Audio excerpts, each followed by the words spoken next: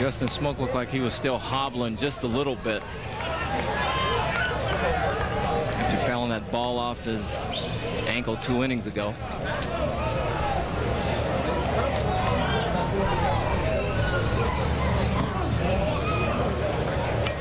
Morris laying off the pitch. Count even at 1-1.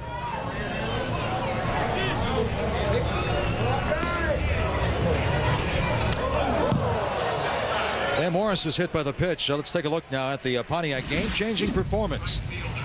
Jason Jacobs. Absolutely smashes a ball to left center field over the trees. That did not put them ahead. At that stage of the game, the score was 4-3. But that 2-run home run started a barrage of base hits up the middle the other way for the University of Georgia. And they've continued to do that the rest of this game. Really swung that momentum back their way, too. I mean, Georgia at that time was just looking for something good. Jacobs delivered. And speaking of home runs, Bobby Felmy. He went deep to center field and singled back in the 4th. So he's got a couple of base hits. Base hit, line drive. There you go.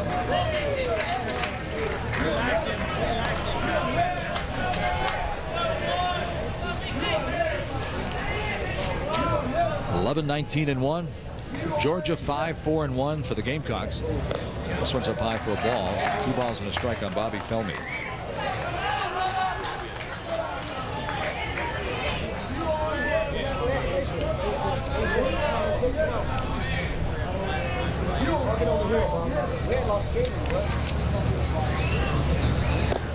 Way up high.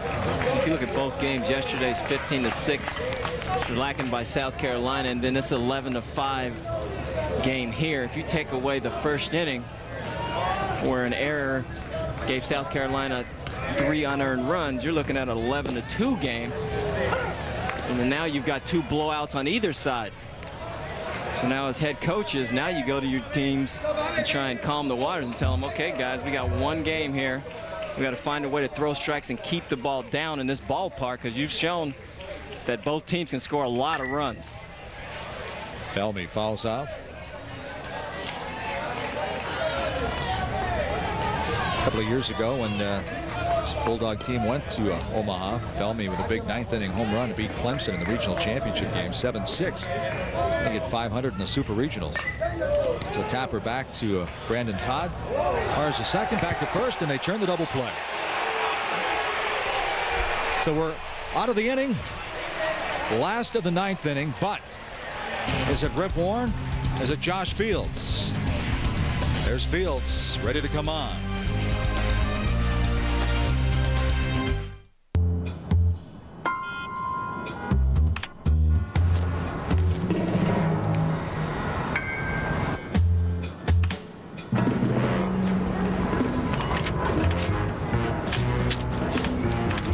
With over 1.5 million vehicle listings to choose from on Cars.com, you can find the right car for you. That's it. Find the right car for you. Cars.com. Hello, I'm a Mac. And I'm a PC. Oh, hey, iPod. Nice. Yeah, it's just a little something to hold my slow jams. Oh, yeah? Yeah, and it works so seamlessly with iTunes. You should check out iMovie, iPhoto, iWeb, because they all work like iTunes. You know, iLife. Comes on every Mac. iLife. Well, I have some very cool apps that are bundled with me. Well, like, what do you got? Calculator. That's cool. Mm-hmm. Anything else? Clock. A clock. Sounds like hours of fun. Yeah. Or at least minutes. Back, folks. 3 more outs in baseball tonight. Gets the ball. Steve Phillips, Harold Reynolds, John Kruk. I'm Carl Ravitch here to recap Sunday. What a Sunday it was for Matt Kemp. Another huge offensive day. The Dodgers keep rolling, as do the Mets. The Diamondbacks struggled. Great stuff from the American League East as well. A walk-off home run at Fenway Park. The Yankees continue to struggle against the Oakland A's. All that's coming up. Plus, we'll look ahead to tonight's game between the White Sox and the Indians. That's all after the final 3 outs at the College World Series. Let's go back there now.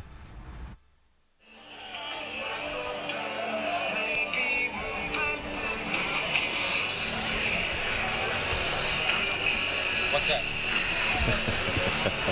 Back in Athens, Georgia. Here we go. Last of number 9.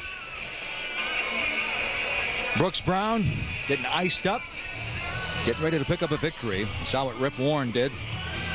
And now look who's out on the hill, the closer. First team All-SEC, Josh Fields. See quite a fastball right here from Joshua Fields, on for the 32nd time this year. Those 15 saves, 4th in the entire country. 45 2/3 with 50 strikeouts and a fastball that will get squarely into the mid-90s.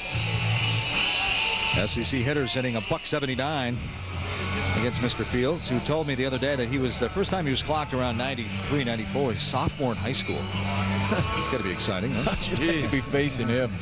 You're a sophomore? I mean, plus he's not a very big guy. I mean, reminds you kind of Billy Wagner from the right-hand side, the closer for the New York Mets, who's not a big guy. I mean, he's anywhere from 5'9" to 5'11", with tremendous whip, strong legs, and gets that fastball upwards of 100 miles an hour. I can't even imagine what this kid does once he actually grows into his body and gets a little bit bigger legs and stronger legs to push off and really throw hard.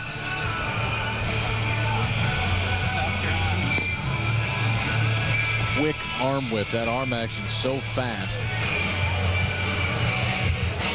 It does. It looks even harder coming out of a body like that. There's one of the tri-captains for the Gamecocks to lead things off in the bottom of the 9th inning for South Carolina, Mark Stanley. It's a crowd favorite back in Columbia.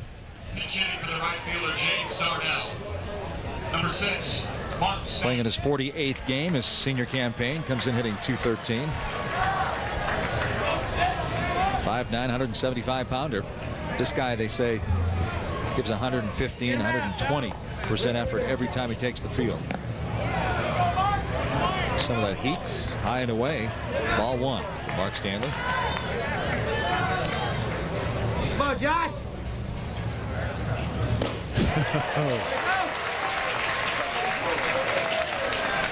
It's about all you're going to see, too. I mean, there's no secret as to what's coming. Just get it loaded up and ready to go. What thinks about the old number 1? 1-1 pitch, tap foul. You were lucky on that. And Josh Fields, a one-time bat boy. Grew up not far from Athens, a one-time bat boy for the Bulldogs. Come on, Josh, throw some heat.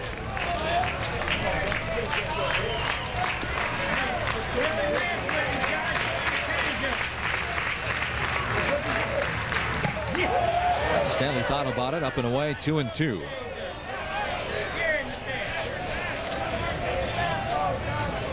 The 15 saves, tops in the SEC, ties a school record, and clocked at 99.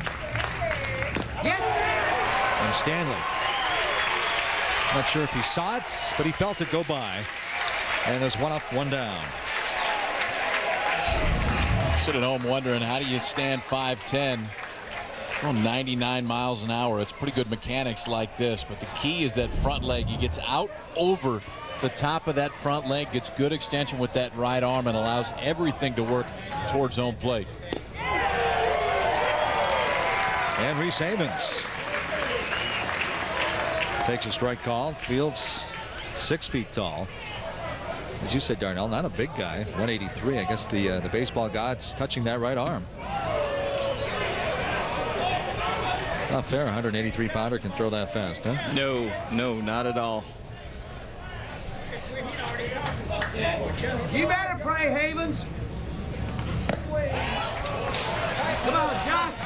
But as a hitter, you just got to continue to shorten up. The harder they throw, the shorter and quicker you are, it betters your chances. If you try and reach back for a little extra, the ball's on top of you, and you have absolutely no chance. A little pop-up. Gordon Beckham shades his eyes from the sun, and there's 2 up and 2 down. In the bottom half of number 9. Top of the order. Another pinch hitter for South Carolina. Drew Martin. Currently airing on ESPN2, the road to Omaha, Miami, and Ole Miss. Will be part of the bracket out in Omaha. The winner of that one will take on the winner of this one. There's some smoke. Drew Martin comes in hitting .280. In his 36th game. 11-5. Did I see a breaking pitch? A good one, too.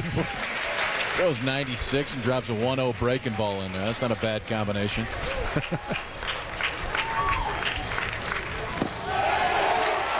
There's a strike. The ball and 2 strikes, 2 outs here in the last of the 9th inning. And this Georgia crowd is on their feet, knowing that this could be the final pitch of this game. Swing and a miss. We're going to a game 3.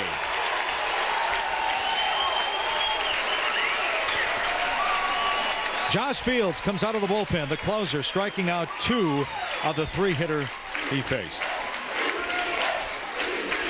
So the Georgia Bulldogs pick up their 46th victory. 46-21. South Carolina now 41-22. But the most important thing is we're going to a game 3, guys. We are. And how about the resiliency of this Georgia ball club, too? I mean, yesterday they give up 19 hits. Today they get 19 hits. And Brooks Brown, Rip Warren, and the big right-hander Joshua Fields combined to strike out 12. That was impressive. And it's all about approaches. Both teams had great approaches. South Carolina the first game, University of Georgia today. Tomorrow, game 3. May the best team win. So once again, the final score 11-5. Georgia winners over South Carolina. Series all tied up at 1 apiece. Make sure to join us again tomorrow on ESPN for the final game of our series to see who moves on to Omaha. Coming up next, it's Baseball Tonight. This has been a presentation of ESPN, the worldwide leader in sports. For Darnell Coles, Kyle Peterson, I'm Mike Gleason saying so long from Athens, Georgia. See you tomorrow. Tonight at 8, 7 Central and 5 Pacific, American League RBI leader Travis Hafner leads Cleveland into Chicago. They'll take on the defending Major League champion White Sox and American League home run leader Jim Thome. First pitch on ESPN Sunday Night Baseball, following Baseball Tonight.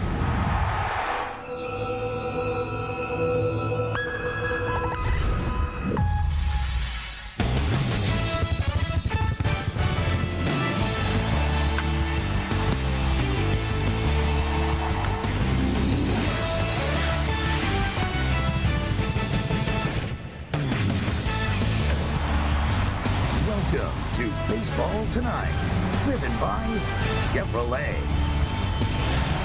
They played primetime baseball at U.S. Cellular last October. They're doing it again tonight, Sunday night. Jake Westbrook, Freddie Garcia, they are your pitchers, and the game comes up less than 1 hour from now. Let's go out of the box here on Baseball Tonight. Steve Phillips, Harold Reynolds, John Kruk, I'm Carl Ravitch. Shortly, within the hour, Roger Clemens will make his second minor league start. He's going to pitch for the Double-A. In the Double-A game, San Antonio against Corpus Christi. Did he redo their locker rooms? They've done locker rooms, new uniforms. Pedro Gomez joins us shortly from there. Lance Berkman missed yesterday's game after being with his wife as they had another baby, and Craig Biggio scores. Francoeur gets thrown away from Chipper Jones. Berg scores. Everyone checking on Horacio Ramirez. That was a missile at his lips. Down but not out. Bobby Cox said after the game, Ramirez, he was lucky that he's okay. He'll make his next start. Wow. Struggles continue for the Braves. Full story coming up. Marlins and the Padres. Josh Bard, foul territory. Not quite. The ball's going to drop, and then a player drops. Hanley Ramirez goes right into the stands. And he would be badly shaken up. Watch what happened as they all collided, and the Ramirez had no idea. So from Horacio to Hanley, and he would leave the game. Update on his condition in a minute. Devil Rays and the Royals. Russell Branyan. He'll fly out to center field, and when the catch is made, we got 1 out. The throw in goes way over the catcher's head. Scott Ellerton then goes to second for the second out. And Angel Baroa, the light's going to go off in a second, and he's going to go to third. And I believe we have a triple play. I'm still confused. You'll see. A's and the Yankees. Nick Swisher, left center field. The Milkman and Johnny Damon. Doink. They collide. Nick Swisher rounds third, said he felt like somebody put a refrigerator on his back. There he goes. Safe. Oakland wins the game, sweeps the series. More on their success than the Yankee demise. And how about David Ortiz in the bottom of the ninth with 2 on, a home run to win it for the Red Sox in game 1 of 2 that they playing at Fenway Park today. In fact, Game 2 is still going on. Big Pompey, just what they come to expect out of 34, and the Heroes welcome it home. All part of an exciting day of baseball. Welcome in, folks. Certainly one of the biggest stories has been the Arizona Diamondbacks, Jason Grimsley and whatnot, but the team on the field has flat out been awful the last week, and it would continue against the New York Mets today. Highlights of this one from Arizona's home field. I mean, they've seen a 3-hitter, a 2-hitter. Here's Pedro with a 3-0 lead. Craig Counsell's going to be on third and trying to tag, but Andy Chavez has none of it. He did a great job of getting behind that ball, Crucky, and making a strong throw. Yeah, fundamentally, very fundamentally sound right there by Ende. And then Pedro gets Gonzalez at a changeup. In the fourth, Beltran. He's on fire, Steve. He's on fire. Got 3 homers in this series and driving in some runs. So this guy. Reyes and Chavez scored. Delgado hit it hard, a double down the line. Beltran's in. Next batter's right. You love this guy, don't you, Ravi? He's clutch. The Mets now lead at 7-zip. He's like Millage. They're all in the middle of it all. 7-zip. Forget it. 13-2. Wow. Rated G. I'd say so. Pedro, effective enough. 5 innings, 5 hits, an earned run. You see the Diamondbacks have lost a season high 6 straight games, and when this one's over, he'll make it 7 straight. It's easy to point to Grimsley the same way it is for the Yankees to point to injuries. It can't just be about that, or they ran into 2 buzzsaws in Philly and the Mets. Well, they ran into a buzzsaw in the Mets, Carl. When you watch today's game and how you win divisions and how you win championships is you have to have contributions from your role players, and that's exactly what happened today. You saw the play here, the sacrifice fly, what Chad Tracy was hoping would be a sacrifice fly, but Harold said it. He got behind the ball. He made a great throw. And look at the play by Ramon Castro. How many catchers can't block the plate and short hop a ball? He did it. He gets the big out, keeps the game a 3-run lead, doesn't let the Diamondbacks get in. And then Pedro. When most pitchers get in trouble, they try to gas it up a little bit. Pedro takes some off. Here you see 3-2. He gets a changeup. He threw a breaking ball at like 82. Another breaking ball, 82. Showed him a fastball away at 90. And then he came back with a changeup in the 70s.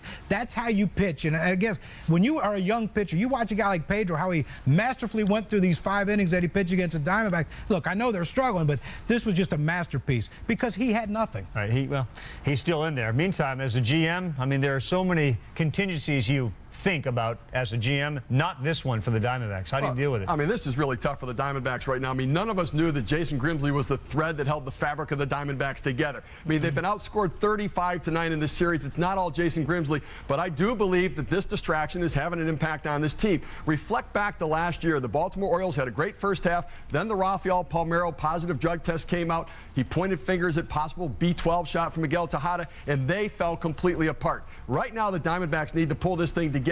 And here's the reality. You have players in that clubhouse who don't know whether their name was mentioned by Grimsley. This thing is something they're waiting. When players point fingers at other players, it tears apart the fabric of the team. This team is in trouble right now, and Bob Melvin needs to pull this thing back together. This thing could slide away quickly. They started playing pretty poor ball on the East Coast, too, and then all of a sudden they got hit by that. So it's a combination. Coming to town next, the San Francisco Giants and Barry Bonds will be in Arizona. Meantime, the Dodgers taking on the Rockies. If the Diamondbacks lose and L.A. wins, guess what? They're in first alone. Matt Kemp hit a homer in the first. Matt Kemp, who in single A last year at 27, hits his 2nd home run.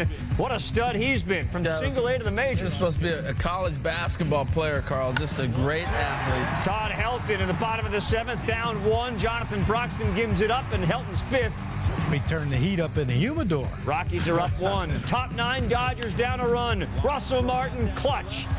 Now, he came up to fill in for Deandre Navarro, and he's not going back down. Russ Martin's the catcher of the future for the Dodgers. Almedo Sainz is in, his 7th double of the year. We're tied at 5. Sandy Alomar Jr. pinch hitting. Wow, Grady Little doing everything right in this one. Martin scores. Alomar's got a double. The Dodgers come back and win it by a score of 6-5, and they do it off Brian Fuentes, who blows his 2nd save in 15 chances. Denny Baez gets the win, and the Dodgers, folks, when the Diamondbacks lose, will be in first place all by themselves. Don't look now, but the Dodgers are in first place. They did it today without J.D. Drew. Matt Kemp's got 6 home runs in June and a hit in every game he has started. His meteoric rise, a big story to their success, and he joins us now here on Baseball Tonight. Matt, thanks for being with us. What do you attribute the success to, considering you're just playing, a half a dozen games, a dozen games in the major leagues? Well, I'm just out here having a fun, man. It's been a dream as a kid, and I'm just happy that they're giving me a chance to play and to help the team win ball games. What are some of the things you've noticed is different between Class A, where you tore it up, and the major leagues? Just pitchers, you know. They're more around the plate, better pitches, better fastballs, more on their fastballs. But other than that, they're the same. They got to throw it over the plate, and I just got to hit it. You believe that you can hit just about anybody, considering the start that you've had? Are you that confident now? Yeah, that's the key thing in baseball. You just got to have confidence in every at bat. And right now, my confidence is up pretty high. I'm getting some good pitches to hit, seeing the ball well, and just having fun. And lastly, what's it like to hit 2 home runs in front of your mom there? I told her I was going to try to get her 1, but I squeezed 2 out of it today, so she's pretty happy. Keep it up, and the Dodgers are in first place. Thanks in large part to you, Matt. We appreciate you being here. All right, take it easy. Yeah, Mom was in the stands to witness it. We'll come back. The heavy stuff is passed out of Boston. Now the Rangers dealing with another storm. The high-pressure system with 2 on, 2 out, 2 strikes, and Big Papi. Outfield collisions and the cost that comes with them. At what point does the reckless abandon wreck a player's confidence to keep doing it? Only one way to get into the top 5 when it comes to web gems, making the most memorable and best defensive plays of the day. They're coming up here, and it's Sunday, which means a musical look back at the week's top plays. Diamond Cuts are on deck.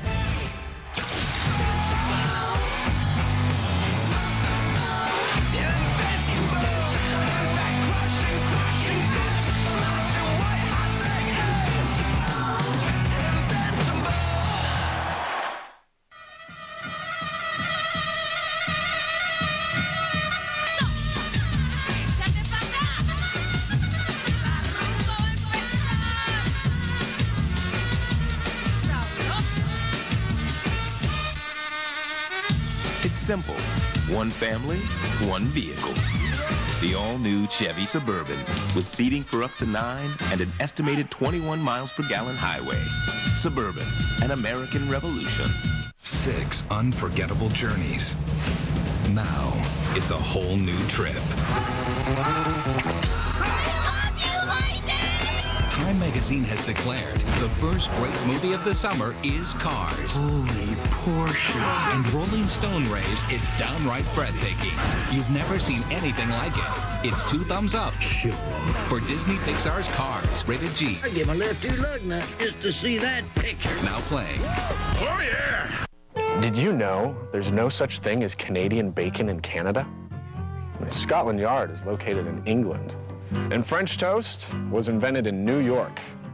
So you shouldn't be too surprised that all 3 of these big Toyota models are assembled right here in the United States. In Indiana, actually. Just in case you want to look smart at a party. Lease a new Tundra double cab for just $249 a month.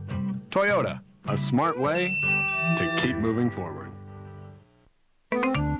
Kids, one of the easiest ways to save energy is with your thermostat. So, show me what you've done. Ethan?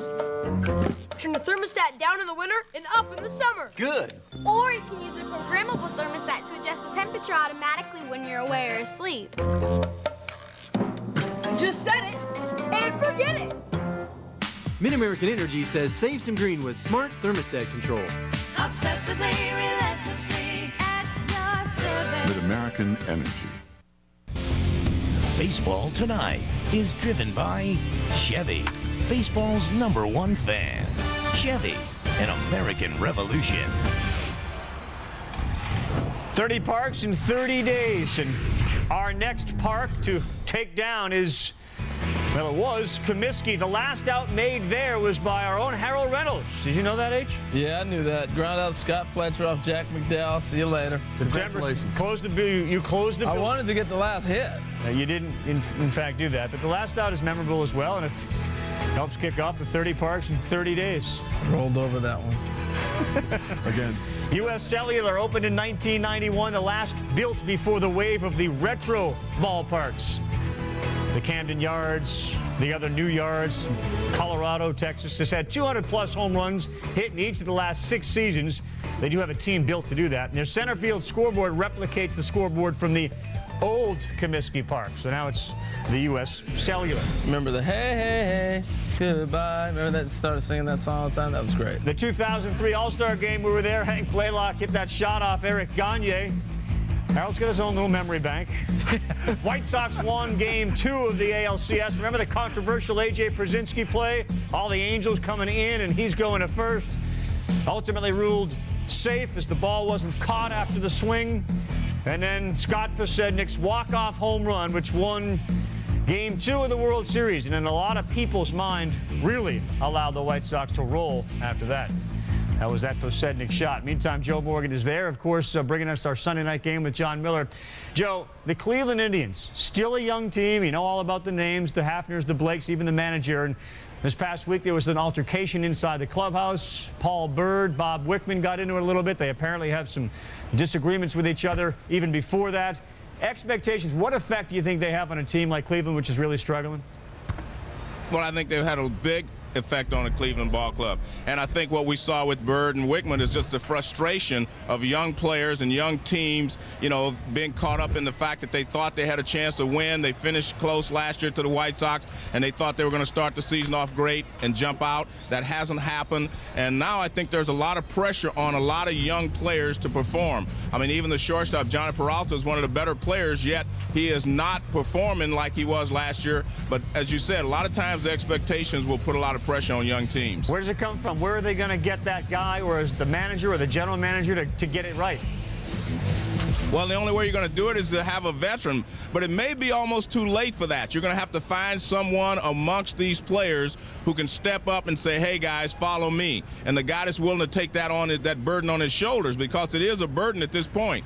Because if without leadership, and I think it has to be on the field. You can have so much leadership from the dugout, but the rest of it has to come from the field. I think the field leadership is more important. All right, and of course, Joe, off the field, the big story this past week, Jason Grimsley, the affidavit. What did you take from that? Well, I took from that the fact that we've been looking at all these sluggers for the last few years, and the pitchers are just as involved, if not more so, than the sluggers were. And it also tells me that there were a lot more players involved in this steroid era than we even thought it was at the beginning, because we were only focusing on the big guys and the superstars, yet there were so many guys who were not superstars were also doing this. Is this an eye-opener for you, or did you assume that there were a lot more? Because you've always said, let's just not go after Barry, let's go after everybody. Yeah, I have to tell you, it doesn't surprise me, and I mean that. It doesn't surprise me because I've known all the time that a lot of pitchers were doing it. I mean, we're always, like I say, focusing on the home run hitters, but there were a lot of pitchers doing it. There were a lot of guys who were on the peripheral, so to speak, just good players that made themselves a little better, you know, to stay in the big leagues for a while. And even that, some of those guys have come in, made a lot of money, and left. Yet these other guys are going to be the ones that are going to be scrutinized now. And I'm just waiting to see what that list looks like. And I bet you that list that he's talking about, you know, Jason Grimsley's talking about, we're going to have a lot of pitchers on that list. All right, Joe. We certainly have seen it in the minor leagues. We appreciate you joining us. Look forward to the Sunday night game. Right. Joe Morgan, thank you. My pleasure, Carl. From the White Sox to the Red Sox, they played two because of yesterday's doubleheader that only one game was played. Josh Beckett dropped his last two starts after winning 4 in a row. He's had a problem giving up home run balls. Ian Kinsler, this is going to score Barajas. And Terry Francona thought the third base umpire called it foul, but the home plate umpire called it fair. He says it's Jim Joyce. The third base umpire Schreiber almost got hit. Jumping out of the way, he called it foul, but didn't see it. Well, that's, you know, remember we went back to that overrule and they sit and discuss things, and the one guy standing still has a better view of the one instead of the one moving out of the way. I'll call this one. Homer? Yeah. Kevin Mensch. Fair ball. 11th of the year. Rangers are up 4-2. Once again, a home run for Beckett allowed. Down 2, 2 on, 2 out. Akinori Otsuka to David Ortiz. 2-2 count. Watch how close he gets to punching him out. Hey, if he misses it, he's done. Game over. Next pitch, you know what happens. Swinging a high drive, deep right center field, back by the bullpen. This one is gone. A 3-run walk-off for Big Papi. He strikes again. The Red Sox win it 5-4 on a dramatic 2-out walk-off home run by David Ortiz. Can you believe it? Well, I think you can believe it because you're so used to seeing him do it, right? Yeah, you know you're a star when they just call you big home run by Big Papi. His 6th regular season walk-off home run. 3-run shot wins it with 2 out in the 9th. And by the way, the 2 men aboard and Ortiz, all the 2 singles prior and that were done with 2 strikes against them. Most walk-off home runs, Steve just mentioned it, since 2003. Ortiz's 6th regular season walk-off home run, his 5th, and the reason the 5 is there, 5 with the Red Sox. Meantime, game 2 still going on. David Pauly gets the start. Interesting, the manager ultimately sticks with him in this one because he got hit around pretty hard early. Gary Matthews Jr. to center. It scores Gerald Laird and Jason Botts. Texas was up 3-0. He threw Pauly a bone. 2 batters later, Mark Teixeira comes up. This one is hit hard into right. Scores Matthews Jr. The Red Sox got into the bullpen early yesterday and early in game 1 today. All right, so they're leaving Pauly out there. It's a 4-0 game. Maybe they knew that former Red Sox pitcher John Wasden was on the mound. He's given a few up. Harris went down swinging. The next batter, Coco Crisp, he goes down swinging. But Boston down 6-3, and Kevin Youkilis hit up. Left field. Their offense is a lot better than anticipated going into the winter. They've really put together a nice offense. Ron Mayhay comes in, gets Crisp swinging there. So it's 6-4. They're in the top of the 7th. And the man who homered earlier, Kevin Mench, is currently up in the top of the 7th inning. And now, Red Sox are into the bullpen, Rudy Cianez. A's and the Yankees. Boy, Yanks down big time. Sean Chacon off the DL makes the start. Nick Swisher down 2-1. Johnny Damon and Melky Cabrera. We've seen Cabrera go over the wall and make a catch. This time they ran into each other. Yeah, that looked like Cabrera went a little bit further than he should have. Yeah, the only thing you can say on that play, it had to be some sort of miscommunication. I mean, obviously, but I mean, is anyone talking on this play? Because they're in left field. You know how big a cavernous space that is. It's not like there's fans on top of you. Center fielder's in charge. He has priority on the fly ball. I think Lee Mazzilli may have been telling Cabrera that in the bench. Top 8, tied at 5. Dan Johnson exit stage left off Kyle Farnsworth. He was like, we get that man $52 million. Johnson's 2nd home run of the game, 6th of the year. The A's are up 6-5. They win by a score of 6-5. Farnsworth the loser. Interesting in this one, Mariano Rivera came in the 8th inning with the Yanks down, just trying to keep it there to see if there was some way they could get that done. It doesn't work. So inside the sweep as the A's beat them, the first Oakland sweep at the stadium since '94. Mike Rouse has a huge debut, going 4 for 11, a couple of RBIs. Houston Street was impressive. Zito snaps a 7-game streak. And I tell you, Jeter says it's real easy to look at the injuries and say that's the reason we're losing. The fact is, he says, the guys aren't coming back. We got to start looking elsewhere. All right, HR, the collision that we saw in center field. Damon's been involved in a few of these things. At some point, do you think it has an effect to say, I can't go in there anymore? Well, no doubt about it. I remember the collision he had in Boston. It took him a long time before he started to go near other outfielders. And you see this often. It's a natural thing that happens. But if you go back and you look at the way he's had these collisions before, you can almost understand that you start to tiptoe a little bit when you get closer. But here's a play today, or back in Boston when he's with the Red Sox. You got Jackson going out. He's clearly calling for this ball. And this was a nasty collision. You remember Johnny Damon was out for a period of time. And then in today's game, I just wonder, every time he runs into somebody, you know that thought of riding out on a stretcher sticks in his mind, and you watch him, he starts to tiptoe a little bit when he starts to get towards guys and pull back, and I think you may see this lasting effect. And Beltran in New York with the Mets. I remember this play. You remember this last year with Mike Cameron. If you don't want to see a collision, that was nasty.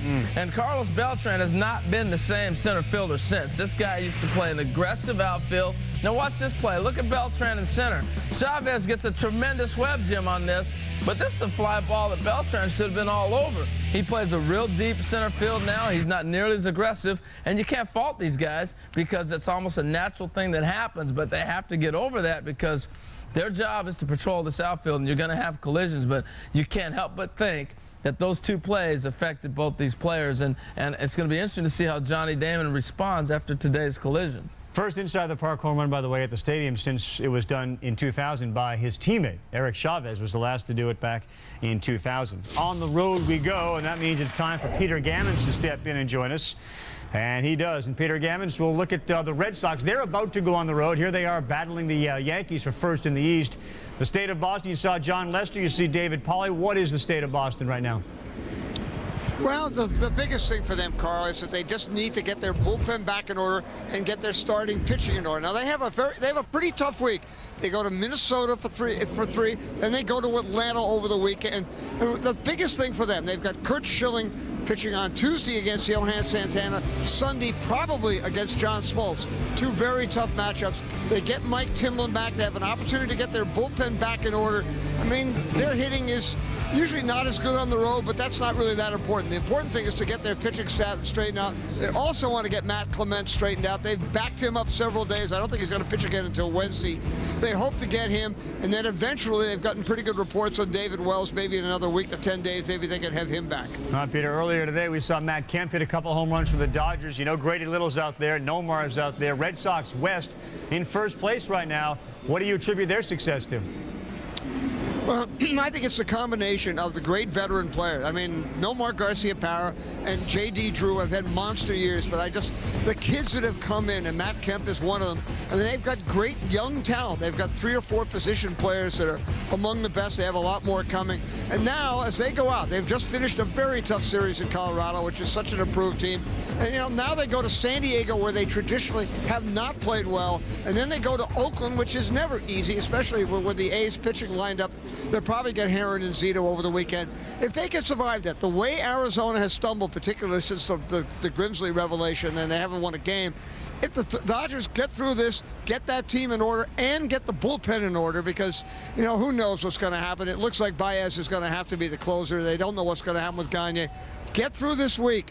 Keep building on that league. They have a chance to win that division by 8 or 10 games. All right, and Peter's right. Interleague play begins next weekend, folks, and we'll have more on that during the week. Peter, thank you very much. Thanks a lot, Carl. On the road with Chevy, baseball's #1 fan. Chevy, an American revolution. Due up here on Baseball Tonight, the Rockets road back. His next start less than a half hour from now. Are there any lingering effects from his last start? Pedro Gomez joins us live for the game plan. And getting the heave-ho, Ned Yost has to leave the yard. He wasn't alone Sunday. Gardenhire got the gate as well, so what's with all the feistiness? Chevy makes the most dependable, longest-lasting trucks on the road. And now they're making it easier to drive one. Down payment assistance from Chevy. If you choose a Silverado or Colorado, Chevy will help you get in it. Down payment assistance, a better way to buy or lease a new Chevy pickup. Chevy, America's #1 brand, America's #1 value. Enough said. Chevy, an American revolution.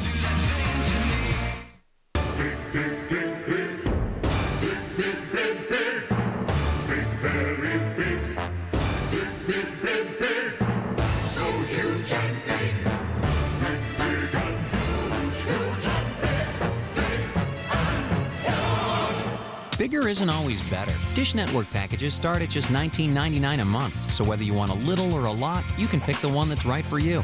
Pick your package, pick your price. Dish Network, better TV for all.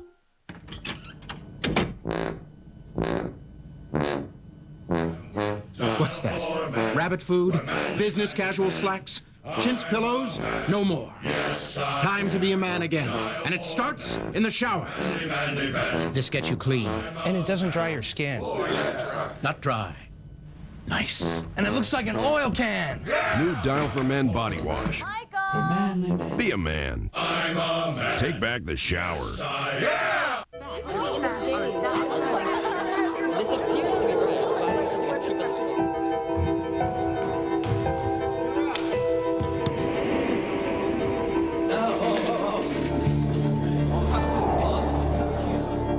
Sometimes kids just don't see it. Steroids can ruin bones, tendons, organs, and dreams. Talk to your kids about the dangers of steroids. Visit drugfree.org. Now playing. Get your rear in gear. Do I spot a little pinstriping tattoo back there? Oh, you saw that? Disney Pixar's Cars, rated G. All rise. Show off. Now playing. Gesundheit! Welcome back to Baseball Tonight, driven by Chevrolet. That's awesome. All right, Roger Clemens, make no mistake about it, after his first outing, he said his legs were on fire. It took about 3 days for him to recover. He threw 3 innings, had 6 Ks in that Class A tune-up that you got a chance to see live on SportsCenter. And now it is time for Roger take 2, as he'll be pitching those AA Corpus Christi Hooks. And joining us is Pedro Gomez, who is there. Pedro, what do you think Clemens is expected to do tonight? Well, Carl, he's expected to go 75 or so pitches, so anywhere between 70 and 80. And I just spoke to Dewey Robinson, the Astros minor league roving instructor, and he said that what Roger is only going to work on basically is getting his legs back in shape. He said the arm is fine, it's just getting his legs back out from under him. And one special side note about tonight, when Clemens is on the mound, they are going to allow him to use Major League baseballs. Whenever any other pitcher's on the mound, they'll be using Texas League balls. San Antonio Missions were fine with that request. Texas League was fine with it. It was something that the Astros came up with. They thought that Roger would be more comfortable since it's the only ball he's had in his hand basically for the last 23 years. So can you help the audience at home what the biggest difference is between a minor league and a Major League Baseball? Well, what Dewey Robinson said was that basically Roger said that the seams were a little bit different on those balls that he used in Lexington last week. It's very subtle, but for somebody whose tool is a baseball, basically, that's his work, his trade, he felt the difference. He knew that there was a slight difference. So they had requested just to make this one extra request out of the Texas League. The Texas League was fine with it. How's the atmosphere? We know Lexington was crazy. What is it like there? It's equally, there's a buzz, but it's probably a little bit more in Lexington, mostly because this is a stadium that holds about 8,500, whereas where they played in Lexington last week was a 6,000-seat stadium that they crammed 9,200 people into. Here, because of fire codes and things like that, there's only going to be about, I shouldn't say only, but it'll be at capacity at about 8,500, but it won't be quite the same feel as it was in Lexington. Also, Clemens spent about 4 or 5 days in Lexington. Here, he flew in this morning, and he'll be flying out tonight by about 10 o'clock at night. All right, Pedro, look for the highlights on ESPN News as well as SportsCenter. Thank you very much for being with us. All right, Carl. During the times between his start here and his last start, he actually went to the Astros and pitched a little bit with them. Here we go. Jason Lane gone. 3-run shot off Horacio Ramirez. Lane's 10th. The Astros have played a little bit better last week. Well, Jason Lane has been really struggling. He needs a big day. Petrifying to see that. Off Horacio Ramirez's head, it goes all the way into right field, and then things just unraveled even further for the Braves as Burke's going to score. The Astros were up 7-1, and Ramirez is down. Well, there's nothing good about this play. Well, there is. He got up and he walked off on his own power. I mean, that had the possibility of being devastating. Sure did. Eric Munson off Chris Rietzma. Yard work as Munson hits a 3-run shot. Answers a lot of reasons why there's no aluminum bats used in Major League Baseball. Amen to that. Astros 14 and the Braves only 4 as Atlanta struggles continue. The Astros have won 5 of 6 while the Braves have lost 9 of 11. Jason Lane ties a career high 5 runs batted in. He might have been coming back to see if he could pitch against the Braves. Cards and the Brewers. Rogers' Major League debut, the 22nd of June. There's Ned Yost to get a good look at him. It would only get worse for him. Jim Edmonds back in center field at a 2-for-4 day, 2-0 here as he plates Eckstein and Rowland. Well, no Albert Pujols. They need Jim Edmonds to swing the bat. They chose not to pitch to Rowland, and well, Eckstein's just killing the ball again this year. 81 hits he's got. Gabe Gross couldn't field it. Luna's in to score. It's 5-3, and Gross just let it get right by him. Suppan. Jenkins a bat flip. He argued with Marvin Hudson, and then his manager comes out to support him. I can't tell what he's saying. That's about as good as you're going to get as far as manager and umpire just jawing at each other. Cardinals 7 and the Brewers 5 in this one. I'm surprised Jenkins didn't get tossed. What, he just flipped his bat. He got fined. Get a $100 fine for that. Sheesh. Cubs taking on the Reds. I was surprised. Carlos Marmol's first pitching start ever. Marmol Jr. looks good. Bottom 4, Kearns looks good. Marmol Cubs people rave about this kid's stuff. 6 innings, 2 hits, an earned run, and 7 Ks. With attitude. Yeah. Michael Barrett. Boy, he's been hitting for him. A little sneaker up the middle. Great play there by Brandon Phillips. You ever spend any time in suspension? Who? Michael Barrett. Not yet. Not yet. He hasn't served, and all he's doing is hitting grand slams. Last 8 days of the year. They're waiting for Derek Lee to come back. Then they're going to make him pay. Cedeno, second of the year. The Cubs win at 9-3. For all Why the talk suspend the about guy if you can just wait it out? It's been a month. Marmol, he goes the 6 innings. You just hope he doesn't follow in the Wood Pryor category. You're right, Harold. That's a discussion for another day. The whole appeal process is a challenging one. Now on ESPN.com, Crucky logging in, saying he believes the Reds give up 5 a game. They can still win because their offense is so good. Oh, you were involved with the .comers. Way to go, Crucky. I'm a computer whiz. Due up here on Baseball Tonight, the Royals' reverse run into the record books continue with another loss, but featured a first for a franchise since '96. And later, music and the grand old game. Every Sunday on Baseball Tonight, we roll out the diamond cuts. MLB.tv now on ESPN.com. Sign up today.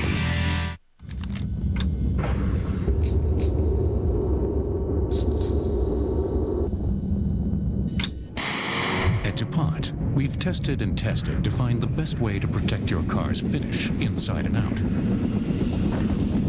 The result? DuPont Car Care products, the only ones with Teflon to form a non-stick protective barrier, so dirt and mud have a hard time sticking.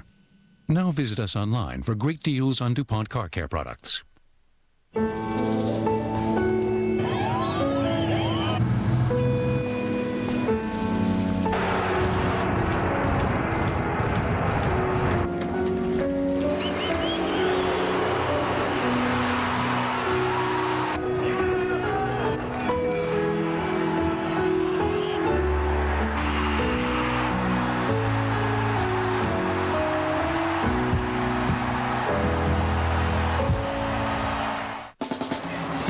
People have forgotten what honor is, but not here. On the street, your feet have to do all the talking.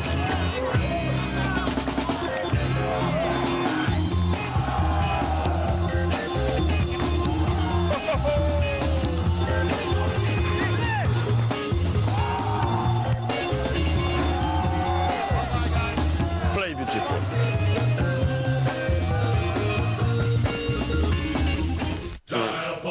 What's that? Business casual slacks? Chintz pillows? No more. Time to be a man again. And it starts in the shower. This gets you clean. New Dial for Men body wash. Be a man. Take back the shower. Here are your Fanatics grill platters.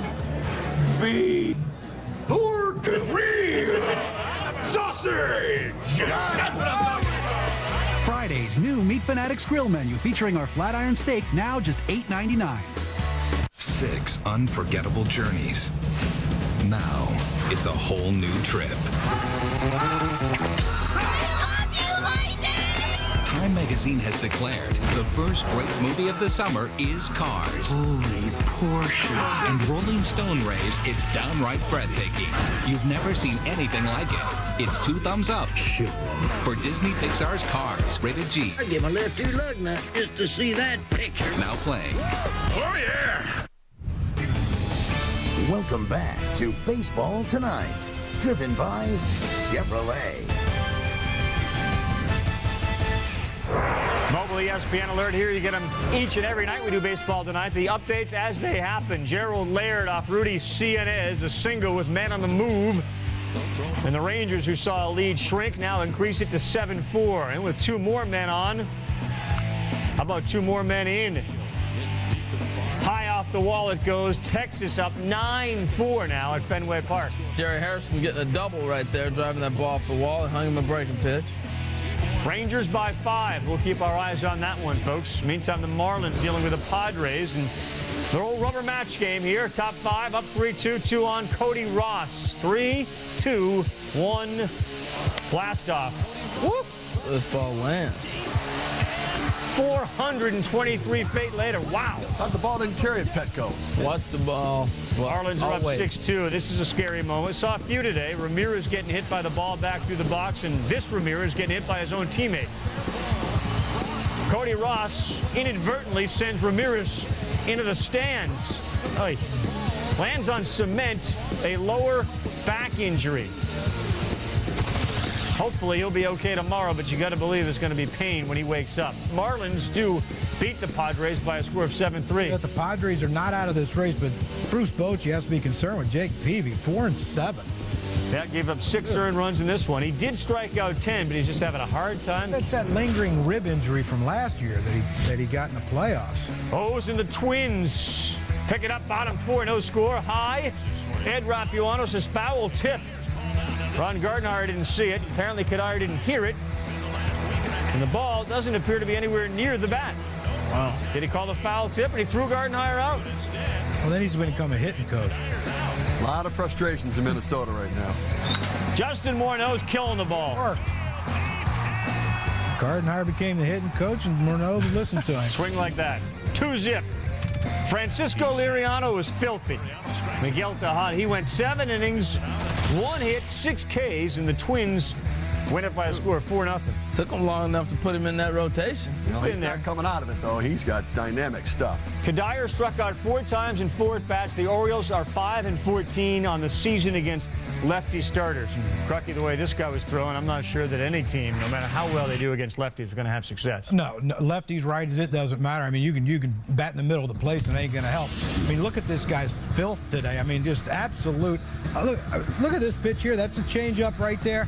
Here comes a nasty little slider right here to Brian Roberts. I mean, it just, you look at these pitches, and these hitters have no chance. Well, you learn from the best. Now, you look at Johan Santana, his teammate. Look at the similarities in everything that they do. I mean, the same delivery, the same windup, the same finish. I mean, they basically have, and they throw the same repertoire. Same deception. They both throw 94, 95. They both have a great changeup and a great breaking ball. Why would you want to learn from anyone else on that team? If Johan Santana is willing to teach, learn from the best. Don't learn from a guy who can't pitch. Right. If he's going to teach pitching and Gardenhire is going to teach hitting, Twins are now on the road. They are on the way. Sunday night baseball tonight means each week the diamond cuts. Here they are.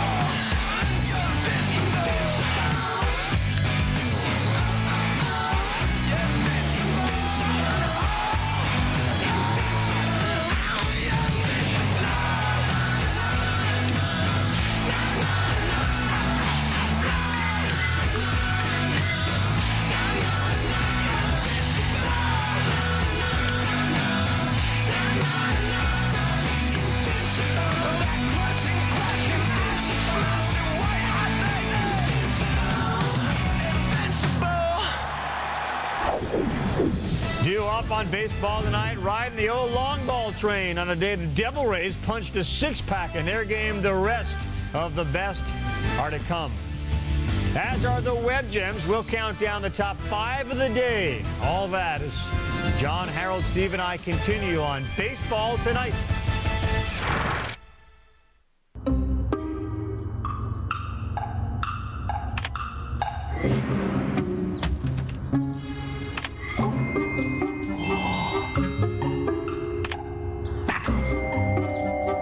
With over 1.5 million vehicle listings to choose from on Cars.com, you can find the right car for you. Blue is. Find the right car for you. Cars.com. Crew's looking good. We're still a go for launch. There's some kind of unidentified bogey, and it's coming in fast.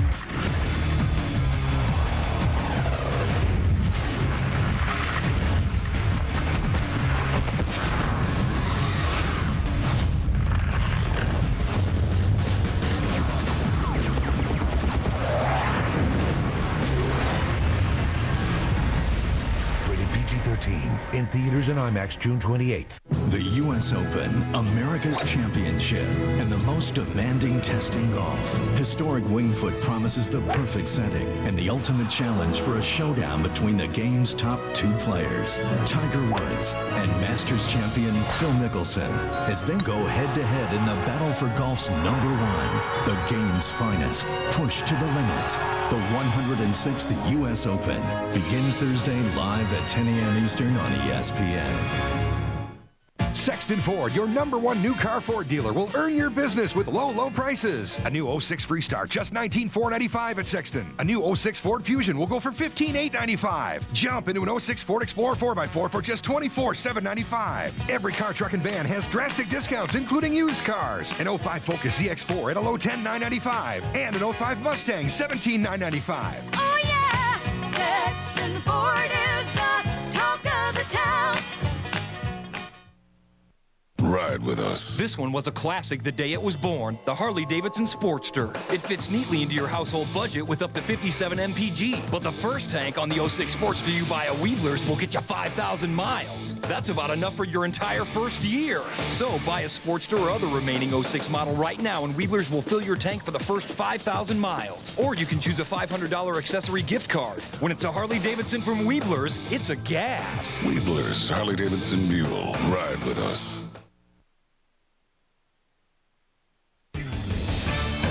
Welcome back to Baseball Tonight, driven by Chevrolet. Anyone notice how well the Mariners have been playing lately? 8-2 in their last 10. Felix Hernandez looking to win 3 straight starts for the first time in his career, and this is good. This is Liriano-like. Meantime, Jeff Weaver, Yuniesky Betancourt, with 2 strikes, laid that one down. An error would be charged to Weaver. Ichiro, Weaver. Oh, my goodness. Reed scores. A little trouble with the leather. Uh-oh. Adrian Beltre. That scores Rene Rivera and Betancourt. Mariners up 4-1. Weaver upset. Hernandez, whoa. And this is what you've been waiting for all year. Him throwing the ball like this. He missed that by a mile. 94 pitches, 73 for strikes. Mariners 6, Angels 2, a complete game, first in his career. Rays, Royals. A lot of pride here. Scott Ellerton on the bump.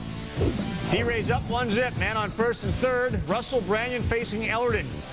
Hard HR, there's a man on third who's going to actually leave early on this play. Never tagged up. Aubrey Huff, there's 1 out. So he never tagged up, did Aubrey Huff, but you saw him sliding across home. There's your second out on the play. I think they missed this. The arrow suggests that he is okay. The umpire suggested not okay. They threw it to third, and he was out. Triple play. Irrelevant. That's why I was confused. Johnny Gomes gobbling up Jimmy there with a shot. Second of the game, 17th of the season, 6-0. 6-2 now, swing and a drive. Carl Crawford, solo act, second of the game. Devil Rays with 6 homers. They win it 8-2. All that offense begging for some defense. Here are the top 5 Web Gems. Harold, why don't you do the play-by-play of this triple play, since you seem to be locked into it? Well, Carl, what confused me was I didn't think this guy left that early. That's what confused me. You couldn't see him. How would you know if he left early? By the way he got to the plate. That's Aubrey Huff. He didn't get there that fast. Base running intuition by Harold. I'll trust him. Former stealing base champion.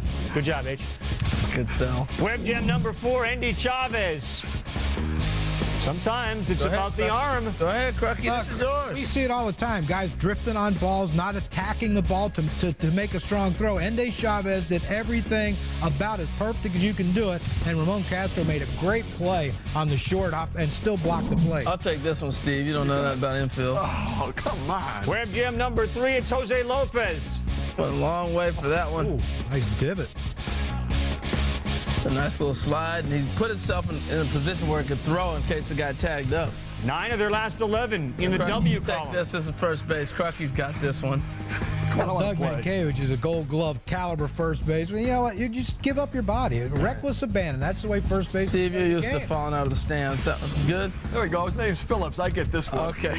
That's pretty good. How about up the middle? How about range right there? That's great body control, nice play, and no relation. It's the only thing you two have in common. I was going to say. It's a Phillips. Better work on that tan, Steve. Number 1, Web Gem. Due up on baseball tonight. The Rocket ready to roll. He's taking his warm-up pitches, and we'll have the balls that left the building right after this.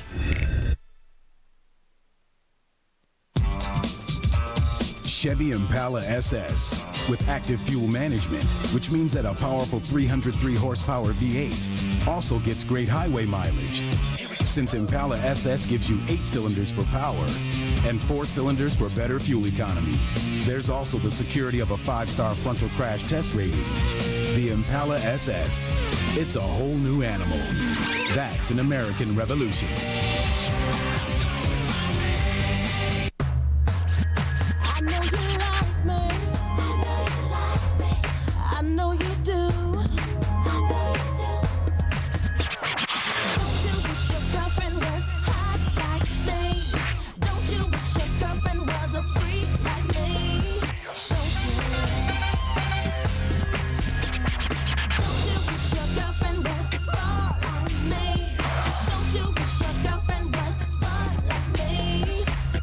Hello, I'm a Mac. And I'm a PC. We've got a little network going here, and it was very easy to set up. We speak each other's language. We share our internet connection. There are all sorts of things we do together.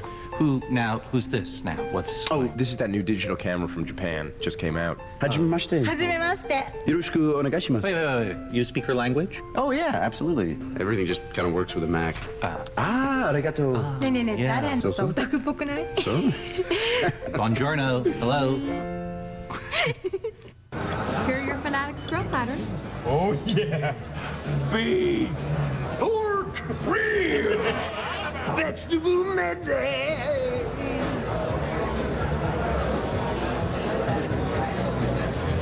Sausage! That's what I'm talking about. Meat lovers rejoice. It's Friday's new Meat Fanatics grill menu featuring our flat iron steak, now just $8.99 for a limited time. Everyone could use more Fridays. Beef! Now playing. Get your rear in gear. Do I spot a little pinstriping tattoo back there? Oh, you saw that? Disney Pixar's Cars, rated G. All rise. Show off. Now playing. Gesundheit! Baseball Tonight is driven by Chevy, baseball's #1 fan. Chevy, an American Revolution. And in part by seductively smooth new Heineken Premium Light. So here we go with the balls that left the building, and we'll start with Eric Munson's 3rd career multi-home run game and first since August of '04. They need to find a position for him. You know, he's backup catcher right now. He signed him as a catcher. He played some first in Detroit. He's a bat that they need to try to get in that lineup. Matt Kemp's first career multi-home run game. As Harold said, this guy was a basketball player as well in Oklahoma. Well, Carl, they got him in the 6th round because everybody thought he was going to go play college basketball, and the Dodgers took a chance. Well, it looked like it paid off. He's only 21. Sure has paid off. Meantime, 2nd multi-home run game of the season for each, Carl Crawford and Johnny Gomes. 6 home runs in this one for the Devil Rays. Steve, how's this guy not picked up? Well, they got some guys who can swing the bat. He's some kind of hitter, but they're going to need to trade some offense to bring in some pitching. Manny Ramirez went deep. Wasn't the most exciting home run in that game. That belonged to his teammate, but 451 in his career now.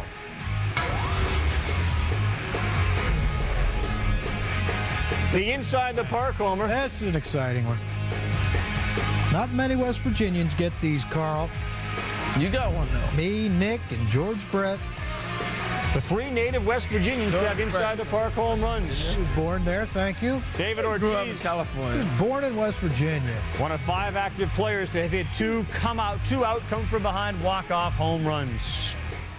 Hi, boys and girls. We're out of time on this edition of Baseball Tonight. John and Joe standing by for Sunday Night Baseball, Indians and the White Sox. Okay, Carl, Sunday Night Baseball comes to you from the home of the defending Major League champion Chicago White Sox. Tonight, the Southsiders protect the home turf at U.S. Cellular Field against division rival Cleveland.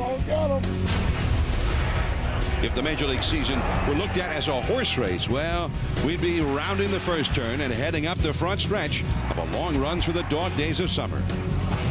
For the White Sox, it conjures hopes of a repeat performance as Chicago dominated baseball's first half a season ago. The keys to another title are there again. One of the best starting rotations in the American League. An offensive juggernaut in the middle of the lineup with Dye, Thome, and Konerko, and the ability to play little ball when necessary make the Sox a formidable presence.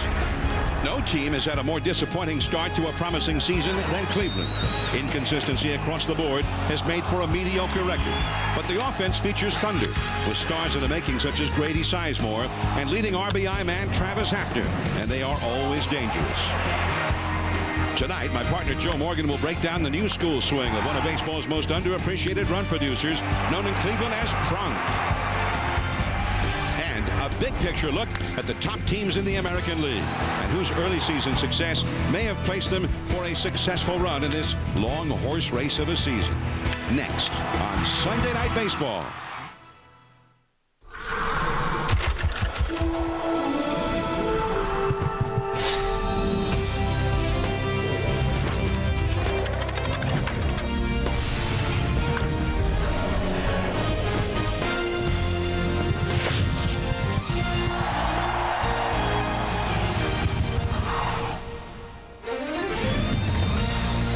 ESPN Sunday Night Baseball, presented by Taco Bell.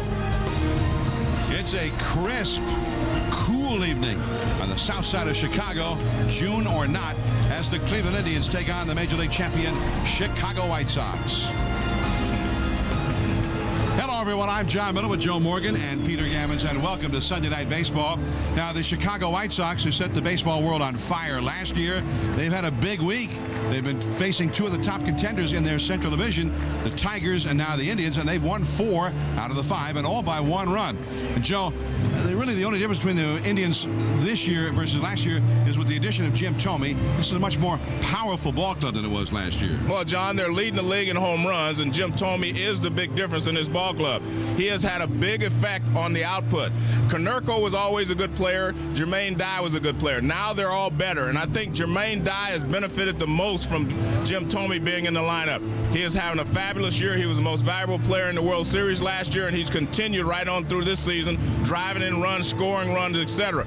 But the thing about the White Sox, they still play smart ball, as Ozzie Guillen calls it. They will steal a base at the right time, hit and run, bunt guys over, and they run the bases aggressively. And their pitching, I just think that they're well equipped to repeat, which is something we haven't been used to lately in the major leagues. All right, now, Peter Gammons, the White Sox do hit well. It's a great lineup, but still, last year and again this year, the foundation for their success is that starting rotation. Well, John, it certainly is. This team is predicated on starting pitching. Nearly 50% of the payroll, which is one of the 4 highest in the American League, belongs to the 5 starting pitchers. And once again, they've thrown the most innings of any rotation in the American League. They're on a pace to have 100 quality starts, which is more than they would have had last year. And tonight's starter is Freddie Garcia. Sometimes he's been very good, sometimes a little bit inconsistent. The biggest thing for him is really come out and really throw hard in the first couple of innings. He's gotten a little bit behind early and then had to battle through.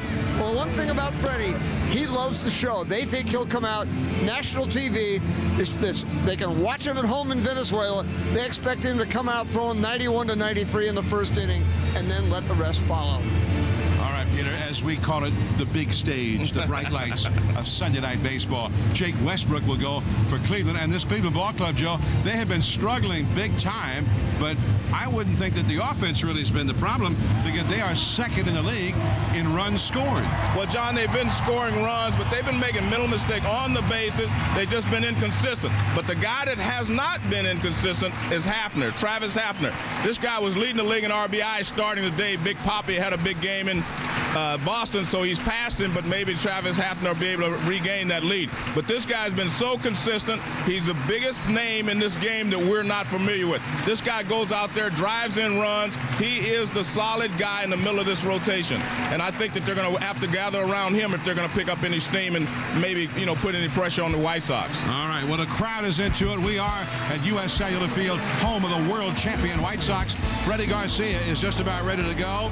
The White Sox and the Cleveland Indians. The White Sox are going for the sweep. Freddie Garcia heading in, and the first pitch of the game is coming right up.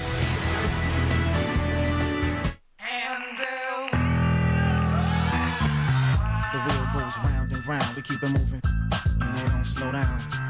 The wheel goes round and round, we keep it moving. Round and round. The wheel goes round and round, keep it moving. Oh, yeah. Keep it moving.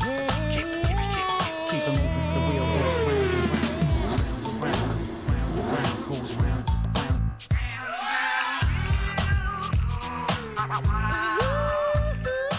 I have a talent agent, but he doesn't always come through. Either side is tingling. It's supposed to tingle? Excuse me? It's not tingling. No.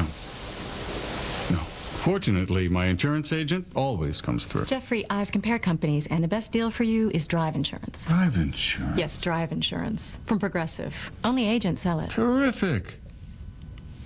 Now it's tingling. Drive Insurance is sold only through independent agents. To find one, go to driveinsurance.com. Dude, we are so stoked. Going hell aboard, dude. Let's rock, dude. 10-4. Hey, dude, I think that dude wants you. Well, that's just the pilot. Dude, you're not the pilot? No. I've never done this before. But I did stay at a Holiday Inn Express last night. Stay smart. Stay at a Holiday Inn Express. Your business is on the move, and we're there for you every step of the way. We are Verizon Business. We're there for you with a global IP network that is flexible and secure. A network you can access how and where you need it. There with the expertise to help design and manage your most critical data solutions end to end. And at Verizon Business, we're there for you in the most important way, with a dedicated team that's personally and passionately committed to your success. People who are accountable for making it all work for you. Global capability with personal accountability. That works. Verizon Business.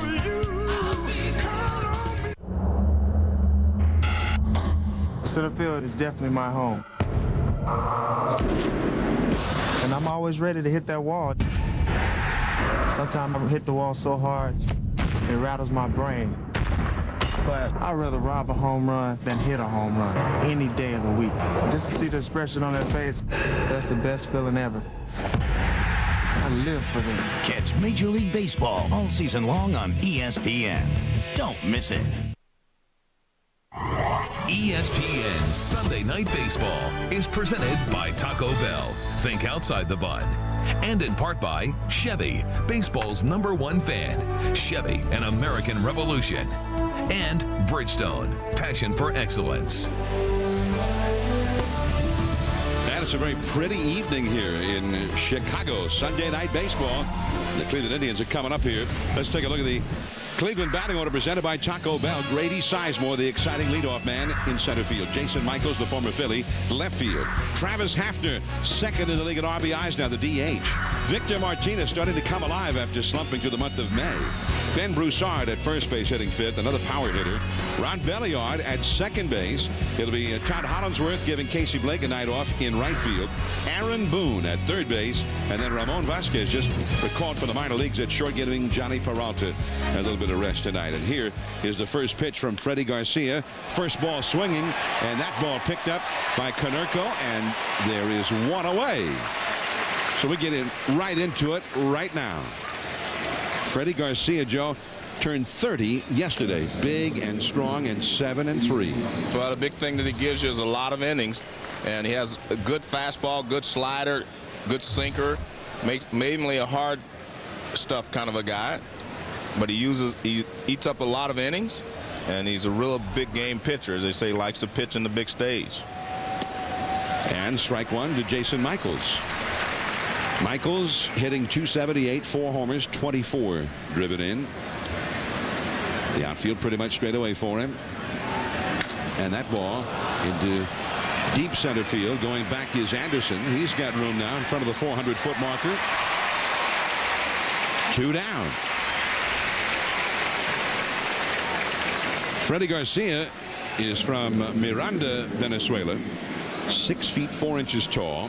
And he married Glendis Sanchez in December of 2004. And Ozzie Guillen, the manager of the White Sox, his wife is the aunt of Freddie Garcia's wife. And when they got married in December 2004, Ozzie Guillen said they then went on a 2-year honeymoon.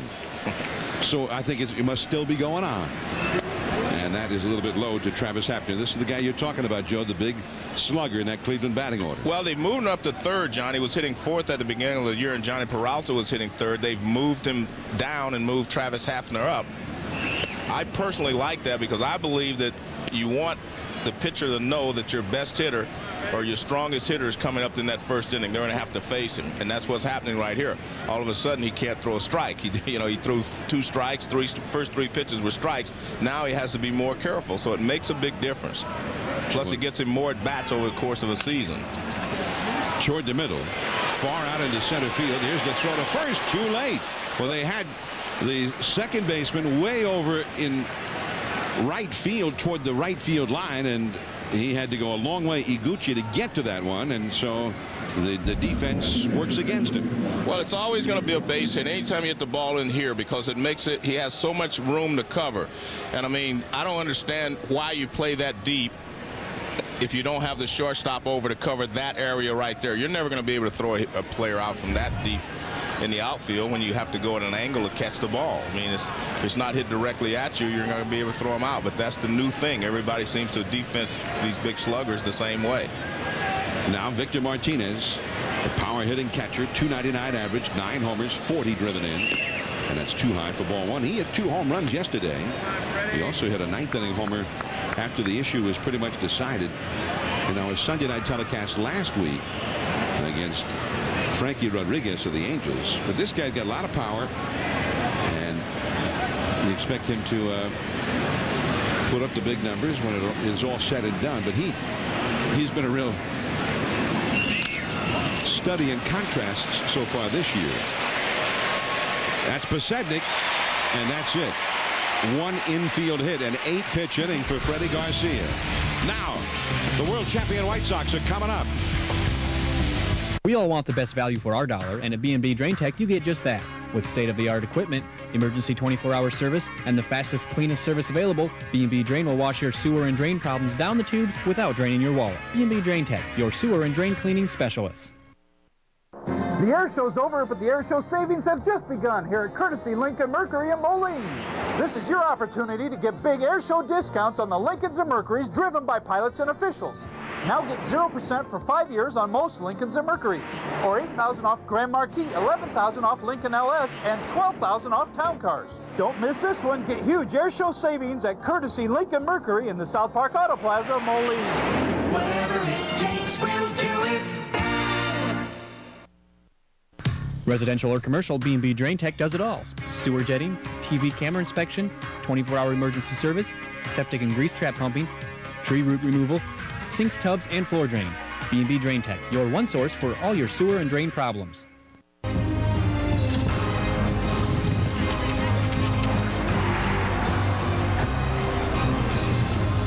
NBA Finals, Game 3, Tuesday, 8:30 Eastern on ABC. Now playing. Get your rear in gear.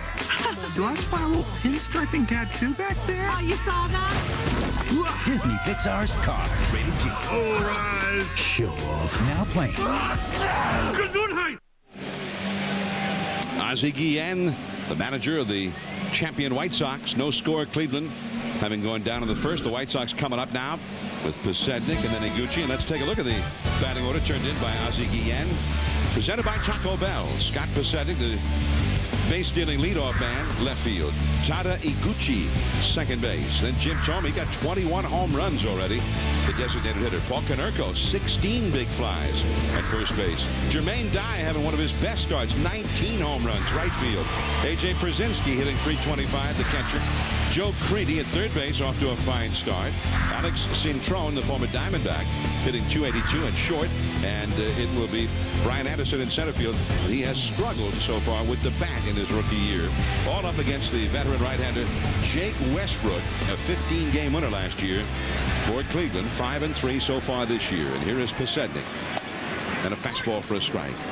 And you can see what Jake Westbrook tries to do. Keep the ball down, sink the ball, and get some ground balls. One strike to count. And that sinks down and in. 1 ball, 1 strike. Posednik, who had a very big first half of the year last season, a lot of steals, slowed down by an injury the second half. He has 21 steals so far this year. Runs up as if to bunt, takes a called strike 2. But his on-base percentage is not too bad in the fact that he's only hitting .257. Has a .357 on-base percentage, but the more he gets on, the more things seem to happen and open up quickly for the White Sox. Broussard to Westbrook covering, and that is 1 away. Well, let's take a look at the scouting report for Westbrook. He's got one of the best sinkers in the game. As I said, he has to keep the ball down and get the ground ball. But he hasn't been solid in 2 consecutive starts, and on top of that, he hasn't pitched well on the road, John. His earned run average is 8-something on the road, 2-something in Cleveland. I mean, that's a big change. He pitches well at home and poorly on the road. Tada Iguchi, the right-handed hitter, and sinker a little bit low. 1 ball and no strikes. Big game for Westbrook because they're up against the team that's directly ahead of them in the division, but also because they're on the verge of being swept here. And they could have won either one of the first 2 games. In fact, they should have. Perhaps they've lost late leads in each of the first 2 games. The count 2-0 to Iguchi. Peter Gammons downstairs. Well, John, what Carl Wills, pitching coach of the Indians, told Jake Westbrook before this game is forget trying to trick guys, forget nibbling. Just, you've got such great movement. Just throw the ball for the middle of the plate and let it run. And that's what they're hoping to see early in the game. Wills said, you know, if you see me going out to the mound to try to remind him of that early in the game, we're in trouble. Well, they can solve that. Just don't send him out there. Well, you can see the movement on that pitch, as you know, Peter's talking about. If you can just start the ball in the strike zone and let it move. The toughest pitch to hit is something that moves late, and his fastball sinks late. There you can see just Iguchi just fighting it off. 2-2 the count. Well, let's see if this ball starts in the middle of the plate. Well, that one didn't, but it ran in. It did exactly what he wanted, sinking down and towards him. And it goes to the breaking ball. And in right field, Hollingsworth out number 2. 2 men gone. And here comes Jim Thome. Thome, who is from Peoria, not far from here, maybe 2.5, 3-hour drive. And he homered on opening night, his first game as a member of the White Sox. He homered right here on our telecast, our opening night telecast. And you see the 3, 4, 5 hitters, and these guys have been a wrecking crew. This is game number 62. In the first 61 games, they've hit 58 home runs already, just the 3 of them. And what's interesting, John, is that neither Hafner for the Indians or Thome are your typical third-place hitters, because normally you want a third-place hitter that runs a little bit better than they do, but they have all the other qualities of a third-place hitter. They drive in runs. Thome gets on base a lot, and he scores runs. Good changeup to Thome there. He was fooled. 0-2 the count. Now Thome is the guy that gets on base more often than the other 2, and that's too low. 1 ball and 2 strikes. Now, a lot of managers would have done it differently than Ozzie. They would have sandwiched the left-handed hitter around in between the 2 right-handed sluggers. And I kind of agree with that in a way, but I'm sure there's Ozzy's reasons. He has his own reasons for doing that. And the reason a lot of guys would sandwich the right-handers around him would be because that way you don't have like 2 right-handers in a row. You'd have righty, lefty, righty, lefty. A high, hard one, and he blows him away. Strong first inning from Westbrook. They need him to have a strong game. No score. Ben Broussard coming up for Cleveland.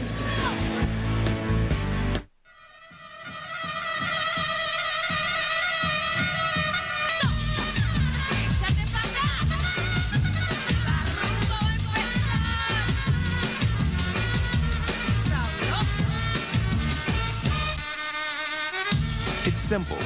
One family, one vehicle. The all-new Chevy Suburban with seating for up to 9 and an estimated 21 miles per gallon highway. Suburban, an American revolution. So, Mater, now that you're a big star, you're gonna need an agent. Yeah, McQueen, to get me into all them big parties and find me a shack in the hills. Hey, I can't see!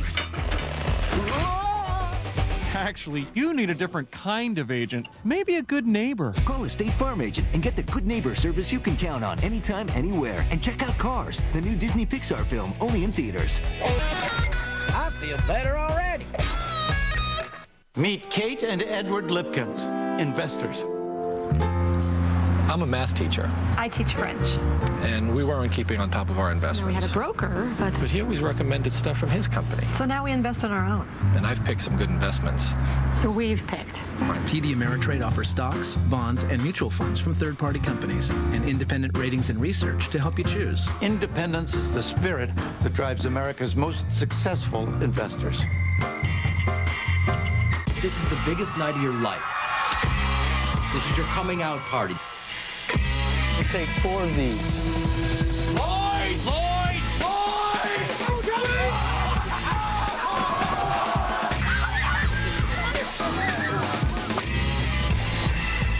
10.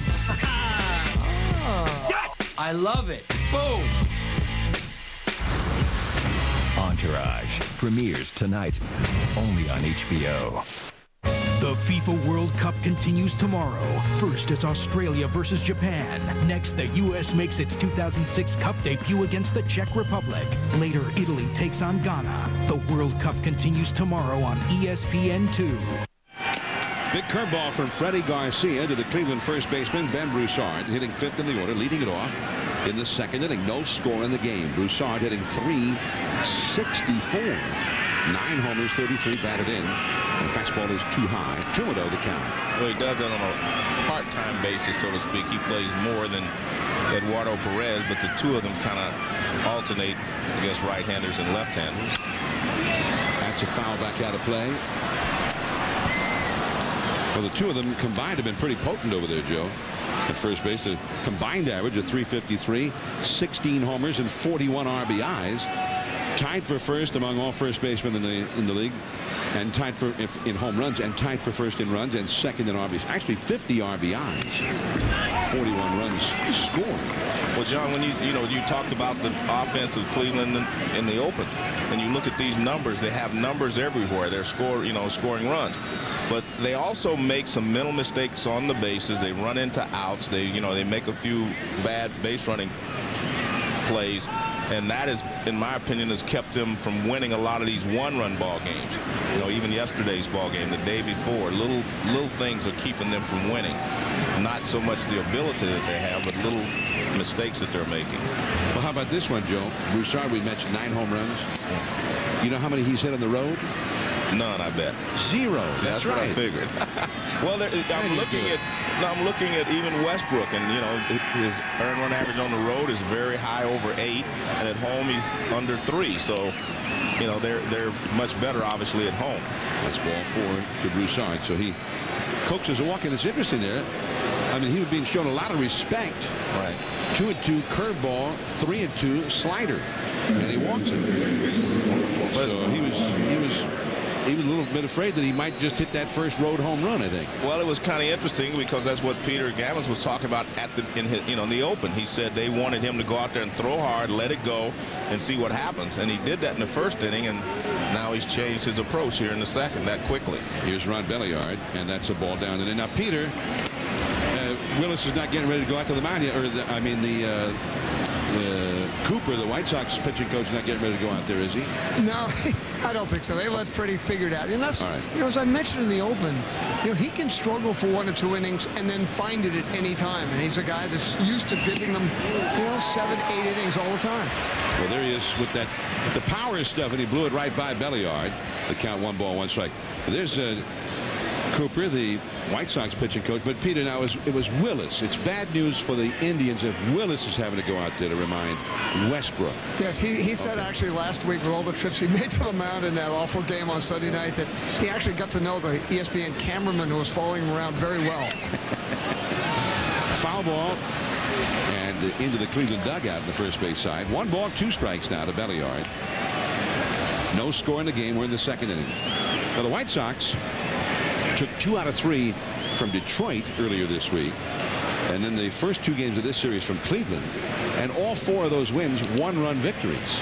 Kind of the reverse of what you're talking about with Cleveland's problem. Exactly. The White Sox are winning those tight games as they did all last year. That's into the gap in left center field, and Anderson's going to have to go chase it. Heading for third is Broussard. He's going to be waved home. And here comes the relay, cut off by Konerko. It's an RBI double for Belliard, so that walk has turned into the first run of the game. 1-0 Cleveland. Well, it was a high fastball, and it was middle in, and Belliard just hammered it up the gap. The target was away, and that's a high fastball in, and he just hammers it. See how he stays on top? That's good hitting, because a lot of guys would pop that pitch up, but he stays right on top of the ball. He didn't drop his hands and then have to try to get back up. He just laid out on top of it, stayed on top, and hit it up the gap. Now, what I like on that, Joe, from Belliard's standpoint, strike 1 in that sequence was the high hard one, and he swung and missed it. Looked over, matched on it. He gets another one later in the same at bat, and he crushes it. Here's Hollingsworth with a pop-up. Creedy back into Fairground. The wind playing tricks with it, but he's got it. You see, John, I know we're talking about and Cleveland has jumped out on top 2-1, but that's a mental mistake right there. To swing at the first pitch you see and not pull it to the right side. You know what I mean? No one out, runner second base. First pitch, you pop it up to the third baseman. That, if you can't pull that first pitch, you're supposed to take it. That's a thing that can add up in a 1-run game. In a 1-run ball game. That's a mental mistake right there. You got to get a pitch that you can pull and move the runner over to third base. And first pitch, pop up to third. Here's Aaron Boone now. And that's a pop-up down the left field line. Creedy's got a little trouble with this one. And it's caught by the shortstop, Centrone. Nice play on a ball that looked like it was going to fall right between the 2 of them. Well, an excellent play there by Centrone to get over there. And Belliard's kind of slapping himself because he didn't tag up on this play because it's a foul ball. And no one was at third base. But you can see the difficulty Creedy's having, and all of a sudden Centrone comes in and grabs it. And because Centrone is out there, the shortstop and the third baseman, no one was at third base. And then Belliard decided to go, and all of a sudden Iguchi ran over there. Well, Creedy had some problems on both of those pop-ups because that wind is swirling around and creating some problems.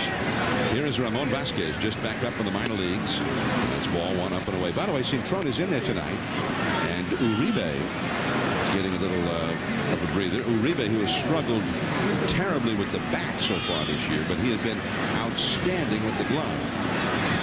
Centrone looked pretty good with the glove on that last one himself. And that's a called strike to Vasquez. I'm a big fan of Centrone's. I've always thought that in the right situation he could be a star. I really believe that. When he first came over with Arizona, he had a very good year. He struggled a second year, and then they started to move him around. All of a sudden, he wasn't an everyday player anymore. But I think this guy has a lot of ability. Vasquez right to the first baseman. Konerko will take it himself, and that double comes up empty. Belliard stranded at second base. They get 1, though. Konerko, then Dye coming up. It is 1-0 Cleveland. MLB.tv now on ESPN.com. Sign up today. The pinnacle! Man's ultimate achieve! What's that? Ultimate chalupa! I thought it'd be cool, you know? Ultimate flavors, man's ultimate adventure. That does sound pretty cool. You know what? I only brought one! Next time! Taco Bell's new Ultimate Chalupa has layer on layer of carne asada steak, guacamole, sour cream, and fiesta salsa, surrounded by a crispy, chewy chalupa shell for layers and layers of flavor. How's that? Think outside the bun. For my sport, the only sunscreen is Coppertone Sport. It's non-greasy, so I won't lose my grip. And it doesn't run in my eyes, no matter how hard I sweat. Coppertone Sport, high-performance sunscreens.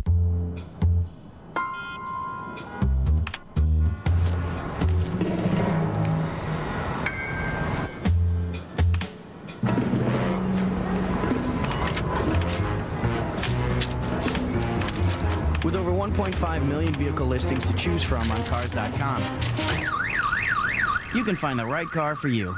That's it? Find the right car for you. Cars.com. Is your son using new pocket-sized tag body shots? It may not be this obvious, so look for the signs. Does he have a new group of friends? Declining grades are also a strong indicator. Be alert to any changes in his appearance, scrapes, unexplained crushing injuries. New tag body shots can be used wherever, whenever. Consider yourself warned. Sunday Night Baseball from Chicago. Cleveland 1 and the White Sox nothing as we go to the last of the second. We saw Alex Introne, the former Arizona Diamondback. The Diamondbacks have been much in the news, primarily their former relief pitcher, Jason Grimsley. April 19th, he received 2 kits of HGH, at least alleged to have received them at his home, and he was approached by agents with a warrant, and he agreed to cooperate with them. Then on June 6th, earlier this week, 13 federal agents searched his home for 6 hours after he had reportedly refused to wear a wire at their request. And the next day, he asked to be released from the Diamondbacks. And the saga of Jason Grimsley, of course, there's a lot more to the story in terms of reportedly Grimsley named names of people in baseball that he played with and perhaps against, that he said that he used steroids or human growth hormone. That ball hit hard, but into the glove of Jason Michaels by Paul Konerko. So Konerko, a dangerous hitter, is gone 1 away. Now let's go to the studio. John Buccigross with the SportsCenter 30 at 30 update. Good evening, John. Good evening, Joe. 30 at 30 update. Rafael Nadal won the French Open this morning in 4 sets over Roger Federer. Federer has never won the French Open, just like Pete Sampras never did. Mexico beats Iran 3-1 in World Cup play today in Germany. By the way, Team USA opens up their World Cup play tomorrow on ESPN2. Details on your mobile ESPN phone, also ESPN News right now. And there's a called strike to Jermaine Dye. Thanks, John. How you doing, John? Buccigross I'm talking about. I know how you're doing. Yeah, he was very... Yeah, how you doing? He was very friendly there, wasn't he?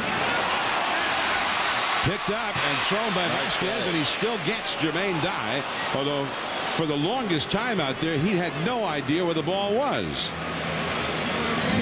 Well, he knocked it down, which is the main thing, keep the ball from going into the outfield.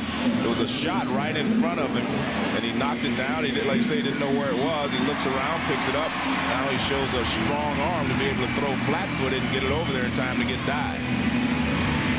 Now watch, he doesn't even have time to step. He just goes flat-footed, fires it, and he gets Dye at first base. Nice play.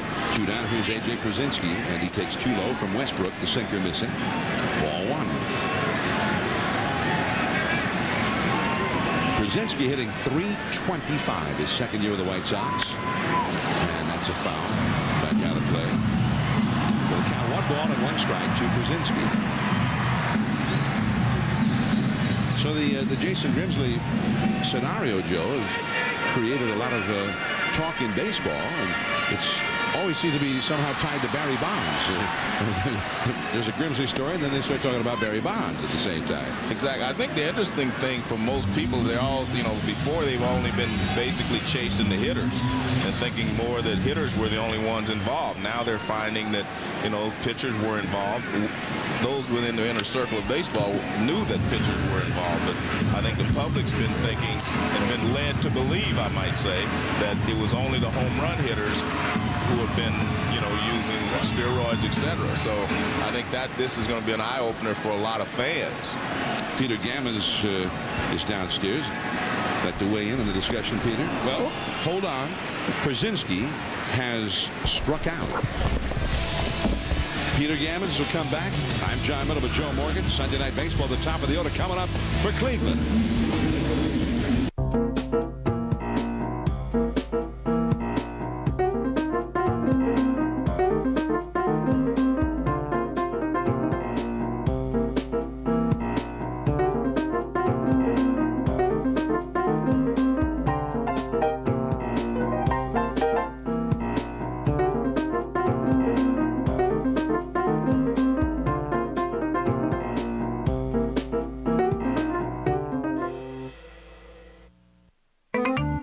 Kids, one of the easiest ways to save energy is with your thermostat. So, show me what you've done. Ethan? Turn the thermostat down in the winter and up in the summer. Good. Or you can use a programmable thermostat to adjust the temperature automatically when you're away or asleep. Just set it and forget it. Mid-American Energy says save some green with smart thermostat control. Obsessively, relentlessly at your service. Mid-American Energy.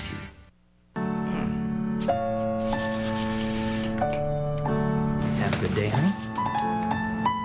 Bye, honey. I gotta go. See you guys later.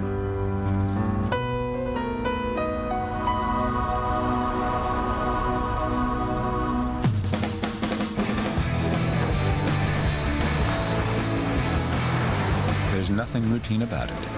The 8-passenger pilot from Honda. I have a talent agent, but he doesn't always come through. Either side is tingling. It's supposed to tingle? Excuse me? It's not tingling. No. No. Fortunately, my insurance agent always comes through. Jeffrey, I've compared companies, and the best deal for you is Drive Insurance. Drive insurance? Yes, Drive Insurance. From Progressive. Only agents sell it. Terrific. Now it's tingling. Drive Insurance is sold only through independent agents. To find one, go to driveinsurance.com. ESPN Sunday Night Baseball, presented by Taco Bell. Brought to you by Lowe's. For all your home improvement needs. Lowe's, let's build something together. ESPN Sunday Night Baseball from Chicago. Our 17th season on ESPN Sunday Night Baseball. I'm John Miller with Joe Morgan. Peter Gammons also here with us. And for the Cleveland Indians, now Grady Sizemore leads off. He swung at the first pitch of the game, rounded out to first. He is 0 for 1. He takes a strike from Freddie Garcia. Jason Michaels and Travis Hafner will follow. Grady Sizemore, one of many excellent young players who have been emerging here in the majors lately. The count now is 0-2. Joe, we were talking about the Jason Grimsley story.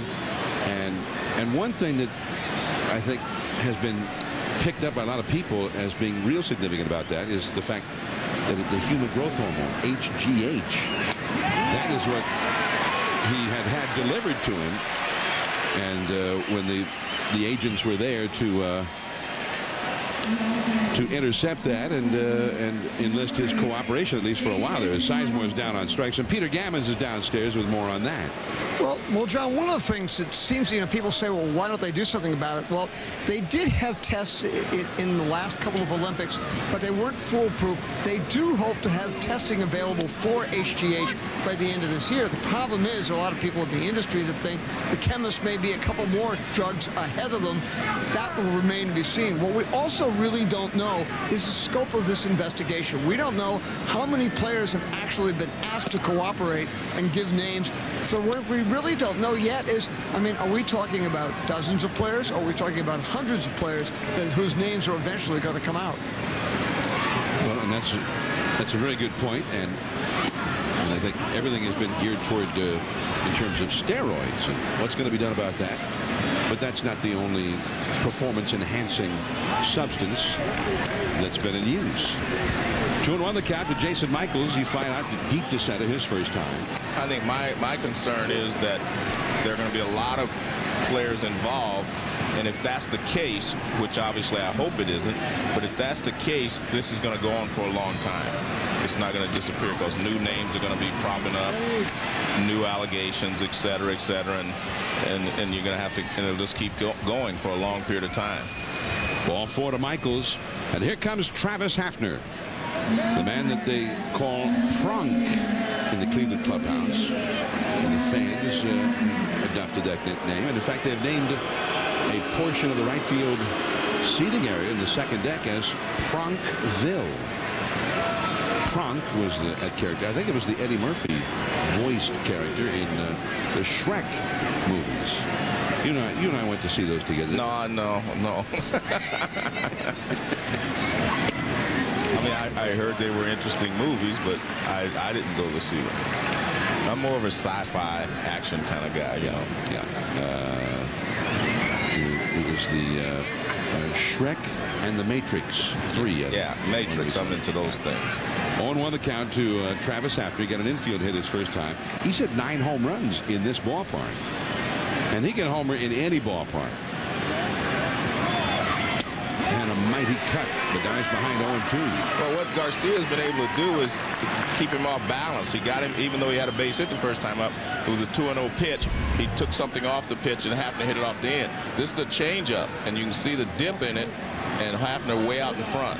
Even though that pitch was a strike, you know, according to Kazon, went right across the knees at the plate. 0-2 the count. Curveball. Ooh, that was up maybe a little bit way too high, but he fouled it back. Well, let's take a look at Hafner. This is what we call the modern swing. He stays back, see how he rocks back, hits against a firm front side. He has good balance.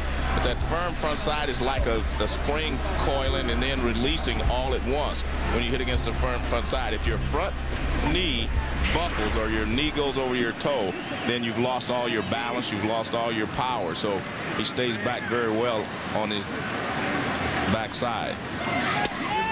And that's what a lot of the players do today, especially ones that hit the ball in the air, hit a lot of fly balls, hit a lot of home runs.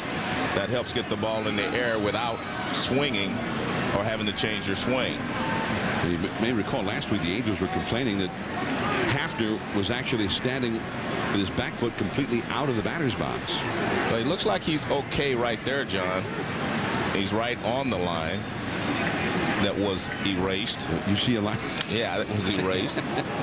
Where's that line? 1 ball and 2 strikes. Hafner fouling one off. Now look back. I mean, you can see somebody's foot looks like it has been completely out of what used to be the back line there, or out of the batter's box. You see that corner there? We can see the corner where that, I think his part of the foot would have been touching them. Most of that foot, I think, Joe, is out of what would have been the batter's box if it was still there. 1 ball and 2 strikes. And a changeup down and away. Well, this is the way the batter's box started at the game. You can see these lines back here. But one of the things that they're missing, there should be a line here as well and here to connect. That's why they call it a batter's box. It becomes a box because you're supposed to be 6 inches away on the inside part from the plate as well.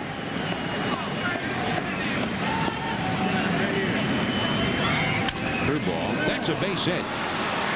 Jermaine Dye hustles over to cut it off. Michaels heading for third. He's going to make it there easily. The throw comes in to Iguchi. And that's the second hit of the game for Hafner. See, that's another reason I like Hafner hitting third. A left-handed hitter hitting third, a lot of times anybody gets on base, they have that hole on the right side, and this ball is ripped right through the hole. And if he wasn't holding the guy on first base, this probably wouldn't have been a base hit because Konerko would have been back.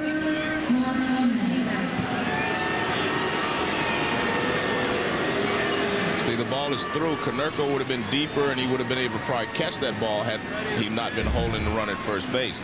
But by hitting third with your top 2 guys getting on, that offers you an opportunity there as a left-handed hitter hitting third to be able to pull the ball through that hole.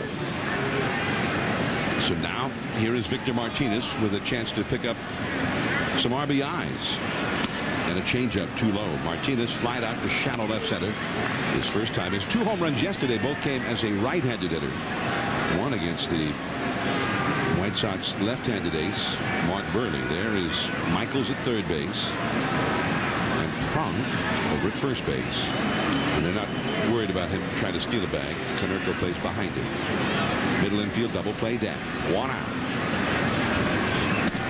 And the fastball. And that was missed badly. The count now is 2-0. He hit .398 in the month of April. But then 165 in the month of May. And so far in June, he's more April-like in June.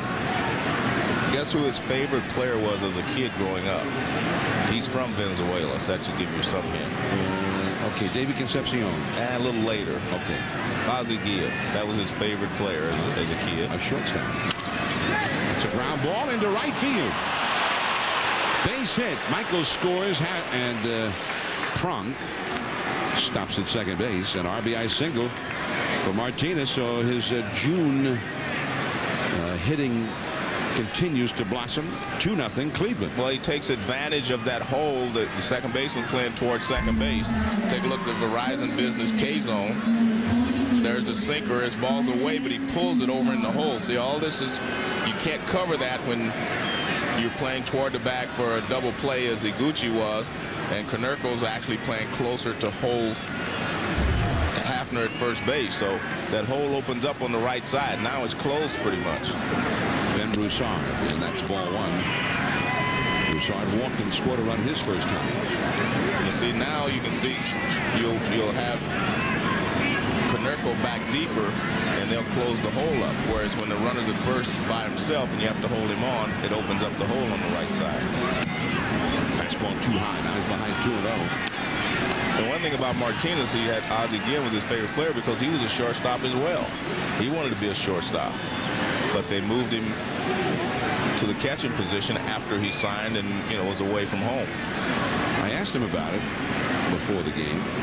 He said it was Minnie Mendoza. That ball is foul just back of the White Sox dugout into the seats. 2-1 the count. He was 17 years old. I mean, he wanted to be Ozzie Guillen. He was a shortstop. That's what he dreamed of being. But Minnie Mendoza said, no, you need to catch. And Martinez said in the Venezuelan Summer League, he had signed a contract. He was a professional. All of a sudden, one day, he's a catcher. Right. And he said he knew so little about the position. The first time a pitch came in that bounced, he just jumped out of the way of it. He said the umpire was not happy about that. The umpire said, listen, you're going to have to learn to just stay in there and block that ball. We're going to have some real problems here. And Victor Martinez, 27 years old. And now here he is. I guess Minnie Mendoza was right, or whoever in the Cleveland organization said maybe that's what we ought to do with him. Because he's certainly one of the best hitting catchers in the majors, without question. They've also, Garcia's about to dig a real hole for himself if he can't get a strike here. That's a base hit to right field for Broussard. Jermaine Dine's got a strong arm, plus Prunk got a late break on it. He doesn't have much speed anyway.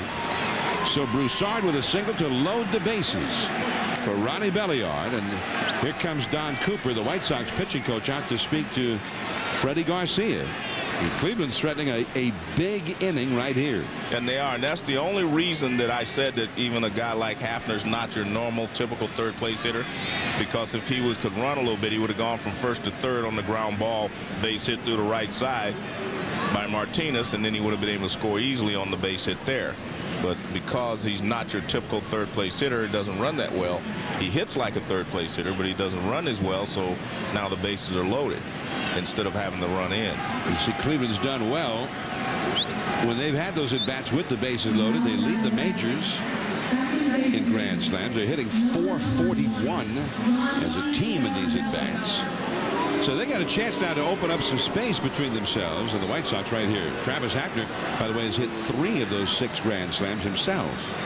Belliard had an RBI double his first time.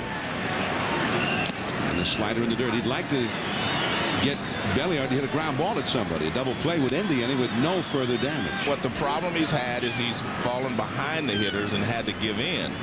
You know, he had a 3-1 pitch there to Broussard. He had to give in, and Broussard got a base hit. He was behind Martinez. You have to get ahead. He hasn't been able to get ahead of the hitters in this inning. And the high breaking ball for a strike. One of those get it in there. Yeah, well, one of those steal a strike breaking balls. He missed with the first one. Fast breaking ball slide in the dirt, and the hitter's looking dead red, so he can just spin it in there, and that's what he did. Another breaking ball. This time he had him lunging for it. 1 ball and 2 strikes. So he turns the tables a little bit. Now he's ahead on the count. Now he can try to get the sinker down and get the ground ball that he's looking for. Belliard has grounded into 5 double plays. But this is the spot now this weekend, although they've had great success in base loaded situations this year. This weekend, they have not been hitting well in the clutch. It got a very slow ground ball. Creedy just in time at first base, but scoring is Hafner. Martinez to third, Broussard to second. He just hit it too poorly for them to get a double play on that one. It is 3-0 Cleveland. Well, he got the sinker, and he threw the sinker down, but he threw a good one, and Belliard could only get the top of the ball. So he accomplished what he wanted. Let's take a look at K-zone. You'll see that this ball is a sinker, goes down. Well, maybe it's a slider, but it was going down anyway, and he reached and got it, and he tops it. Good pitch by Garcia. But a pitch, if it was 2-1, yeah, maybe he doesn't even swing at it at all. And now here is Hollingsworth, and this is a big at bat. A base hit could make this a 5-0 game with runners at second and third. And which would, if in effect, keep the White Sox from playing some of their smart ball. They'd have to try to bounce back by, you know, getting a lot of base hits instead of stealing some bases and hitting and running. They'd be looking for the big inning. Yeah. Hollingsworth popped up to third his first time. Change up down and away. The right-handed hitting Aaron Boone would be next. First base is open. A high-stress inning for Freddie Garcia. This next pitch will be his 30th of the inning. There's Boone on deck. 3-0 Cleveland.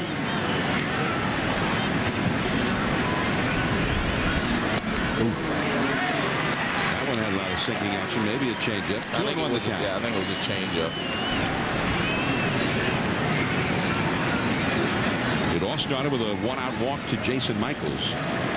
The second inning, when they scored their first run, that started with a walk to Ben Broussard. 2 walks, both turned into runs. And a foul ball, and the count now 2-2. So Garcia trying to limit the damage here. Remember, they had the bases loaded and a run in and only 1 out.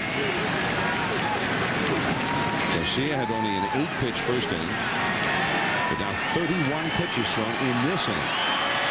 2-2, 2 on, 2 out. And he just got a piece of that changeup. Still 2-2.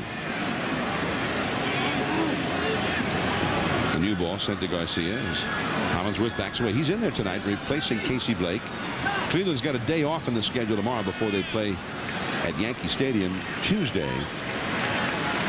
And so Eric Wedge thought with the matchup tonight, he liked Hollingsworth against the right-hander anyway. Give Blake a couple of days off. Oh, he missed badly with that curveball. But I guess, Joe, I mean, he can do that right because first base is open. Well, he can, but you want to try to get this hitter, because if you pitch to Boone with the bases loaded and you fall behind, then you have to give in to him. So you might as well try to finish it off here. You've got 2 strikes on Hollingsworth. You know, let's try to make a good pitch.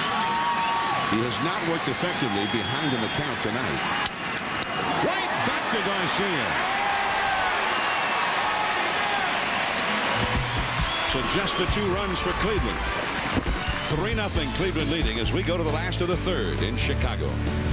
What's this Nagafuki surprise? If you can eat Nagafuki surprise, whole table get Bud Light. Yes. I'm in. Nagafuki surprise. I've been to Japan. Can't surprise me. 8 Bud Light and 1 Nagafuki surprise. Huh. Look at this. What's the big... Refreshingly smooth Bud Light. Always worth it. Tastes kind of funny. It lay eggs now. Enjoy. At what point does a car do more than take you from point A to point B? When does it come to life? When does it become your co-conspirator? When does a car become more than just a car?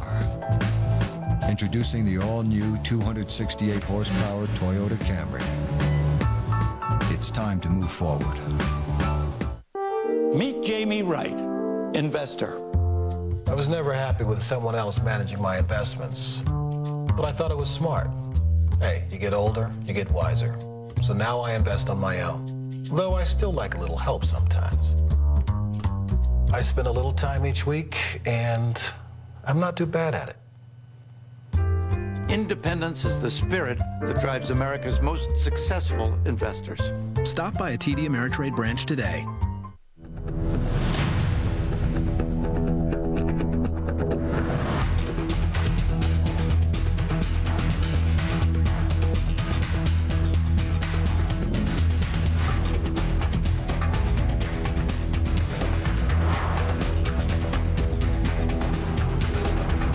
Three films. One hell of a ride.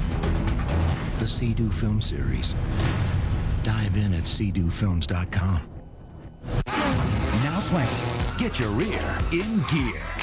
Do I spot a little pinstriping tattoo back there? Oh, you saw that? Disney Pixar's Cars. Rated G. All rise. Show off. Now playing.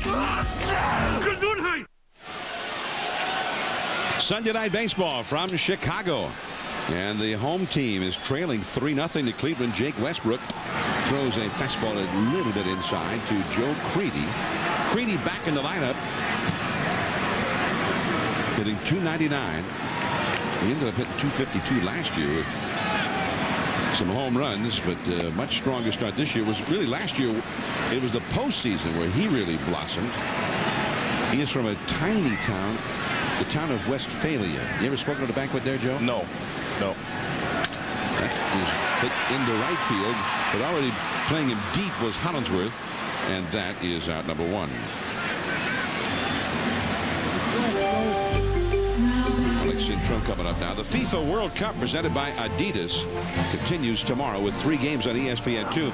First up at 8:55 a.m. Eastern Time, Australia and Japan. Then at 11:55 a.m. Eastern, Landon Donovan and the United States will take on the Czech Republic. That's their debut tomorrow in Group E. Finally, at 2:55 Eastern Time, Italy and Ghana, also from Group E. ESPN and ABC are your home for every game of the FIFA World Cup. All in high definition. And Group E, Joe, United States, Czech Republic, they play tomorrow, and then Italy and Ghana. I saw the first game, well, I saw the game yesterday, Trinidad and Sweden.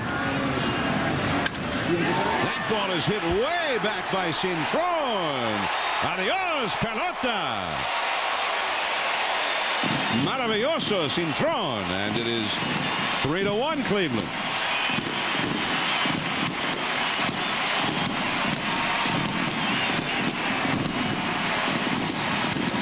And you know, you have to give Ozzie Guillen credit for doing this. He's been playing third base because Creedy was injured. So now when Creedy comes back, he moves him over to shortstop, so he gives him a chance to play. And the last couple of days he had big hits. Fastball on the inside part of the plate, and he just drilled it. Man, that was a home run in his home. Yeah, big time. High leg kick, he stays back, kind of pulls his hands in to get to it, John, and he still hit it a long way. And up the middle, and that is through. Vasquez made a dive for it, couldn't get to it, and Brian Anderson, who's struggled horribly offensively in his rookie season, gets one through this time.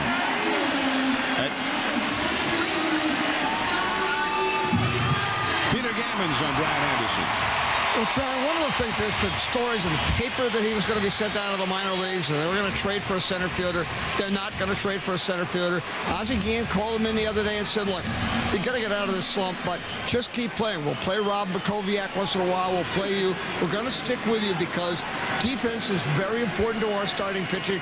We'll just survive and hope that you hit.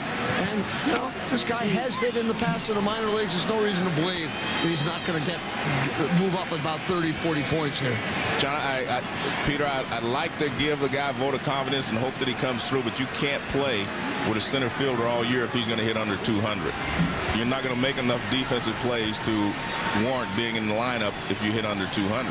But I agree that they need to give the kid a chance, try to make him relax. I think that's what Ozzy's trying to do, get him to relax because he was fighting himself. And if he relaxes, then maybe he will raise his average, but he will have to raise it.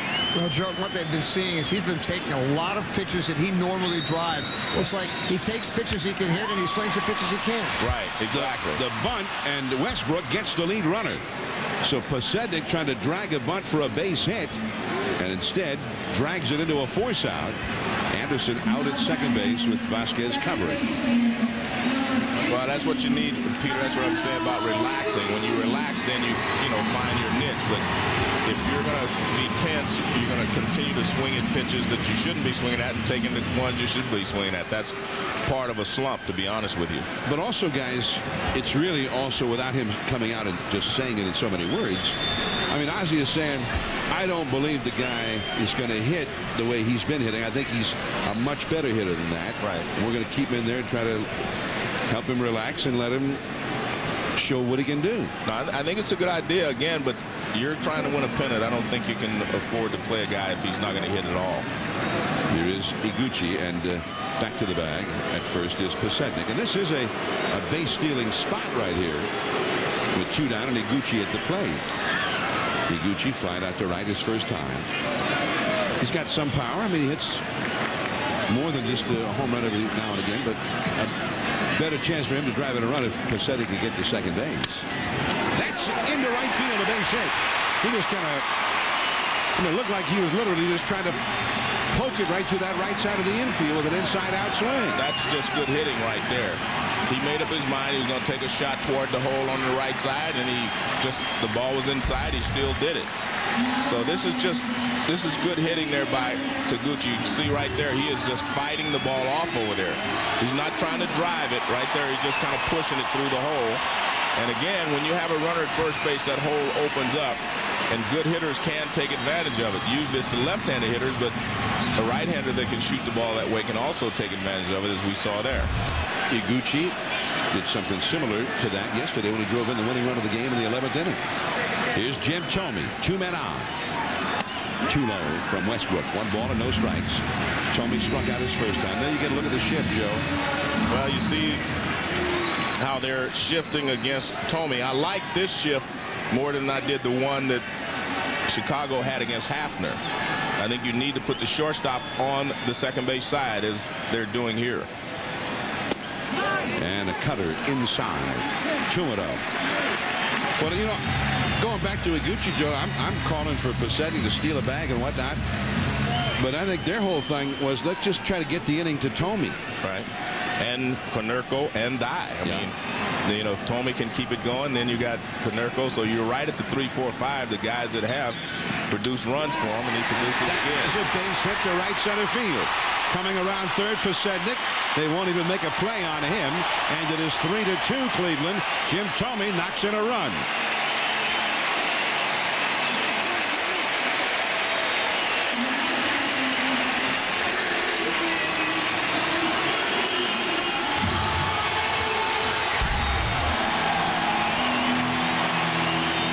Sinker down and away, and Thome just extends out and lines it back through the middle. I mean, that's a beautiful swing. Watch his head. Watch where his head goes.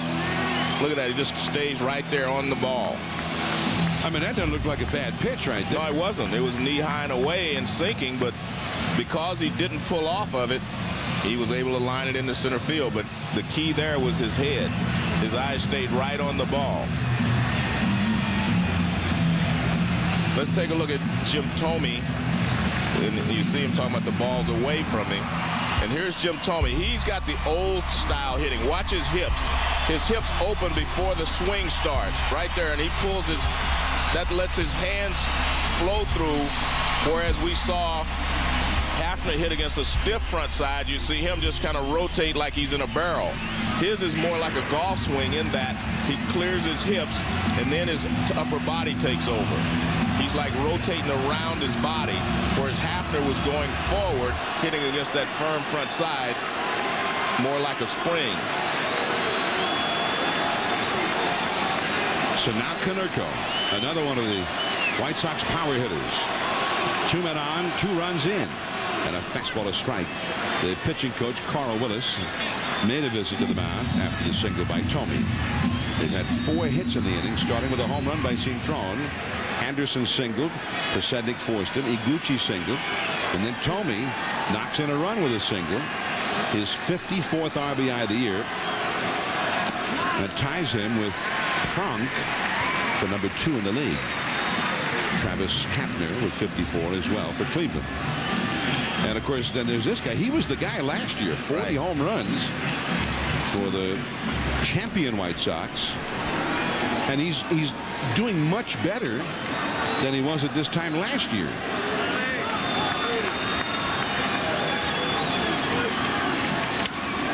The shortstop, Ramon Vasquez, slings it over to Belliard for the force out on Tomey, and the inning is over.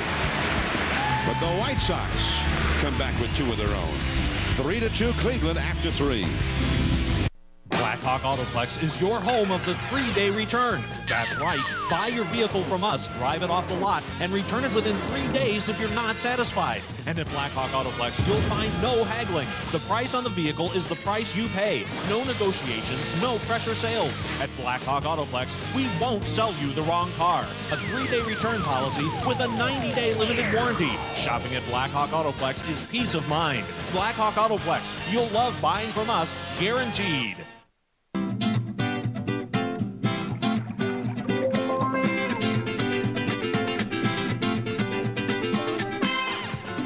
It's fun furniture, and it's so exciting. It just makes you feel so good.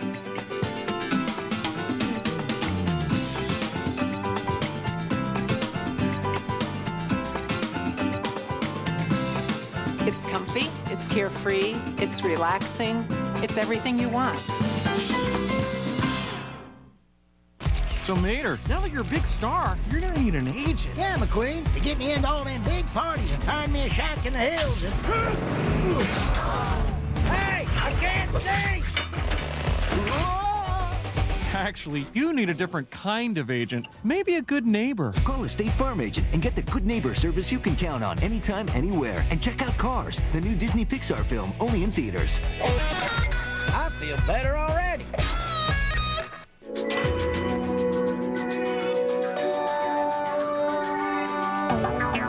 The all-new 2007 Chevy Tahoe.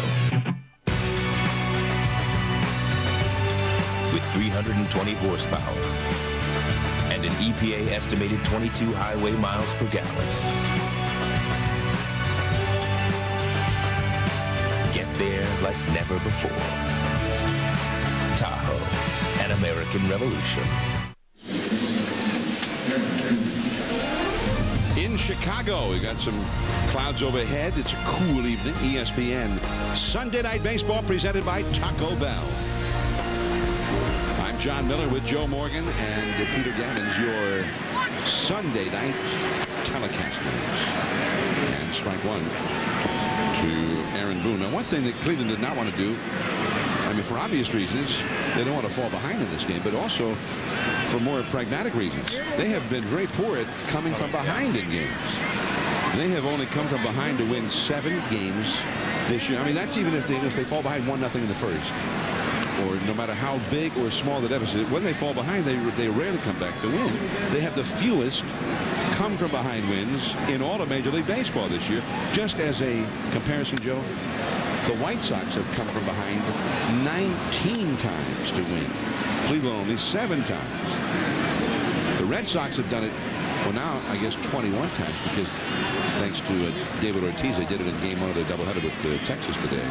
Milwaukee's done it 20, and Toronto's done it 20.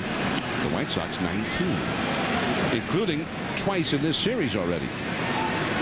In fact, the 11th inning last night they were behind, or yesterday afternoon, and they won that ball game. Oh, man, a good slider. Strike 3. Aaron Boone is retired, 1 away. Now let's go to the studio. John Buchagras with a SportsCenter 20 at 20 update.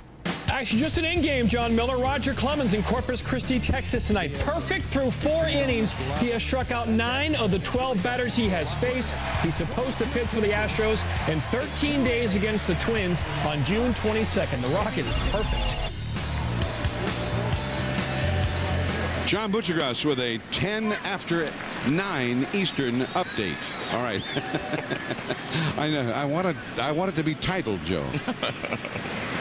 And we don't have, I don't think we have any 20 at 20 updates anyway. We have 30 at 30 updates. Left center, Pasednik, and that's all for Vasquez. 2 down. And now Grady Sizemore is coming up. As Freddie Garcia down by just a run in this one. I'm John Miller with Joe Morgan. Peter Gammons is downstairs. And this is our 12 after the hour booth update.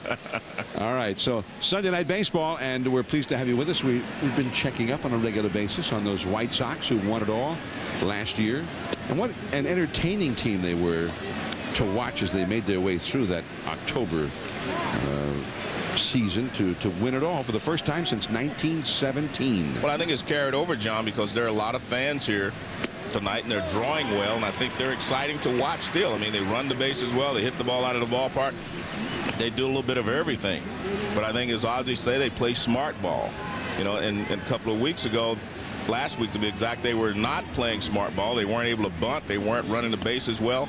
So Ozzie brought everybody out to made them bunt, brought them out for extra hitting, and made them start to execute again. And I think that's one thing I like about Ozzie again. And a manager is supposed to make his players accountable, and he does that. That ball down the right field line by Grady Sizemore. Jermaine Dye giving chase. It's up to the wall on a couple of bounces. Sizemore to second, and he's going to be held there with a double. So Grady Sizemore with a 2-out double here in the 4th inning, his first hit of the game. Now, that was an interesting swing in that he just kind of pushed the ball off of him, and that's why it stayed fair. He's not going to use his top hand to rotate. It's really weird because, watch this, see how he just kind of pushes it off him. That's not your normal swing. It's not his normal swing. But that's why the ball stayed fair and didn't hook and go foul. Interesting swing there by Sizemore. It's his 15th double of the year. He's also had 5 triples and 12 home runs. The guy gets a lot of extra base hits for a leadoff man. Jason Michaels to try and bring him in. Slider misses. 1 ball, no strikes. Joe, one of the things that the coaches will tell you about Sizemore is he's got a remarkable ability to pick up pitches on the way to home plate and make adjustments in his swing. And I think that was a classic example of it. Well, definitely, because that ball would have jammed a lot of hitters. But he was able to fight it off because he didn't try to roll his top hand over. And that was a point of discussion during batting practice with Sizemore and the Cleveland hitting instructor, Derek Shelton. That's a called strike. And Peter, you were engaged in conversation with Sizemore, and you mentioned something, and that, I mean, Sizemore quickly said, "Oh, I don't do that." And it was just a terminology. I said lift because he has that very short, flat swing, except at the end, I was told, don't call it lift, call it length. And so I was corrected. It's just terminology. I promised Grady that when I get back to my room tonight, I'm going to write, I will not use the word lift 50 times in my notebook. Well, the other thing was that Derek Shelton was saying he does not like when he hears that guys were quick. He likes to hear that they were short, that they had the short swing to that, say, the inside pitch. On the check swing, and Michaels is thrown out. Sizemore is stranded. Still a 1-run game. Jermaine Dye, then Krasinski coming up, 3-2 Cleveland. Chevy Impala SS with active fuel management, which means that a powerful 303 horsepower V8 also gets great highway mileage. Since Impala SS gives you 8 cylinders for power and 4 cylinders for better fuel economy, there's also the security of a 5-star frontal crash test rating. The Impala SS. It's a whole new animal. That's an American Revolution.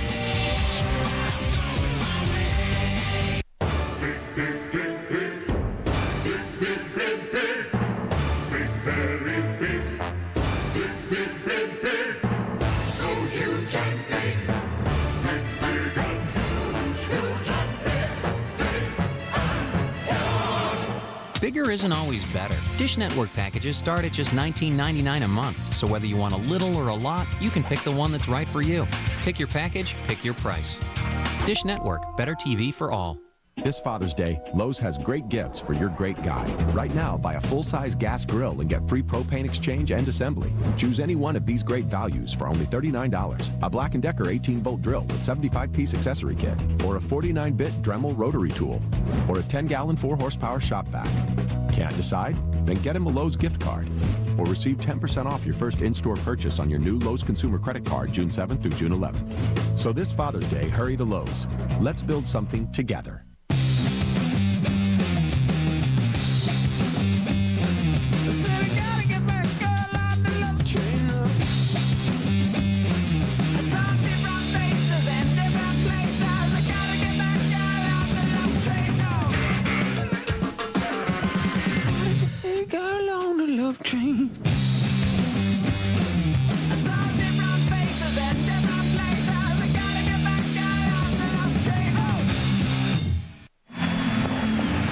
Take a look at our Lowe's home team advantage for the White Sox.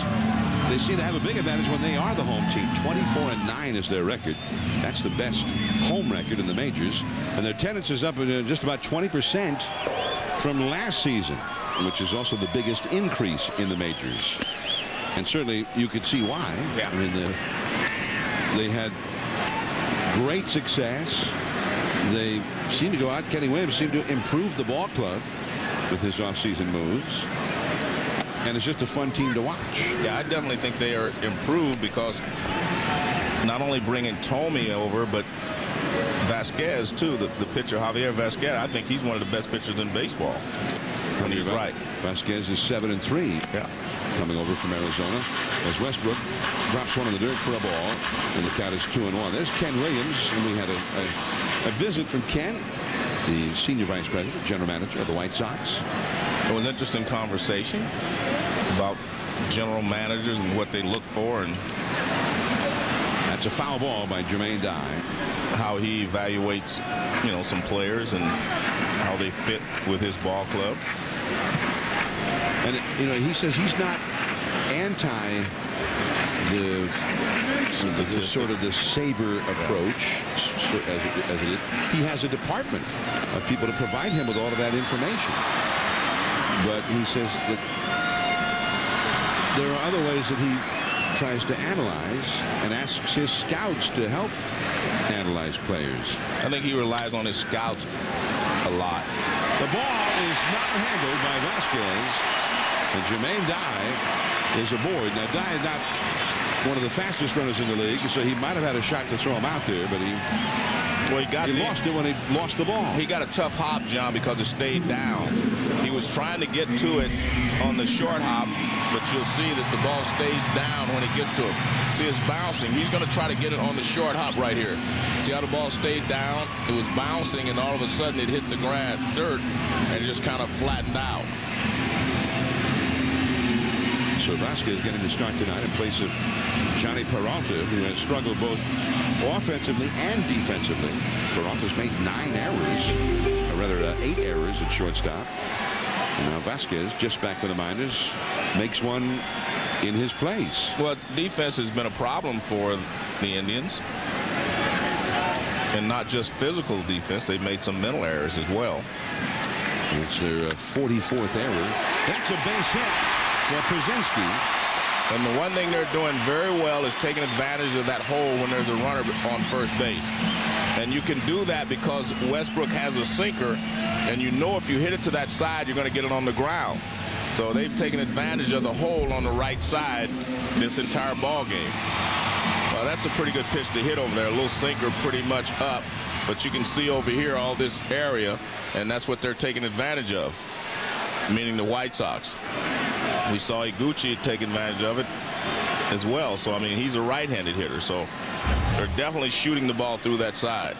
Now Joe Creedy, and the sinker is in the dirt. Well, one thing, Joe, we've seen the White Sox exploiting things in the field. This is what we saw from them last year, and especially last October, because they do a lot of things well. So there's a sort of an intense focus on this ball club. to do those things. I mean, they are aware of the situation. They focus on doing what needs to be done. Now, this could be 2, and it is a double play. Well, you see, Creedy was trying to take a shot that way, too, but he didn't have the same hole. And it was a good pitch by Westbrook to get the ground ball. 4-63, Dye moving over to third base. You can see he hits that ball behind him, so he hits a big hop. Perfect. 4-6-3. Belliard to Vasquez to Broussard. Good job by Belliard to get it to him chest high, and from there it was easy. Now Cintron. But Ozzie Guillen has talked about how this ball club needs to have that focus, that intense aspect of playing hard every single day, because last year they were not the favorite. You know, people didn't see them coming last year. Now they're the champions, and everybody sees it coming. He thinks they have to play that much harder to stay on top this year. Well, I don't think there's any doubt about it. Everyone's shooting for the champion. When you're the champion, everybody wants to beat you. Cintron hit a home run his first time and a changeup. Wow. Apparently, the plate-up by Bill told you where it was. Yeah, it was down, and that's it.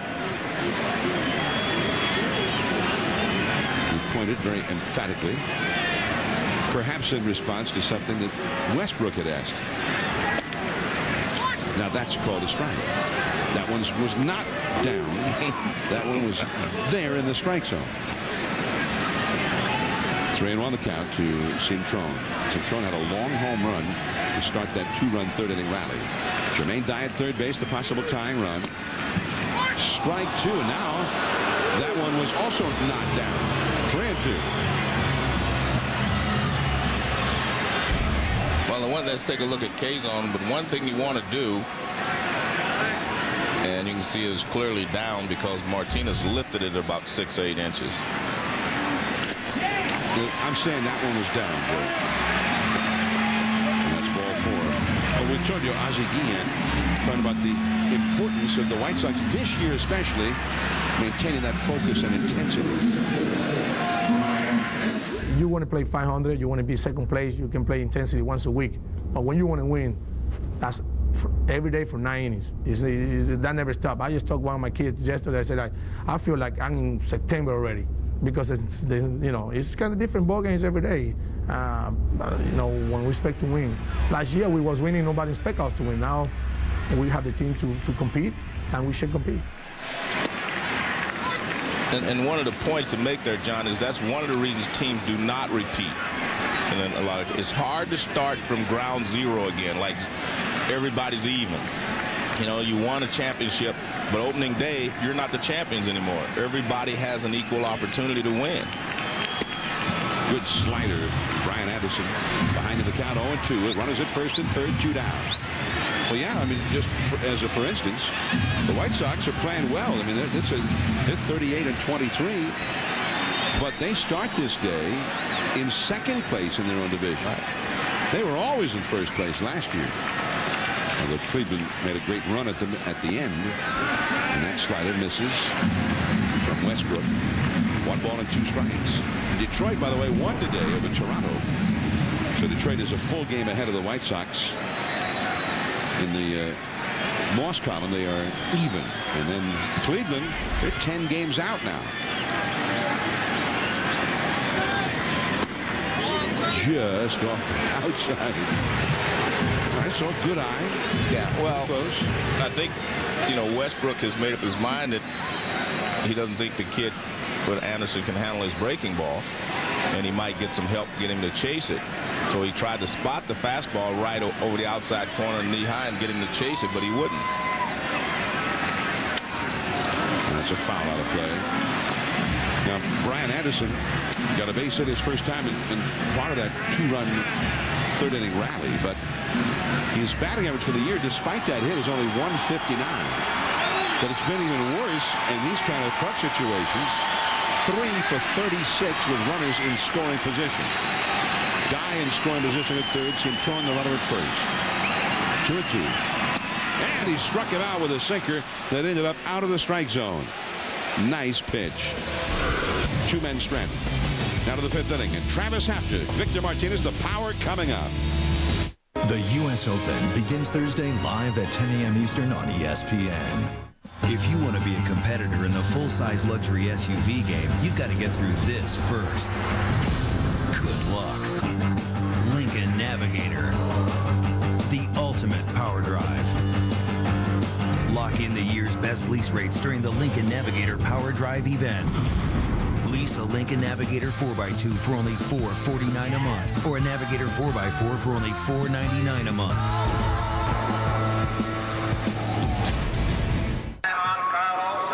Hey, look at me. Lock in. Crusher here has an extra deltoid muscle. Means he's got exponentially greater bucking propulsion. Now you lean back and you hang on. I'll be there. New rodeo clowns are a lifesaver. Rodeo clown?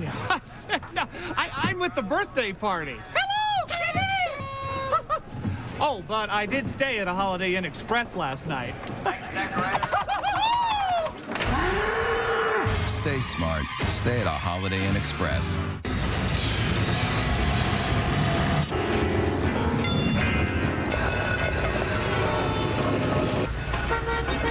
With sludge in your engine, it feels like something's holding your car back. Let me guess, 16.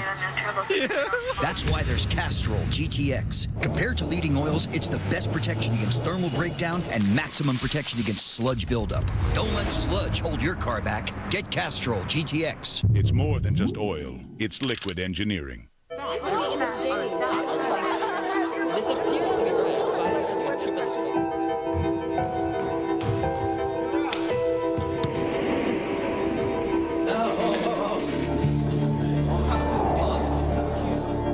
Sometimes kids just don't see it. Steroids can ruin bones, tendons, organs, and dreams. Talk to your kids about the dangers of steroids. Visit drugfree.org. This is ESPN Sunday Night Baseball, presented by Taco Bell. We are at what used to be called Comiskey Park in Chicago, now U.S. Cellular Field.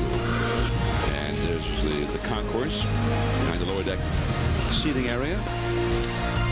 And the place is filled up with White Sox fans, Joe. I mean, it's been a while since the White Sox were this popular here in Chicago, as Travis Hafner leads off with a swinging strike one against Freddie Garcia. You see the big crowd here tonight, and it's fun to see all the people here. And look at that one. That was a real tough one. It is 0-2. Well, let's take a look at the Verizon Business K-Zone. You can see they're staying in tight on him. Breaking balls down and in. That said, it was on the caught the knees as it crossed the plate. And that one he takes too low. A ball and 2 strikes. Now Hafner has had 2 hits. One of them, Joe, was an infield hit. And that is the only infield hit that he has had this year. Well, if they continue to play him as they're doing, he's going to get some more, because any ground ball up the middle is a base hit. And that change up down and away. And the reason I say that is because the shortstop's on this side. Anything hit through here where he hit the last one is a base hit, because the second baseman's going to be running this way, catch it off balance, and have to throw back across his body. And they're not, and that's what happened in the first inning. That's a ground ball foul by Prong. 2-2. Prong was the Eddie Murphy character in Shrek. Correct. I only know that because someone told me. I didn't see the movie. Mike Myers is pretty good as Shrek.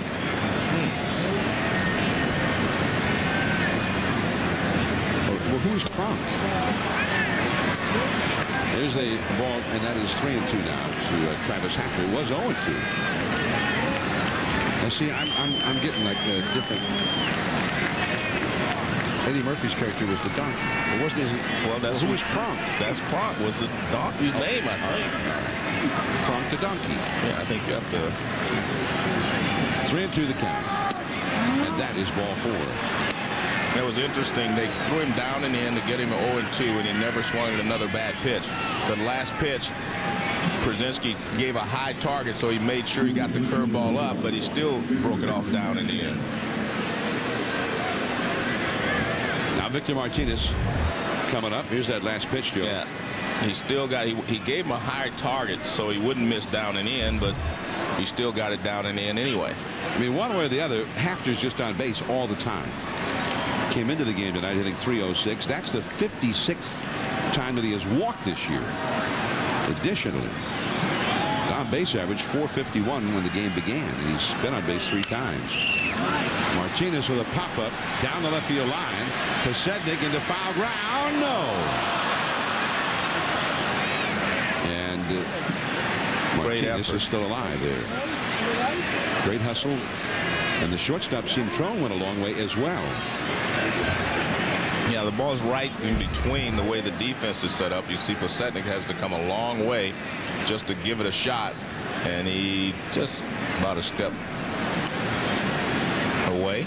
And then after that, you just hope that he doesn't get hurt. Right. And he was really on the move. And not many guys can get on the move as fast as Posednik is when he's on the move.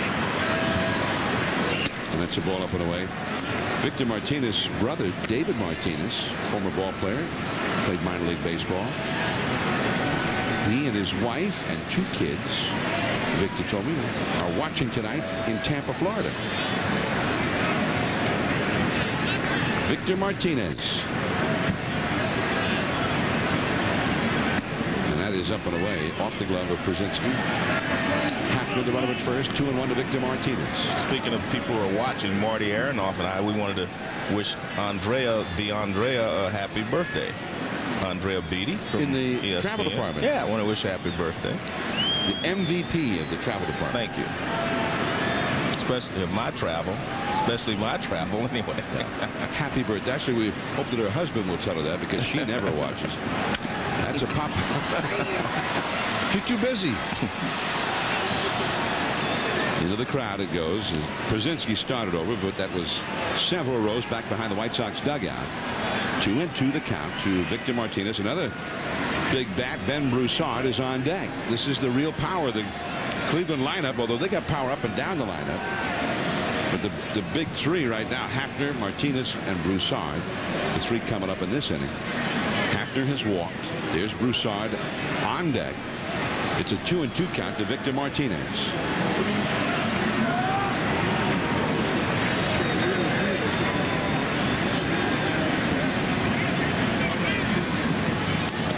Dirt, and it ricochets high up onto the backstop, and Hafner is over to second base.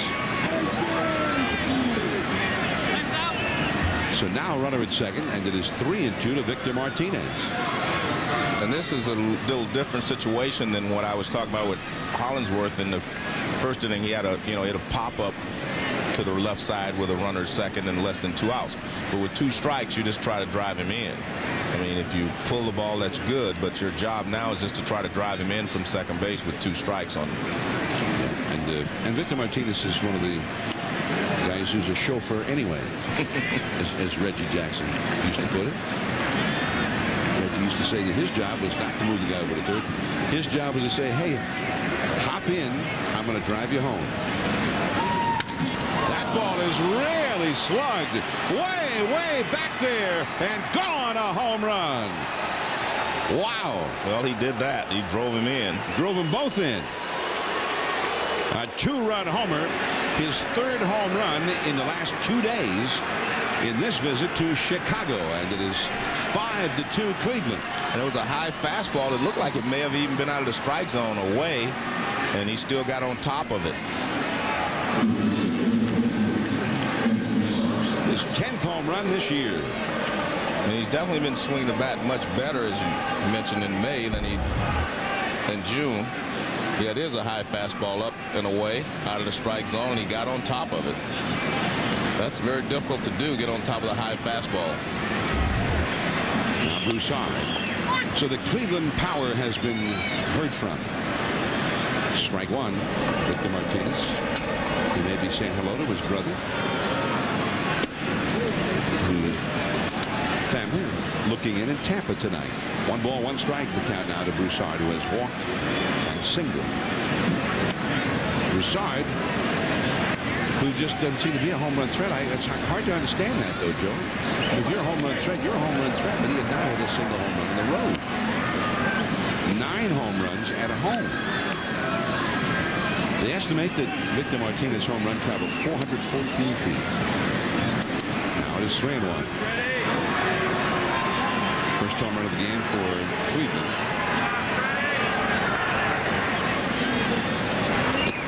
And that is ball 4. Now let's go to the studio. Here's John Buchagras with a SportsCenter 30 at 30 update. Tronc is Project and Donkey combined. Roger Clemens threw 4 2/3, 9 strikeouts, just give up his first hit in the top of the 5th, pitching very, very well in Corpus Christi. He'll pitch for the Astros in 13 days against the Twins. And French Open, Rafael Nadal beats Roger Federer in 4 sets. Updates on your ESPN mobile. ESPN News after the ball is slammed down the left field line by Belliard, and it is a home run into the bullpen. A line drive down the left field line and into the pen, and suddenly Cleveland, with a 4-run eruption here in the 5th inning, has a 7-2 lead. Belliard, with his second hit and his 3rd and 4th RBIs in this game. He's got 4, and Victor Martinez has 3. And the bullpen gets busy for the White Sox. And Don Cooper, the pitching coach, is going to go out to talk to Freddie Garcia. Let's take a look at K-zone. That's on the inside part of the plate. It wasn't high. I thought he was starting to get up with his pitches. This is about bell tie, so I guess it is if you're Garcia trying to keep the ball down. And a good swing by Belliard. He really gets the barrel through on that inside pitch.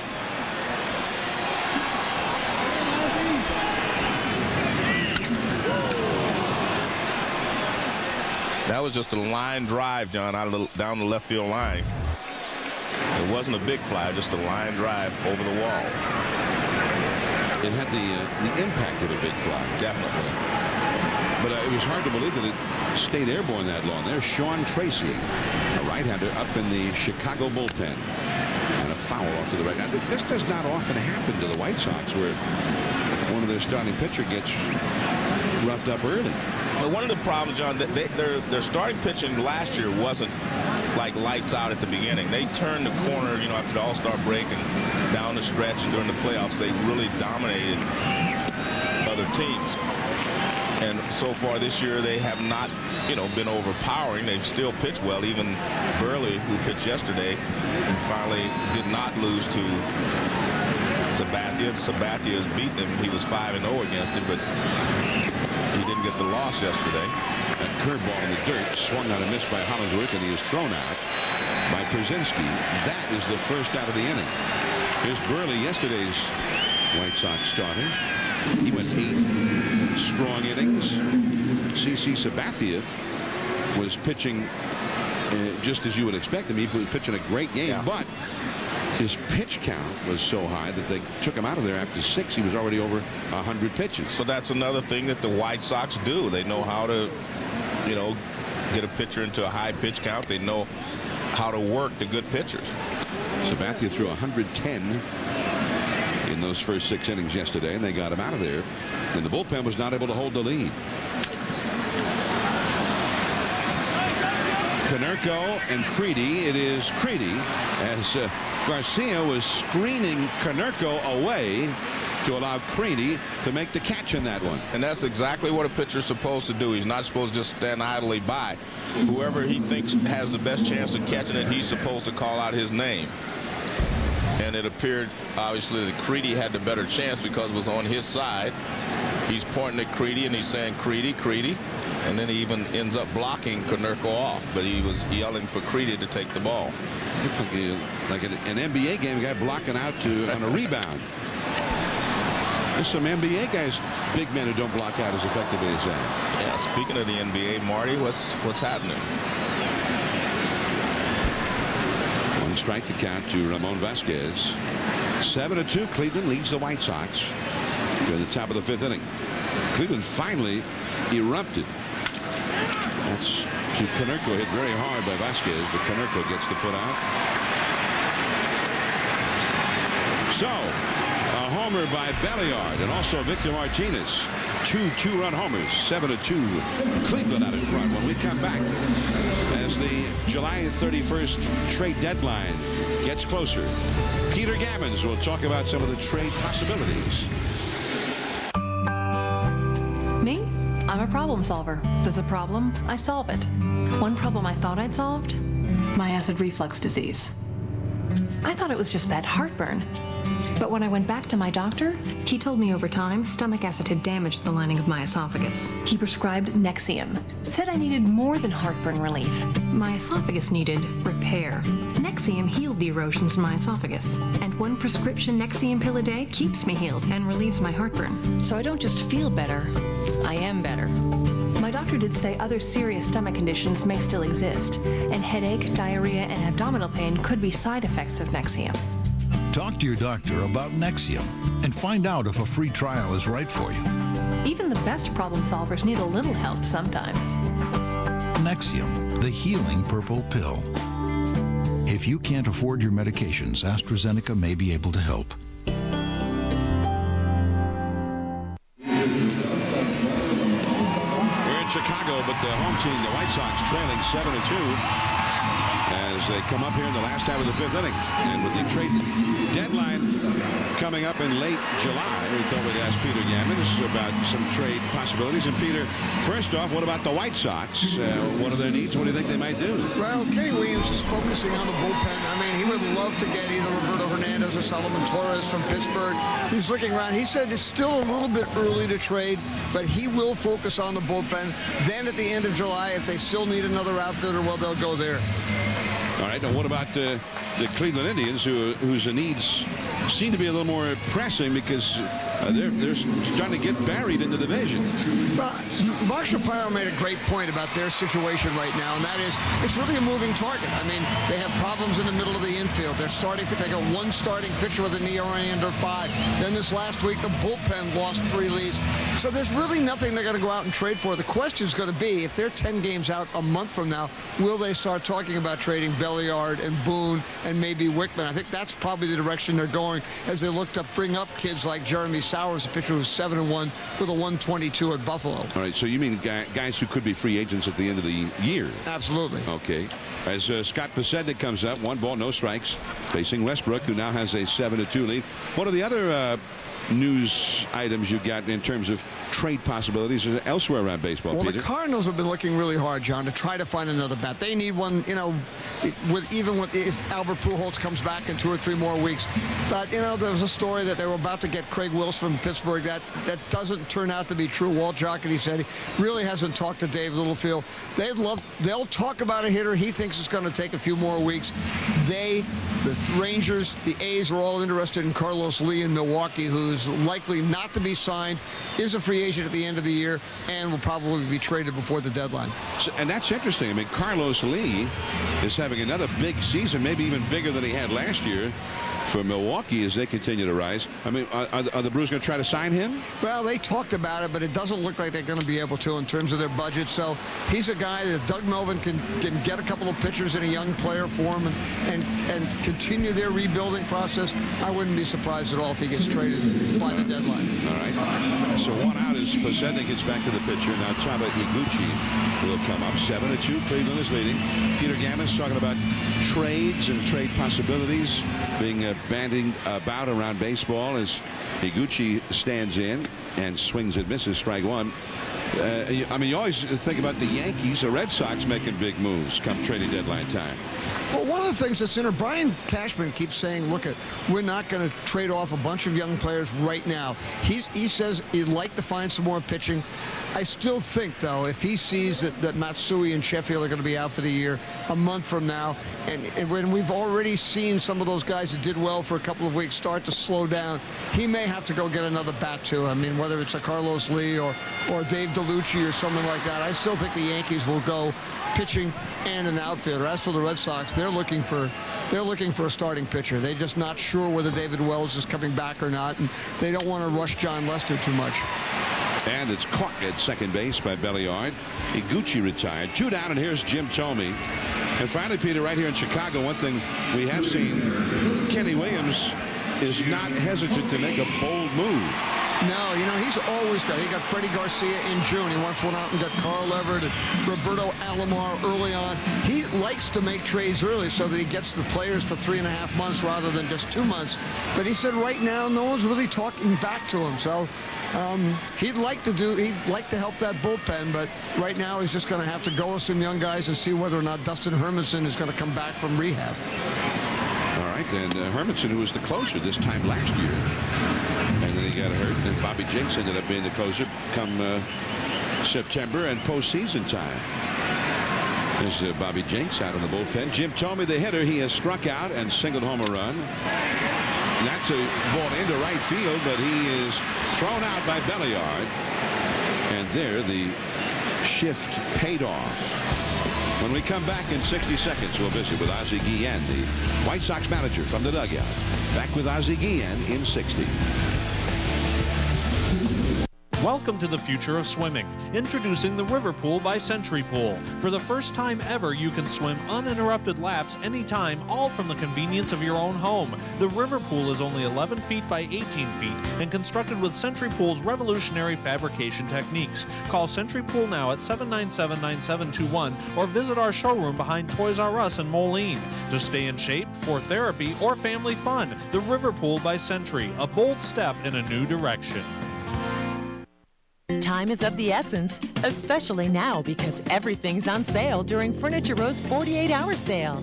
Every item, every sofa, every room group, every dining table, every chair, every bedroom grouping. Everything is on sale for 48 hours only. Plus, we're offering no payments and no interest for 1 year. Don't let this opportunity pass. Everything is marked down for Furniture Row's 48-hour sale. Sale ends Tuesday at 9 p.m. We're in the south side of Chicago, Sunday night baseball, and the Cleveland Indians, who need a win, are leading the White Sox 7-2. And we are very pleased to be joined now by Ozzie Guillen. We're very appreciative of Ozzie coming on from the White Sox dugout during the ball game. Ozzie, welcome to Sunday night baseball. Thank you. Ozzie, I just wanted to ask you about your starting pitching. We all know how great it was in the World Series last year, how they dominated the Astros. Are you pleased with it this year, or do you think they still have a ways to go? I think we have a ways to go. I think we've been a little bit inconsistent in innings pitch. I think we're not pitch the way we think they're going to pitch, and hopefully they put everything together and start pitching the way we think they can pitch. I was really happy last week. I know a lot of people weren't, but you said you weren't bunting, you weren't doing the little things, and you had to come out for extra practice. Well, I think, you know what, I don't care if Thome and Konerko hit 60 home runs. The little guys don't do the thing they're supposed to do. We're not going to win. I think that's a big part of my game, and I think do the little thing, bunting, move the guy over, he run, and we have to do better this year. And Ozzie, we see you've got Tracy up in the bullpen here. Is Freddie Garcia still in the ball game, though? Well, I'm a little short in the bullpen right now, but hopefully Freddie can come out this inning, and then I'll bring Tracy back. All right, Ozzie, many thanks. Thank you. Yeah, thanks, man. Ozzie Guillen, the manager of the White Sox. And so if the bullpen wasn't, as you say, a little short, in other words, a little overworked, they had an extra inning game yesterday, for instance. Because I thought that was his last inning. Freddie might already be out of there, but he could use another inning out of Freddie. And there is one away. Sizemore thrown out by the second baseman Iguchi. Sizemore now 1 for 4 in the game. You know, and the White Sox, Ozzie told us earlier this weekend, they're really constructed where they need to get a lot of innings out of the starting pitch. They really don't have a long man in their bullpen per se. Yeah. Here is Jason Michaels, and Creedy throws him out. Michaels is now 0 for 3 with a walk. Well, Garcia has taken care of the first 2 guys pretty quickly. Mark Burley, another one of those starting pitchers, and he almost invariably goes deep into games. He went 8 yesterday. Jose Contreras is with the guy Joe last year. You're talking about first half not as effective, and then down the stretch nobody was more effective. Well, I think the point he made was it's a nail on the head. He said they're inconsistent. Obviously they haven't pitched poorly, but they haven't pitched up to his expectations. Jose Contreras, by the way, will be on the mound tomorrow night for Monday Night Baseball on ESPN at 7 Eastern Time, 6 Central, up against John Koronka, the left-hander. of the Rangers. He's done well for Buck Showalter. And you'll be able to see that tomorrow night on ESPN at 7 Eastern, 6 Central. The White Sox and the Rangers from the ballpark in Arlington. The Rangers had a day-night doubleheader today in Boston. They won the nightcap 13-6. They thought they had the first game won until Big Papi. Speaking of which, that's a high drive down the right field line, and goodbye.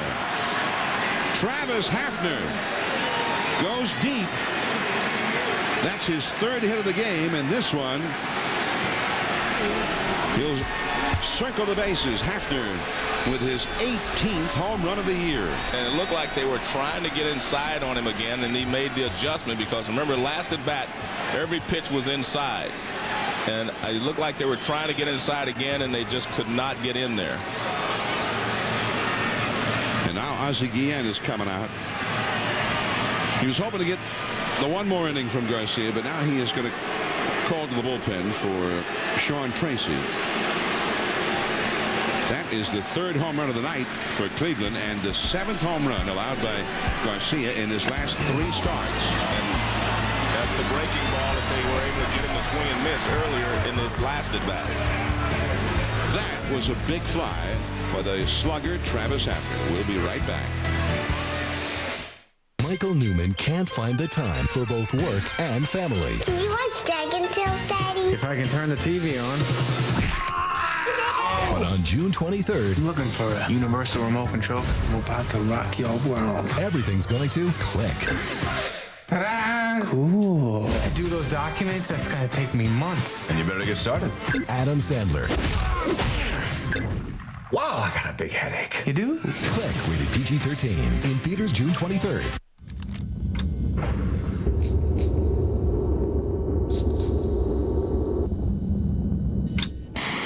At DuPont, we've tested and tested to find the best way to protect your car's finish inside and out. The result? DuPont Car Care products, the only ones with Teflon to form a non-stick protective barrier, so dirt and mud have a hard time sticking. Now visit us online for great deals on DuPont Car Care products. 30 years in this house.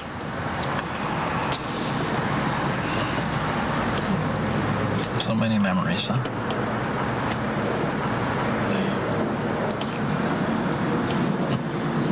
Hey, you know what? Those get to take with you. Yeah. See you in a couple of hours. Bye-bye. Hello, you two. I'm Nancy. Let me tell you the story of this amazing house.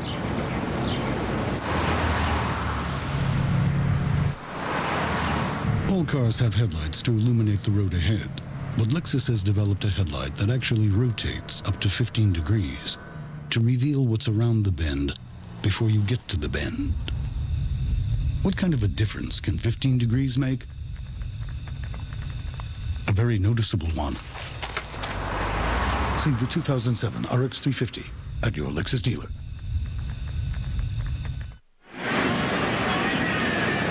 Freddie Garcia, 5 2/3 and out. And Travis Hafner sends him out of the game with a soaring home run down the right field line. The 18th home run of the year for Pronk, and the 7th homer allowed in the last 3 starts for Freddie Garcia. So that's a little bit of a problem right there.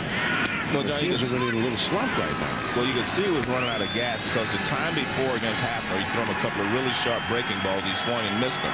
He ended up walking him. They tried to throw the same breaking ball, only this one just kind of rolled, and Hafner just hit it out of the ballpark. We're looking at Sean Tracy in for the bullpen, hard-throwing 25-year-old right-hander from Southern California. Went to California Irvine University. So, Joe, he was an anteater. This is his 5th year in professional baseball. He's an 8th-round draft choice. That's a called strike. Nice. 95 right on the outside. And it is 2-2 to Victor Martinez, who has a single and a homer and 3 RBIs tonight.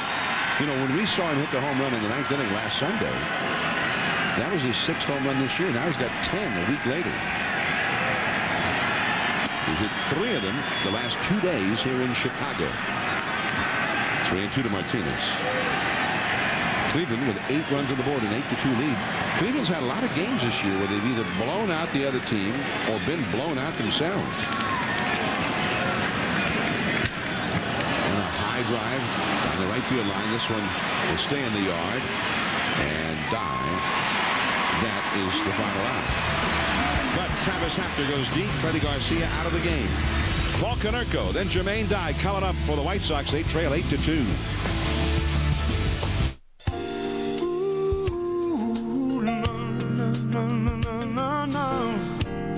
Someday, you'll be able to deliver your data how and where you need it along a secure local to global IP network.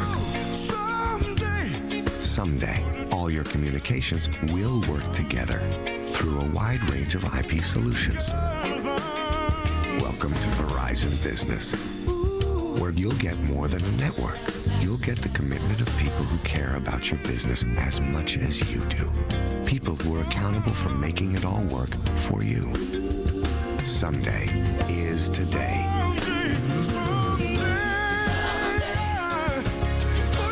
Verizon Business, where global capability comes together with personal accountability.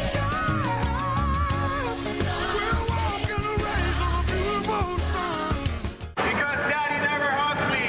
Because Daddy never hugged me. Because Daddy never hugged me. Because Daddy never hugged me. I love myself. Because the more guys notice me, the more I love myself. Because I make more money than you. Because I make more money shortcomings. Because I'm compensating for my shortcomings. Because I'm compensating for my shortcomings. The Volkswagen Passat, lowest ego emissions of any German-engineered sedan.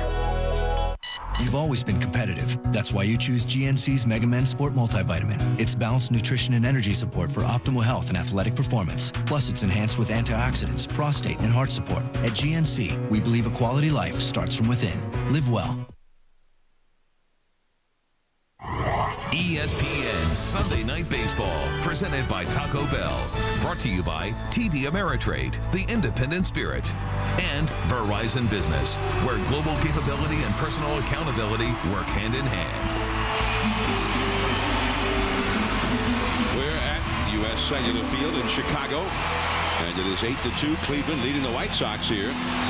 34,410, the official paid crowd. And the hometown team has a lot of catching up to do. They have had 19 come from behind wins this year. Only 2 teams have had more than that.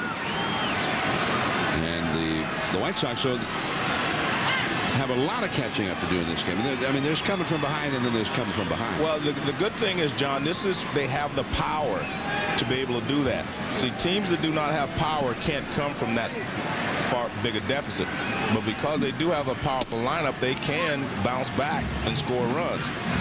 You're not going to score 6 runs with a lot of singles and stolen bases, but you can score 6 runs when you have the power that the White Sox do have. We get a lot of that power coming up right here. Konerko with Dye on deck. Ooh, changeup. Tough pitch there from Jake Westbrook. Jim Thome made the final out of the 5th inning, the 3rd member of their big power trio. Thome, he got 21 homers. Dye's got 19. Konerko's got 16. And that's why when you build a ball club, you don't build them just to win run ball games. You build them so that you can come from behind, so that you can put games out of reach. And that's what the White Sox are capable of doing. Being able to come back from big deficits because of the power. Comebacker. And Westbrook throws him out. 1 away. Jermaine Dye coming up now. Peter Gammons.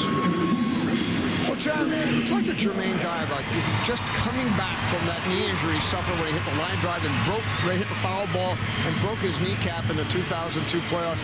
He said it really wasn't until last June that he really felt comfortable and had the strength to be able to put pressure on that front leg and drive the ball. He finally, eventually got to the ball inside, was able to drive the ball to right center where his power is. And, of course, he was MVP of the World Series. And, you know, a couple of players were saying to me today, promo him for MVP. You know, he's 1st in the league in slugging, 2nd in the league in home runs, and he's really been their best clutch hitter. Well, and he got that award in the World Series last year. And he was all of those things in that postseason for the White Sox. Well, I think he's their most complete player, John. I mean, being able to run, play defense, hit with power, and drive in runs. There is Belliard behind second, and he throws out Jermaine Dye. Jermaine is 0 for 3 in this game now. John, this past week, baseball and especially the umpiring association lost, one of their guys, Eric Gregg, who was, he was a fan favorite. Eric is one of those guys, if you met him, you couldn't help but like him because he always had that big smile on his face, and he was just a, happy-go-lucky kind of guy. And my favorite Eric Gregg stories, of course, everyone knows about the game in Florida. We'll finish this next inning. It's Belliard. Throws out Przinsky. A quick inning there for Westbrook, who has retired 7 in a row. On to the 7th. Broussard coming up. 8-2 Cleveland. If you want to be a competitor in the full-size luxury SUV game, you've got to get through this first. Good luck. Lincoln Navigator. The ultimate power drive. Lock in the year's best lease rates during the Lincoln Navigator Power Drive event. Lease a Lincoln Navigator 4x2 for only $449 a month, or a Navigator 4x4 for only $499 a month.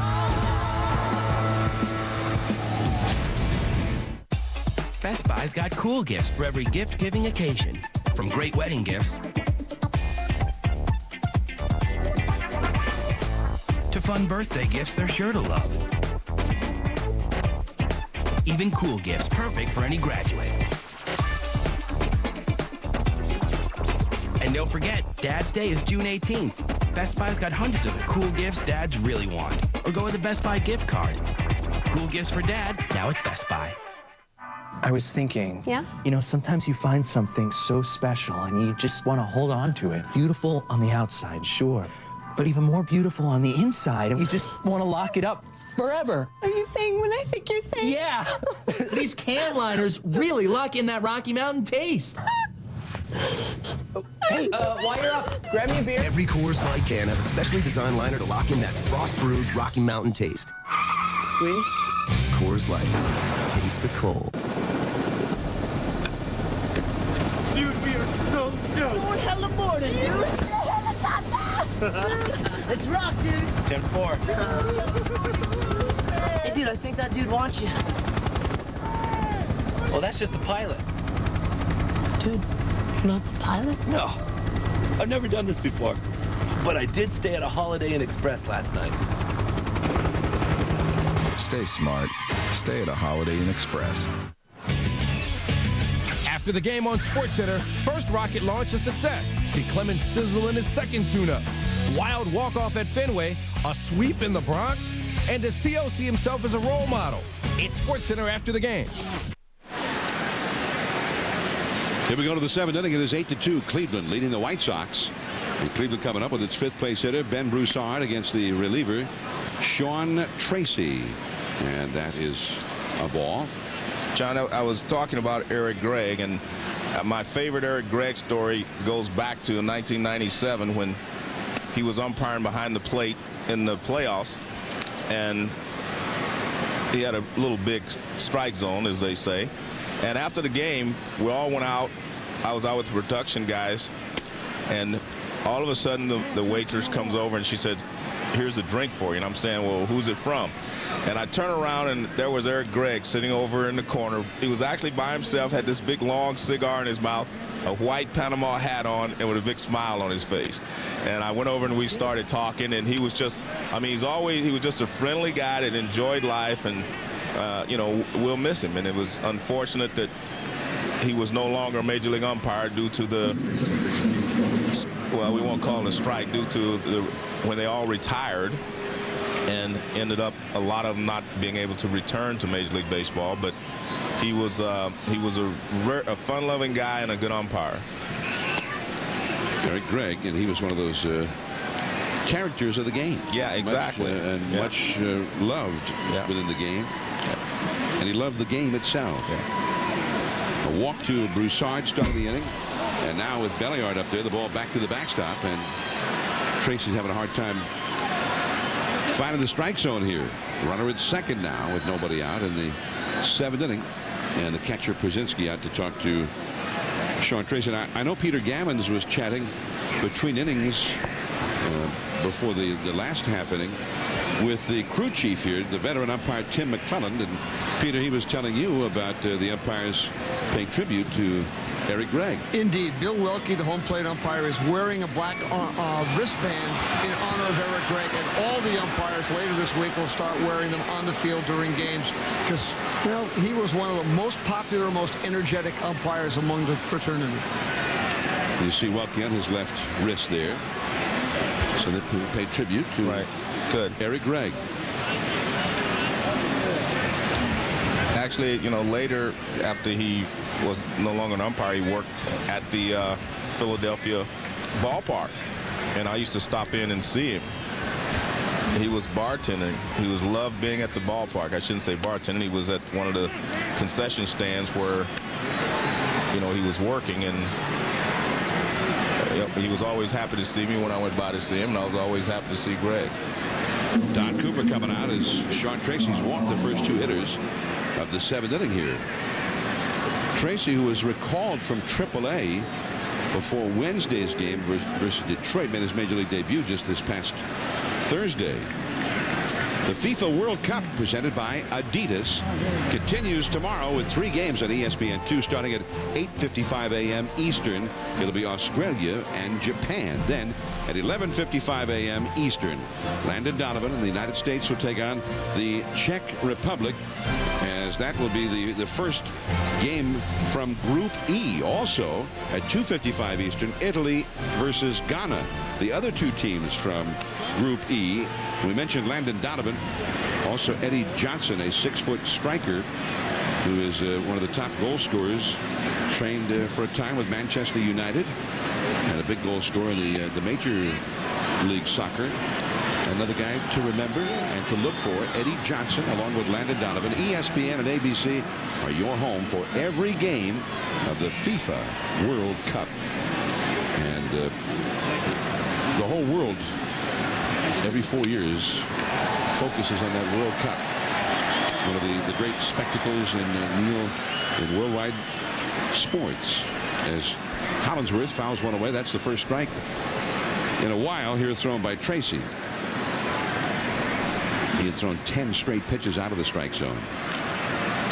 A lot of Major League players follow the World Cup as well. Here's Posednik, and he just did run out of room as the stands got real close to the foul line there. So that one not catchable. 2-2 the count. Neil Kotz, a White Sox relief pitcher, played soccer as a kid. He's been following the World Cup, plans to follow Team USA's chances, and he talked to us about their chances and about the tournament. Hope for victory. I mean, at worst a draw, and then they can worry about Italy. I think Italy would probably be their toughest competition. I think that getting out of the pool is definitely a major goal, and something they would consider a defeat if they don't do that. Getting out of Pool E. And especially with the tournament being over in Europe, I mean, Italy's always one of the world powers. There's Neil Kotz. So Hollingsworth pops out.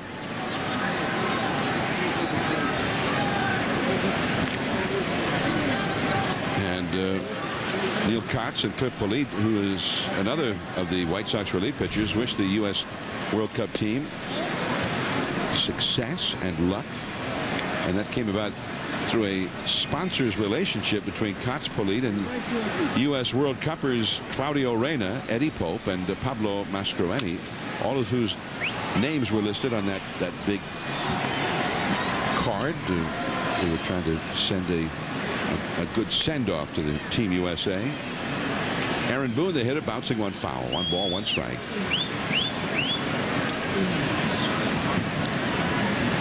There is Agustin Montero, the right-hander, who actually got the win here yesterday in the 11th-inning game and started to throw in the White Sox bullpen.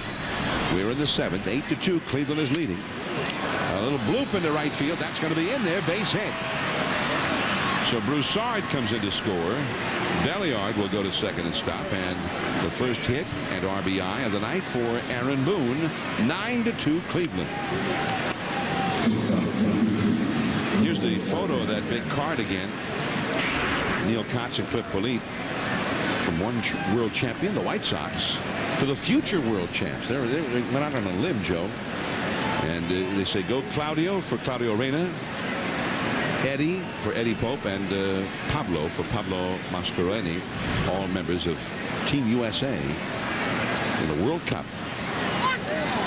That is a called strike. The first game tomorrow at 11:55 a.m. Eastern, 10:55 Central Time. And they'll take on the Czech Republic on ESPN 2. The fastball is too high from Tracy. Ball and a strike. A run is in. 2 men on, 1 out here in the 7th. They'll be playing at Geisenkirchen tomorrow, and in Hanover, Italy versus Ghana. That also will be in ESPN 2 at 2:55. The pop-up by Vasquez. And the infield fly rule is in effect, but caught anyway there by Konerko. Vasquez is 0 for 4.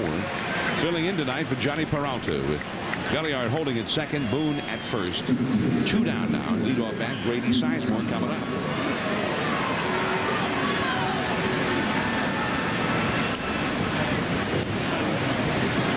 Sizemore hit a double back in the 4th inning. You know, I used to broadcast soccer, Joe. Yeah, I remember you were telling me about soccer. I watched most of the game. I watched all of the game yesterday.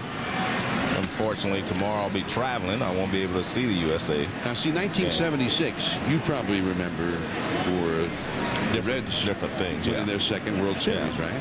Yeah. For me, I remember how the Toronto Metros defeated the Seattle Sounders for the North American Soccer League Championship. You remember how I was the broadcaster with Kyle Rote Jr. in that game? Remember that? Well, I remember Kyle Rote Jr. I didn't know that was you. We were partners a long time before I even met you. Okay, I didn't know that was you. Yeah. We got a lot of great write-ups, too. And that is caught almost on the infield by Scott Posednik. So Cintron said, you want it? Go ahead. That's the inning. It is 9-2 as we hit the 7th inning stretch. Trying to get most car loans is like dealing with a bunch of chickens. The slightest problem with your credit, and they're afraid to finance you. But J.D. Byrider changed that by introducing good cars for people with bad credit. Every car and truck comes with a good-to-go warranty at no extra charge. And we don't rely on outside banks for approval, so $199 really can deliver. So why deal with the chickens? JD to the rescue! Finally, good cars for people with bad credit. That's J.D. Byrider. Kids, one of the easiest ways to save energy is with your thermostat. So, show me what you've done. Ethan? Turn the thermostat down in the winter and up in the summer. Good. Or you can use a programmable thermostat to adjust the temperature automatically when you're away or asleep. Just set it and forget it. Mid-American Energy says save some green with smart thermostat control. Obsessively, relentlessly at your service. Mid-American Energy. No matter what you love, all you need is a Chase Rewards card.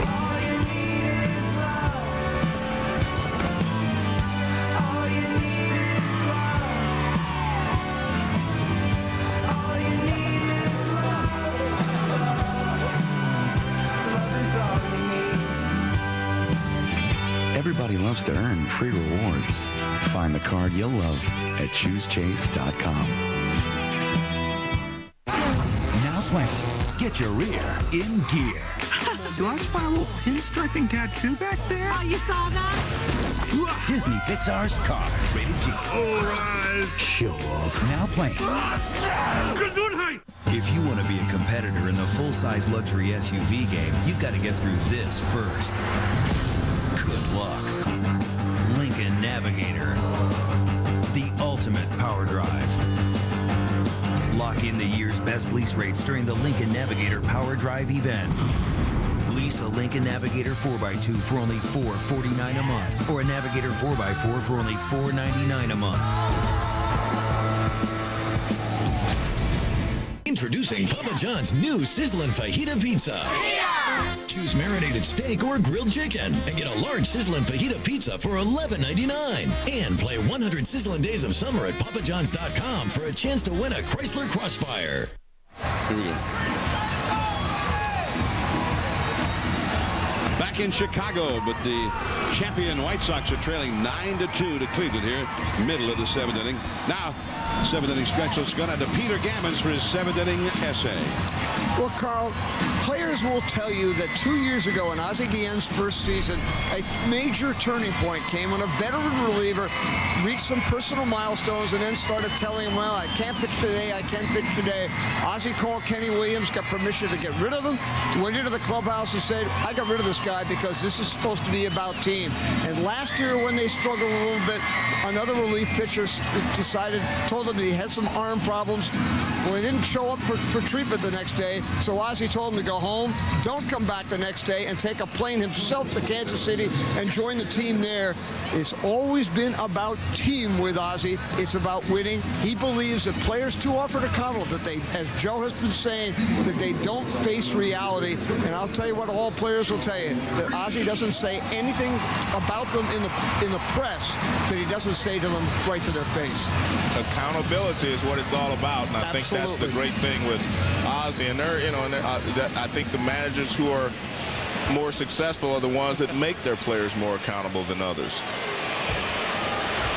Did you mistake me for Carl Everett?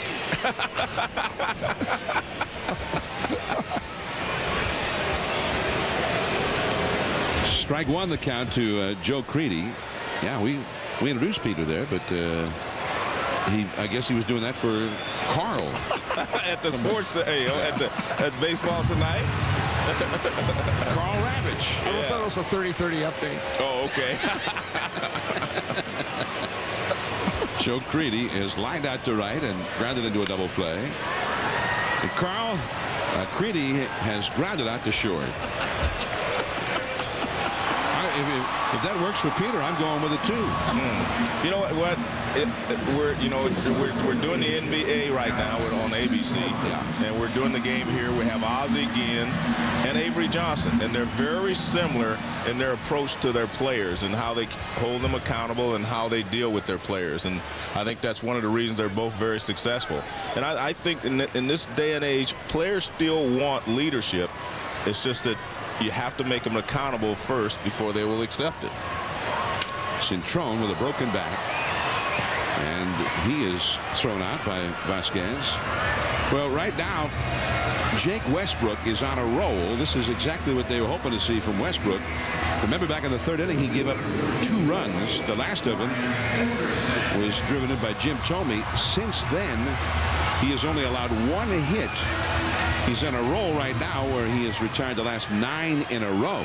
Well, John, I also think what happened, he got the big lead and he could relax a little bit more. I mean, anyone that tells you that a pitcher can't relax with a larger lead doesn't know anything about pitching, because once you get that lead, you know you don't have to be as fine and you can just kind of relax and let your stuff take over. And I think that's what he's done. And you can make a mistake and get away with it. And that ball not handled by Vasquez, although Anderson runs pretty well. It was not a sure thing he was going to be able to throw him out. Well, he got the in-between hop.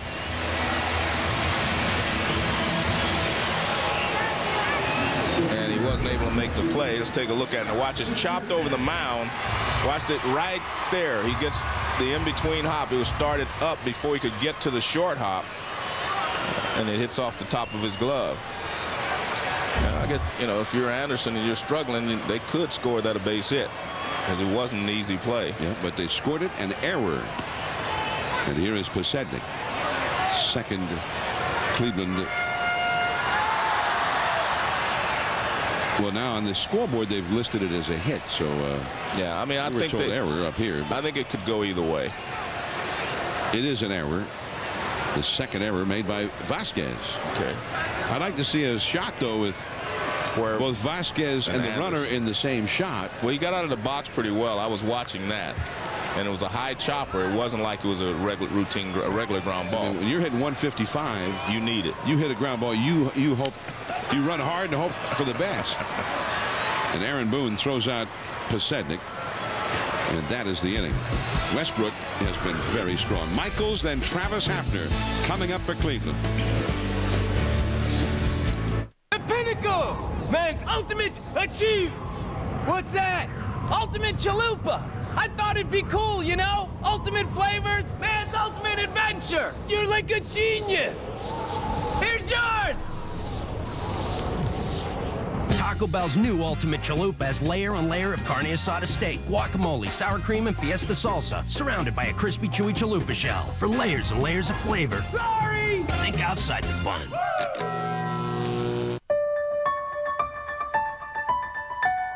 Before it became my acquisition, it was my ambition.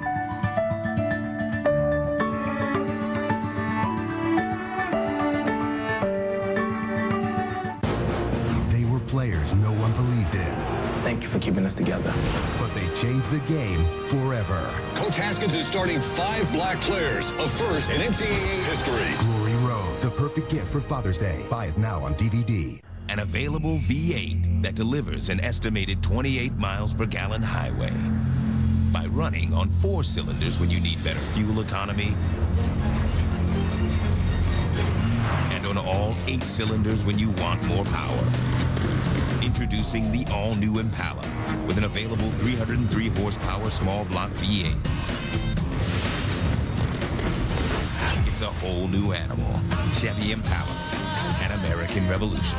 Growing up, I used to spend my time at the Boys and Girls Club. The clubs are a safe place with all kinds of activities. I used to spend most of my time on the baseball field. Some things never change. Major League Baseball and the Boys and Girls Clubs of America believe that all kids should have a safe place to go. And I also learned a little something about baseball. That was a no-doubt shot by A-Rod. Major League Baseball is a proud sponsor of the Boys and Girls Clubs of America. Together, they create a positive place for kids. ESPN Sunday Night Baseball is presented by Taco Bell. Think outside the bun. And in part by Chevy, baseball's #1 fan. Chevy, an American revolution.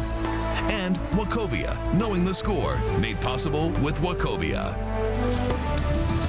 And there is ball 1 to Cleveland's Jason Michaels from the relief pitcher, Sean Tracy.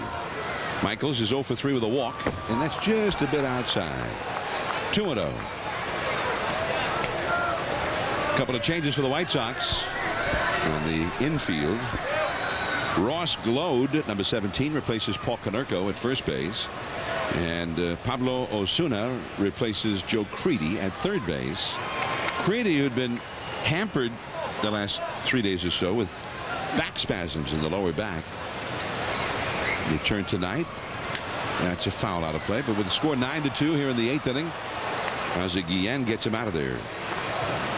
And Konerko gets a little bit of a breather as well. On deck is Travis Hafner. And Joe, I'm doing a lot of studying on this whole Pronk thing. Yeah. Okay. Because it does have something to do with that movie Shrek, but apparently there was no character in that movie named Pronk. Oh. There's never been any character anywhere at any time in the world except Travis Hafner known as Pronk. Ooh, that ball, that was a good one, Joe. Ooh, yeah, gone. A home run for Jason Michaels, and that one was just annihilated. It was a high breaking ball. That's only his 5th home run, but he hit that one like a guy who's got like 15 or 20 by now. It was a hanging curveball, and he just turned on it. Let's take a look. K-Zone will show you. The breaking ball, just a hanging curveball, and man, stays right there and just lets it go.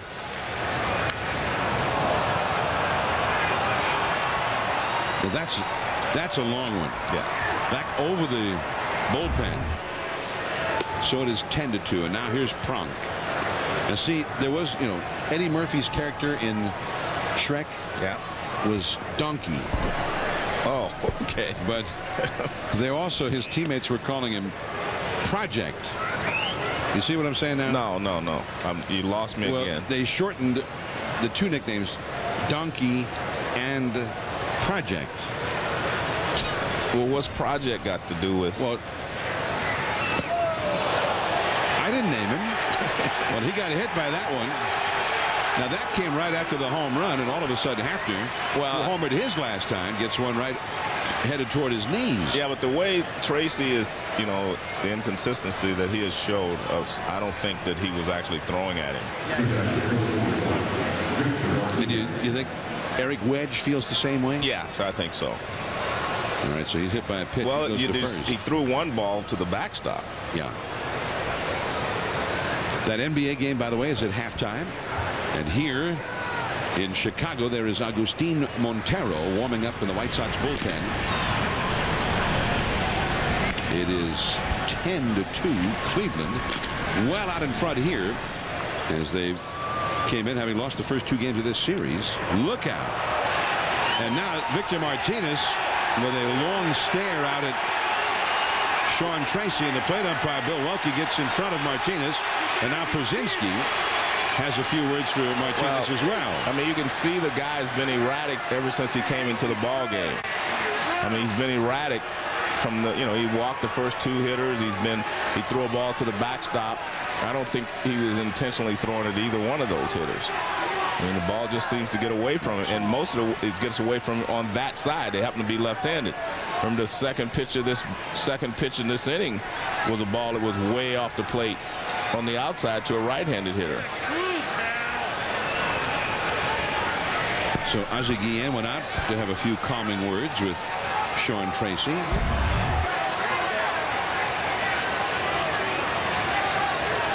I mean, you see it's just a fastball, and it seems to get away from him. But again, he's been erratic since he came into the ball game. So I personally don't think he was throwing at anyone. And I think Ozzy's saying, hey, get somebody up out there in case I want to make a change. Well, Victor Martinez seems to feel that he's actually throwing at everyone. High drive into center field. Anderson going back, and he's got room. Well, right now, even though the outs for Victor Martinez are loud. 1 away. Martinez, who hit a home run back in the 5th inning and has had 3 RBIs in this game, and he's had 3 home runs the last 2 games. So 1 out in the 8th, and the batter will be Ben Broussard, who has a single and 3 walks in this game and has scored 3 runs. He's hitting .368 for the season. 10-2 Cleveland out in front. I mean, Cleveland's had more of these kind of games than just about anybody. And Broussard has to hang loose up there. Well, it's interesting because I think it's his delivery and his release point. Everything is wild on the left-handed side, even when he had the right-handed hitter up there. 1 ball, 1 strike. Rafael Perez warming up in the Cleveland bullpen, as you saw.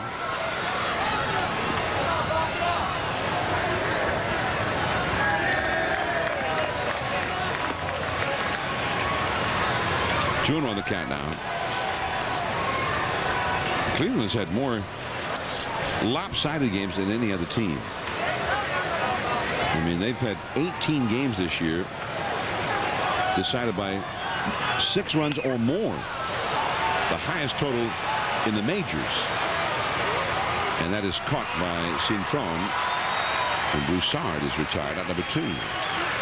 They've had 19 games. Well, now this is the 20th game where the winning team, whether it's Cleveland or the team that the other team, this is their 20th game where one of the teams has scored 10 runs or more.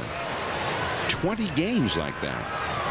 The next highest total is the Angels. They've been involved in 15 games like that. Up the middle by Belliard, and Iguchi gets the force out on Hafner to win the inning. Belliard has driven in 4 runs tonight. 10-2 Cleveland. Iguchi and then Jim Thome due up for Cleveland. If you want to be a competitor in the full-size luxury SUV game, you've got to get through this first. Good luck. Lincoln Navigator. The ultimate power drive. Lock in the year's best lease rates during the Lincoln Navigator Power Drive event. Lease a Lincoln Navigator 4x2 for only $449 a month, or a Navigator 4x4 for only $499 a month.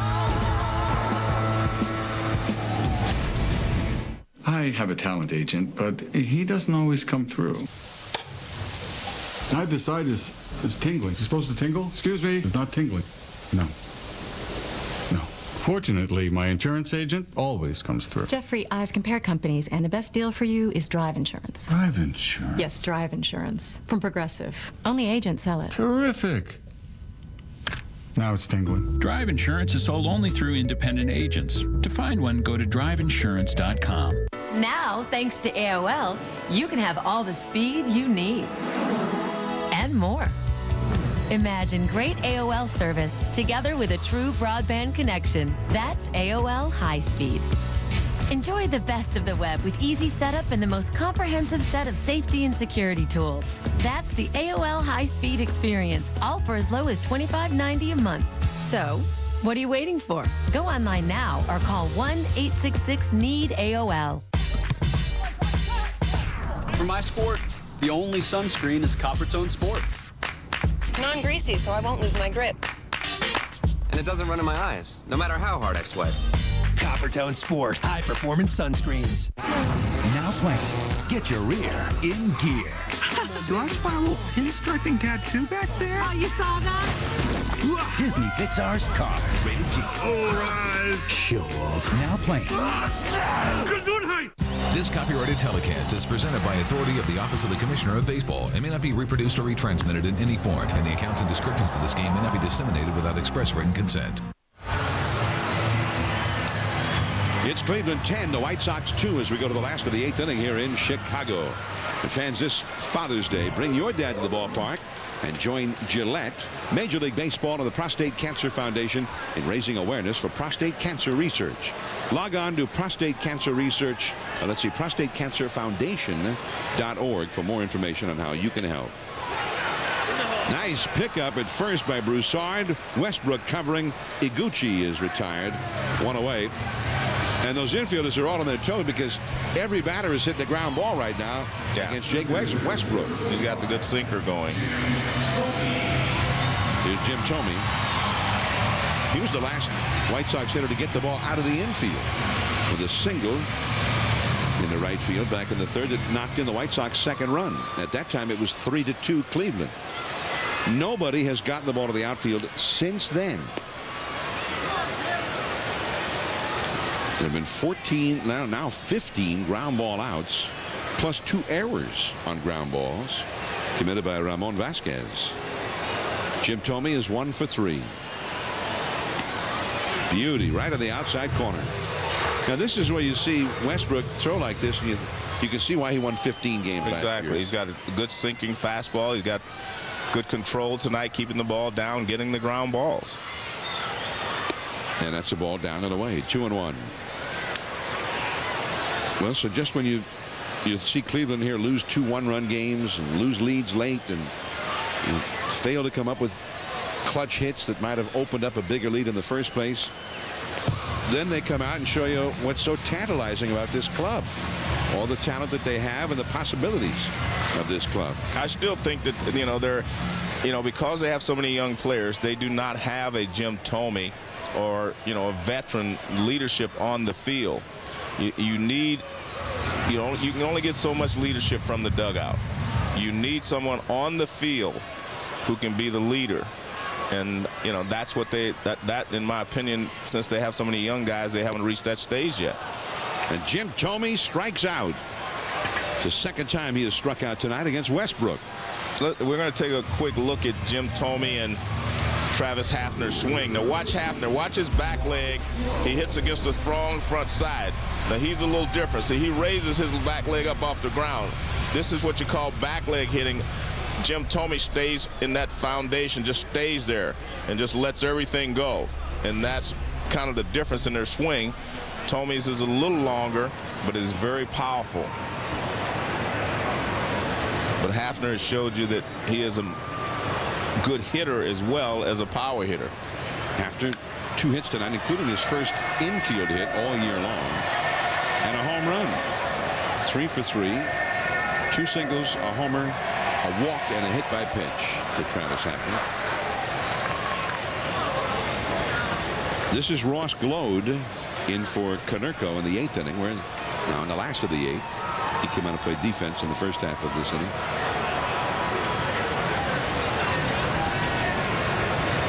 There is Agustin Montero up in the White Sox bullpen. So we may see him come the 9th inning.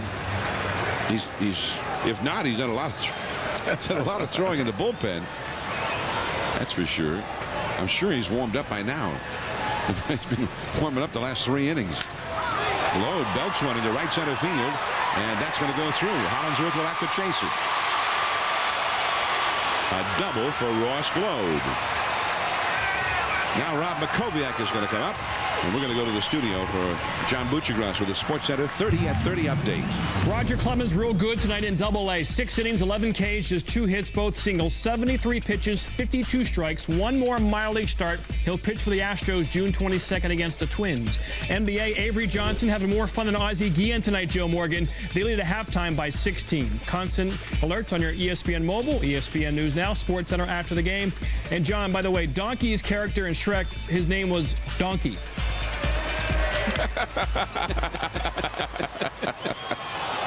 All right, so Donkey, right? I admit that I'm not really an expert in that movie, Shrek. Well, you know the problem is, John, and I can't let you off the hook here because you started this 2 weeks ago. What? With this donkey stuff and the pronk and all that stuff when we were in Cleveland. No, we were in Cleveland last week. Yeah, that's what I mean. Well, this is the 2nd week. So you mean, well, that's another hit batsman. This time Makoviak gets hit by a Jake Westbrook pitch. Makoviak, the pinch hitter for Jermaine Dye.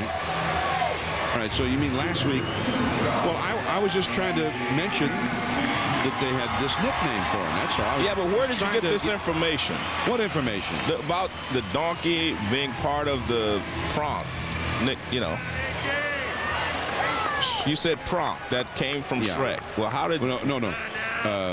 I was misinformed. Oh, well, that's what I'm saying. So wait a minute. Donkey is from Shrek. All right, well, my whole point is... And then Project was a nickname that the players had given Hafner before. All right, but my point is, you're a journalist. You're supposed to have 2 sources, not just one guy telling you this. Yeah. So you didn't do your homework. I was misinformed. That's what I'm saying. Peter Gammons told me. Peter told you that as well? Come on, Peter, didn't you? I didn't see the movie either. I didn't either, Peter. All right. I never actually saw the movie myself. All right. I've heard great things about it. I've heard good things about the movie, too. So, I mean, we're on the same wavelength there. Take the kids. It's great fun for the whole family. But I'm just... you know, kind of disappointed that you didn't get it correctly. And I'm not in 2 weeks. We know what it is? 2 weekends. I'm not that interested in it. Oh. And that's the inning as Brzezinski is thrown out by Ronnie Belliard. Saved by the ground out. On to the 9th inning.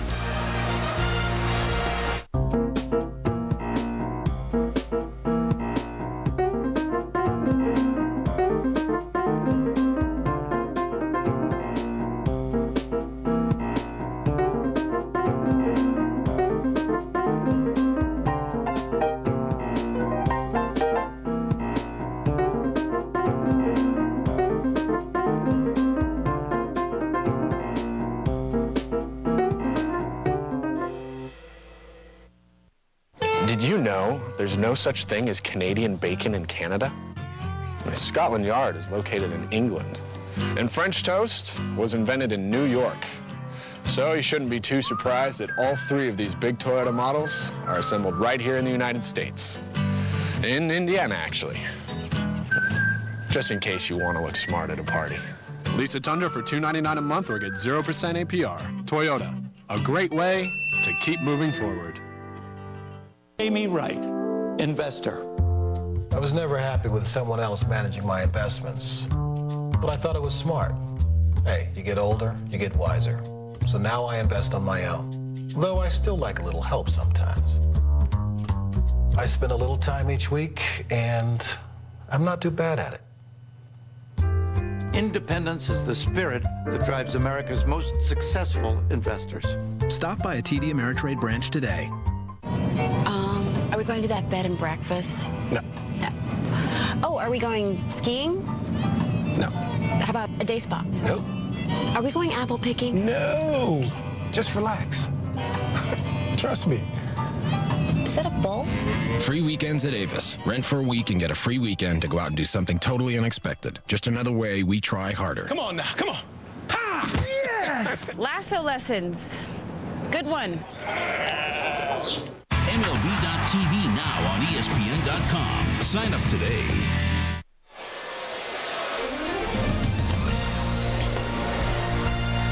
Now let's take a look at our passion for excellence, presented by Bridgestone Tires. And around the majors, Carlos Beltran, he has really started to hit for the Mets. A .483 average for the week, 12 runs batted in, and 5 steals. How about Joe Mauer? How come this guy's not headlines all over the country? He's reached base 21 times in the last 6 games, but over the last 3.5 weeks, Joe, he's hitting about .550. And Alfonso Soriano has become one of the best slugging left fielders in either league for the Washington Nationals. And in fact, Soriano is second to only Albert Pujols, in the American National League. He's hacking. He got 23 home runs. Alfonso Soriano. In fact, he's got 23 home runs, number 2 behind Pujols in the National League and ahead of everybody in the American League.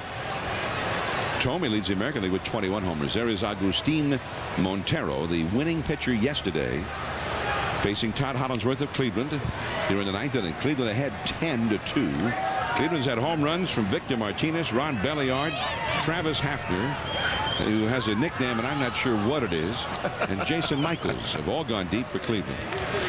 And what about the Nationals, man? Speaking of Soriano, what about the Nats, man? They've been great. I think they've won 16 of their last 21. Well, ever since Frank Robinson had to pull Matthew LaCroix out of the ball game, and he was upset about it after the game, and everything seems to have fallen in place for that ball club. Well, they have the best record in baseball since May 18th, which is pretty remarkable. It is remarkable because they've got so many guys on the injured list. Ooh, nasty pitch right there, a slider in the dirt, and Hollandsworth is thrown out by the catcher Przinski. But I saw Jose Guillen drive in a run or so today, so he's back, and he can definitely help that offense. And John Patterson should be back at the end of this week is back into the front of their rotation, so that's another part. I mean, right. We had them buried about 3 weeks ago, and now at least they can make a representative run here.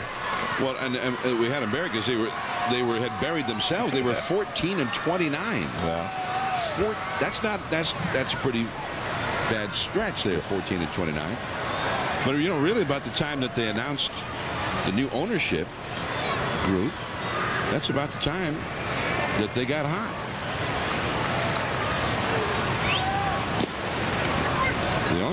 They were not winning games at home this year at RFK Stadium. Lost 9 of their first 10 there, but now they're winning everywhere. In the National League East, the Mets way ahead of the division. That is caught by Iguchi, and Aaron Boone is retired. So 2 down for Cleveland here in the 9th. Cleveland ahead 10-2. And now Ramon Vasquez will come up. So I'm happy for the Nats because they were so down. And they got this young third baseman, Ryan Zimmerman. And when we saw them back in April, he was in the biggest slump of all of them. But he's up near 40 RBI. He looks like he has a real shot at 100 RBIs this year. And he's still one of the youngest guys in baseball. Well, even Livan Hernandez, their ace, had struggled, for a while. He lost his last game, but he got up to 5-5. He was really struggling early.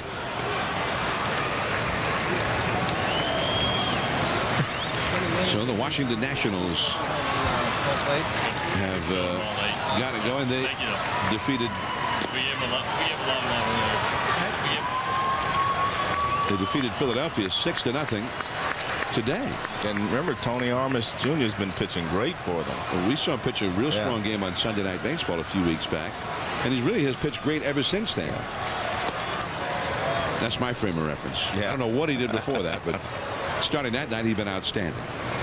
What's hard to believe is, we see that Washington's now tied with Atlanta. What's really hard to believe is that Atlanta's pitching right now is right at the bottom of the league. And it really makes you wonder, can they find pitching enough to be able to make another run? And I think that's really a major story in the National League East right now. Well, I picked the Mets at the beginning, and I'm sticking with it. And the changeup. Well, that's an impressive inning from Agustin Montero. Now, last chance for the White Sox. They are down by 8, 10-2 Cleveland. This Father's Day, Lowe's has great gifts for your great guy. Right now, buy a full-size gas grill and get free propane exchange and assembly. Choose any one of these great values for only $39. A Black & Decker 18-volt drill with 75-piece accessory kit, or a 49-bit Dremel rotary tool, or a 10-gallon 4-horsepower shop vac. Can't decide? Then get him a Lowe's gift card, or receive 10% off your first in-store purchase on your new Lowe's Consumer Credit Card June 7th through June 11th. So this Father's Day, hurry to Lowe's. Let's build something together. State Farm celebrates Disney and Pixar's Cars with the Countdown to Cars giveaway. Enter today at statefarm.com and you could win one of 25 Ford Mustangs. To increase your chances to win, enter every day. Why live with Athlete's Foot? Cure the itch and burn of most Athlete's Foot with Lotrimin Ultra in just 1 week's use. New Lamisil Defense, 4 long weeks. But Lotrimin Ultra is so powerful, nothing cures faster. Lotrimin Ultra, the 1-week killer cure. Well, it's been a long day for Strahan. What a lovely shot. Hey, maybe it's your deodorant. Let's start over. No, this time start with new Right Guard Sport Deodorant, now packed with even more scent. Right Guard, start right and right. I went in for something sweet and found something sweeter.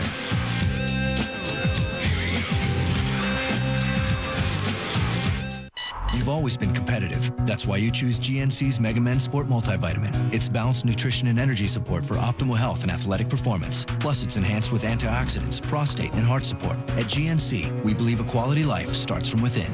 Live well.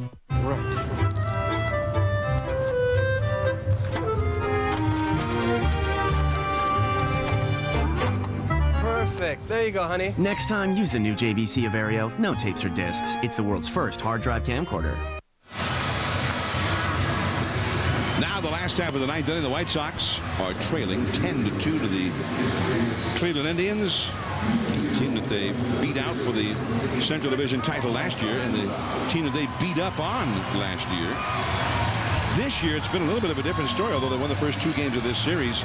As you see Jason Davis on in relief of Jake Westbrook. With a win tonight, Cleveland will be 7-5 against the White Sox this year. Last year, the White Sox won the season series from them 14-5 as Davis misses to Pablo Osuna. The problem is that Cleveland has not been beaten a whole lot of other teams. They actually have done well against the White Sox overall. Osuna, one of the heroes yesterday. Fastball with some sinking action there. 1 ball, 1 strike. Alex Cintron is on deck, and then Brian Anderson due up third. What a night for Jake Westbrook. 8 innings, 2 runs, 6 hits. I mean, he looked like the ace out there. Yeah, kept the ball down, got the ground balls. Off the fists. And Vasquez with a barehanded pickup. Safe at first. That's one thing the White Sox have on their bench. They have some speed with Osuna. They have some power with Makoviak. They have some guys that can, put it together and help you coming off the bench. But Jason Westbrook, that was another story tonight. They just could not solve Westbrook. Well, he had a good sinking fastball. You can see the movement. He gets the ground balls. Breaking ball down. I mean, he gets the ball down. He kept the ball down, got him swinging over the curveball against sinkers. But as you mentioned, they just could not get the ball into the outfield. Broken bats. I mean, he just pitched great. I mean, they went from Tomey's base hit to right in the 3rd until Ross Glode's doubled in the 8th inning without getting a ball to the outfield. Here is Alex Cintron. He hit a home run in the 3rd inning, and he takes a ball. Peter Gammons. Well, John, if the Indians could take one really positive thing out of this weekend, they came in here with a starter's ERA over 5, as many quality starts as the Tampa Bay Devil Rays. Cliff Lee threw very well Friday night. Sabathia very well yesterday. Westbrook again today. Paul Bird starting to pitch a little bit better. Maybe they can finally get their rotation in order. And as Joe always says, everything follows. You get the starting pitching, then everything, the bullpen, the defense, usually everything, it gets in sync. And that's what one of the things the White Sox are still worried about is the fact they can't get their starting pitching going is going to hurt them in the bullpen. That is Cintrone down the right field line into the corner. Osuna racing around to third. He's going to be held up there by Joey Cora. A double for Cintrone. Well, even on a night when the White Sox have been largely shut down, Cintrone now with a homer and a double and a walk in this game. I told you this guy was a good player, and given the chance to play, I think he can still be a star. Yeah, but my question was, where did Pronk come from? Oh, you know, one other thing, John, I want to take a moment to congratulate Reggie Sanders for becoming the 5th player in the Major League history to hit over 300 home runs and have over 300 steals. He joined some elite company, the Bonds family, Barry and Bobby, Willie Mays. I mean, that's just a fabulous accomplishment, I think.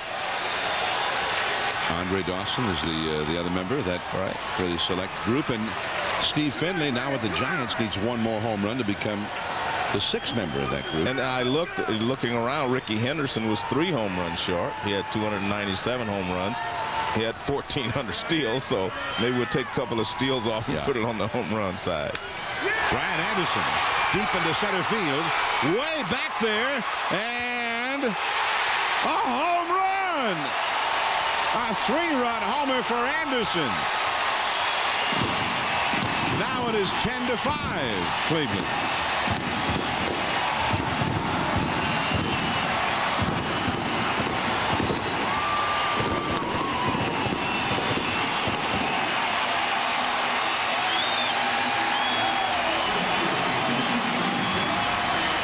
Well, maybe that's that light at the end of the tunnel. Sometimes it only takes one swing to get a guy going, one base hit, one home run, one good solid contact fastball right over the middle of the plate, and he hammered it straight away center field.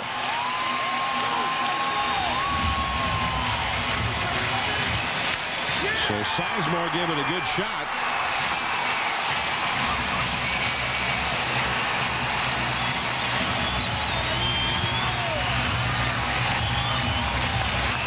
They couldn't get back there soon enough for one thing, but it was well over the wall.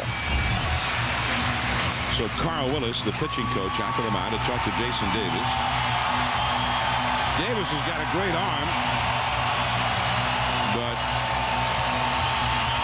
we've seen him get lit up here on Sunday Night Baseball a few times. So now it is 10-5.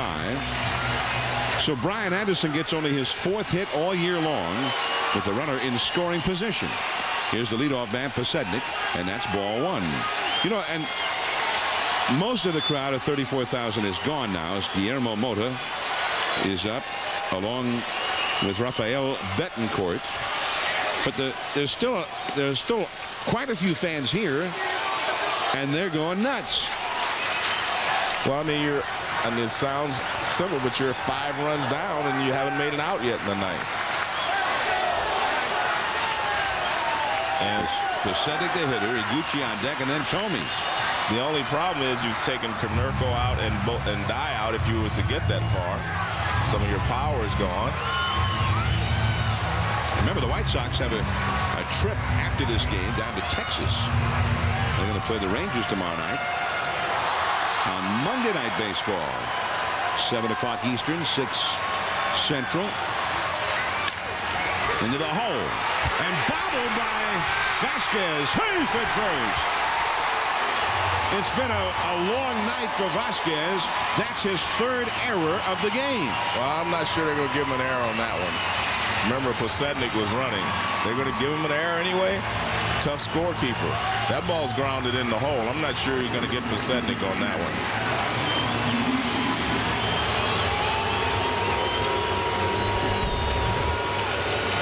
Now watch where this ball is, and Pasednik, one of the faster runners. And that's deep shortstop. And you can see it wasn't even close after he bobbled it, but I guess you are supposed to catch it. So now here is Iguchi. Still nobody out. 3 runs in. The Cleveland bullpen is revving up in a hurry now.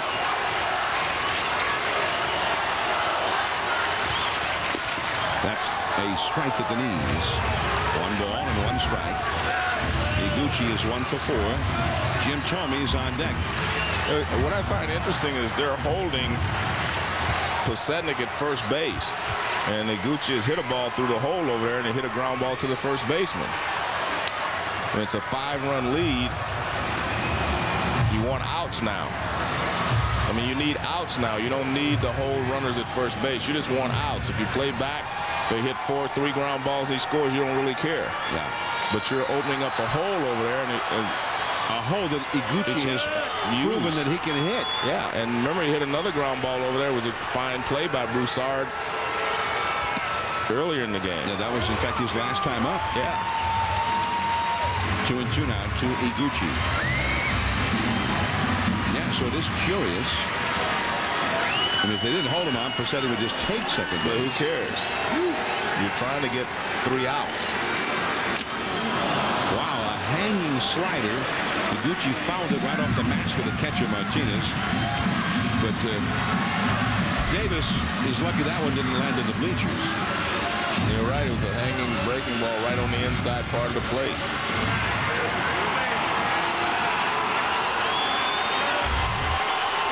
Well, the crowd is trying to inspire the White Sox. Another hanger. Curveball missing badly. 3-2.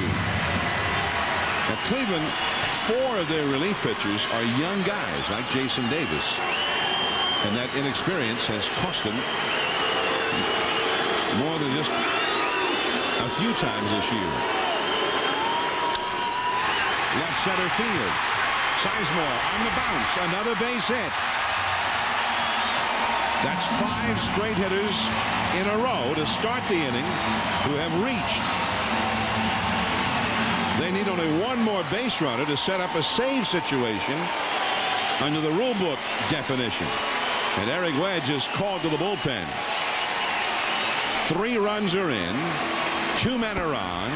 Nobody out. 10-5. Cleveland still with a big lead. But Jim Thome coming up. Auto Week proclaims the bar has been raised. This bar is called the M. And it's from a company called Infinity. Well, it's been a long day for Strahan. What a lovely shot. Hey, maybe it's your deodorant. Let's start over. No, this time start with new Right Guard Sport Deodorant, now packed with even more scent. Right Guard, start right and right. Infinity has shaken up the sports sedan world, claims Road and Track. The M. From a company called Infinity. Meet Kate and Edward Lipkins, investors. I'm a math teacher. I teach French. And we weren't keeping on top of our investments. We had a broker, but he always recommended stuff from his company. So now we invest on our own. And I've picked some good investments. We've picked. TD Ameritrade offers stocks, bonds, and mutual funds from third-party companies and independent ratings and research to help you choose. Independence is the spirit that drives America's most successful investors.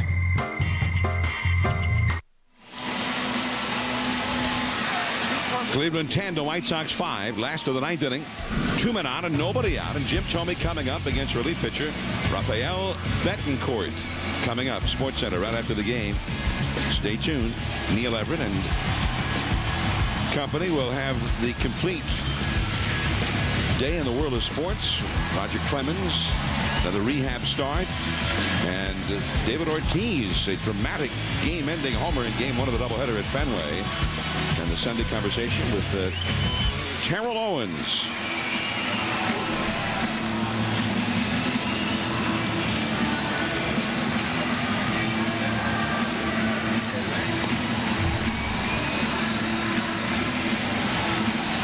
Here's Rafael Betancourt. Betancourt got the loss here in Friday's ball game in relief of Cliff Lee when the White Sox scored 2 in the last half of the 8th inning. He also pitched 2 perfect innings yesterday in relief. And all things being equal, I'm sure Eric Wedge would prefer not to have had to use him here tonight. And the crowd, those who are still here, and And there are more than you might think in what looked to be a blowout. And everybody's on their feet for Tomey. Now, if you're Ozzy, you're looking at the fact that you took Konerko out and Jermaine Dye out, but at the time it didn't look like you could get him some rest. And they've forced the Indians to get their closer up now. Tomey facing Betancourt. Fastball just off the outside. And Betancourt throws strikes. He has pitched 17 of the third innings this year and issued only 1 walk. He's had 16 strikeouts versus 1 walk. Tomey's never had a hit against him. Pasetic at second, Iguchi at first.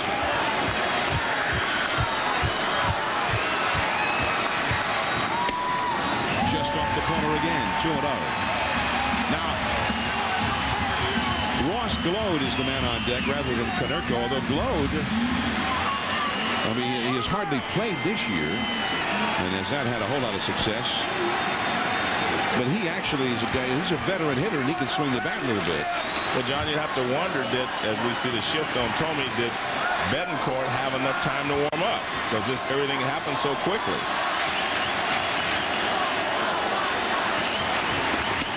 3-0. The White Sox need base runners. We are in the last half of the 9th inning. And there's Bob Wickman, the Cleveland closer, who has started to warm up in what was a blowout. It was 10-2 Cleveland as we went to the last of the 9th inning. Jim Tomey could make this 10-8 with 1 swing of the bat. 3 runs are already in. Brian Anderson hit a 3-run homer.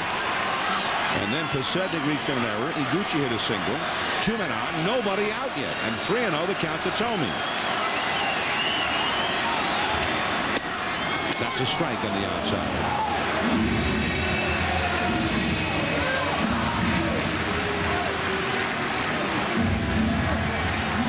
And Eric Wedge is not laughing.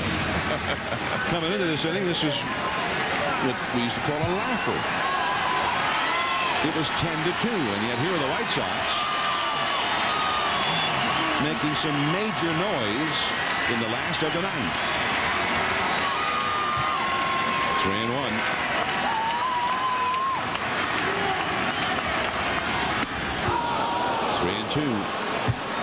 Well, he challenged him with a high hard one right there. Well, you have to challenge him because he can't tie the ball game. You have to challenge him and not continue to put runners on.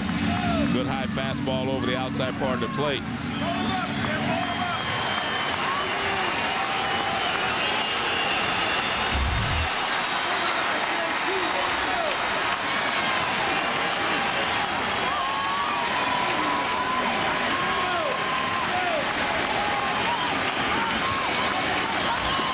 Jim Tomey, he leads the American League with 21 homers.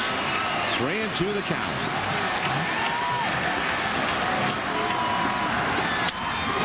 Deep into center field. Sizemore back, stops at the wall, and he makes the catch. Pasetic tags up and goes to third. Iguchi back to first. When he first hit it, John, I thought it had a little funny sound to it, and he didn't get all of it.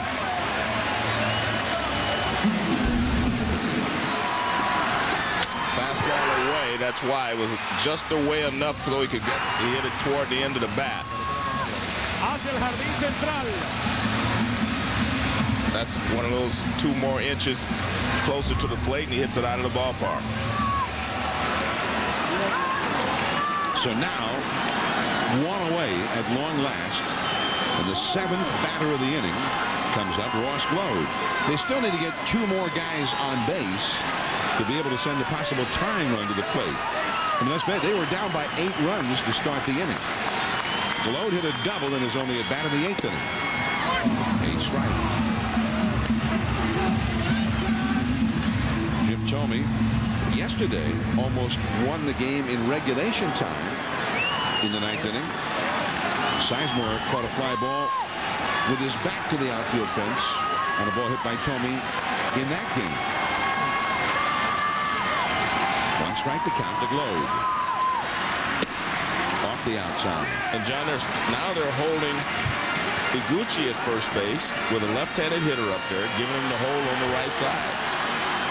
I mean, ahead by 5. Yeah, I don't understand this.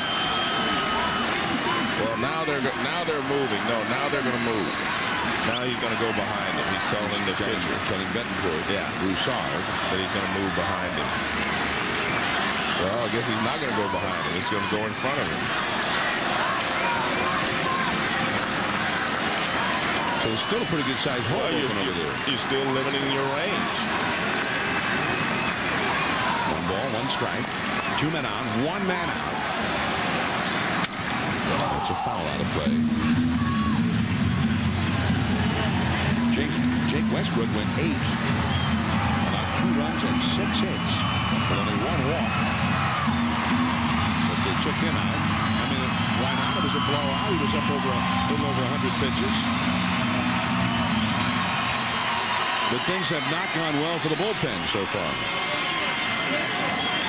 Ross Glode, the hitter. 30 years old from Brooklyn. 301 lifetime batting average. 1-2 the count.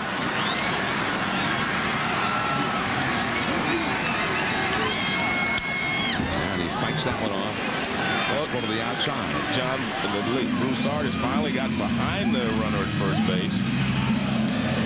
You know, on that pitch. He sees behind him. There he's behind, but I don't understand why they would have been holding him on in the first place.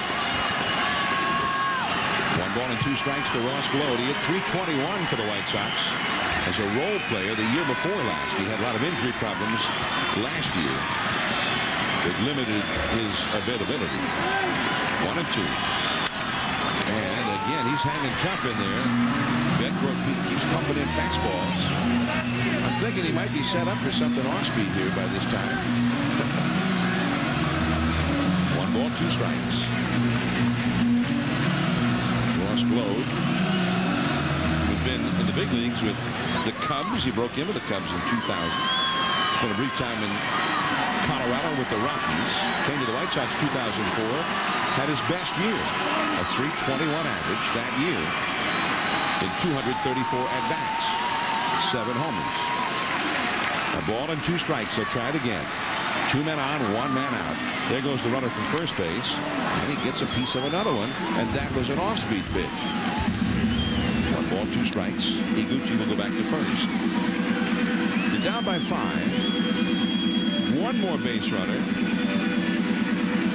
Could get them close, but they need 2 more guys to actually reach base to have the possible tying run come to the plate. Now, instead of Konerko, you've got Glode.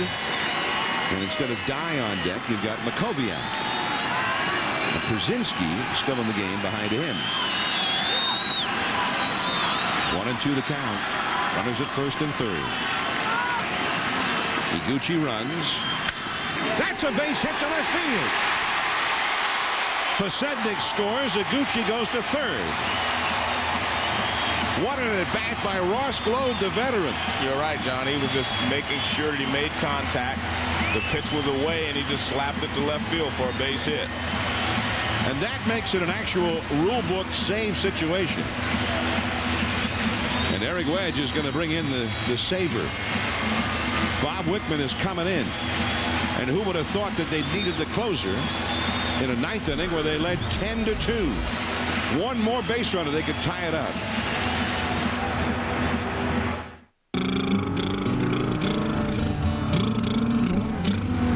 Take me right in the car, car. Take me right in the car, car. Take you right in the car. I want to go right in the car. Engine it go, engine it go. Turn my keys, step on a starter. I'm gonna run you home again. I'm gonna run you home again. I'm gonna run you home again. Take me right in the car. It's called drifting. Welcome to Tokyo. They live on the razor's edge. This Friday, catch the drift. The Fast and the Furious Tokyo Drift. Rated PG-13. Number 3, Ben Wallace. Ben Wallace. Ben Wallace. I love you more. No, I love you more. Oh, it's game time. I got to go. With T-Mobile, families talk free. Now share 1,000 whenever minutes, just $69.99. No, you ain't gonna. No, you ain't gonna. T-Mobile, official wireless partner of the NBA Finals. You ain't. On DVD, Dave Chappelle's inviting everyone to his block party. Celebration. It's wild. Everybody's welcome. It's unrated. Oh, simple-licious. It's a full-length movie. You haven't seen the last of me. Dave Chappelle's Block Party. Get it on DVD Tuesday. It's Cleveland 10, the White Sox 6. 2 men on, 1 man out here in the ninth inning. 4 runs in. Ross Glow just had a sensational at bat to knock in a run. Well, Betancourt has made up his mind he's going to stay away from him.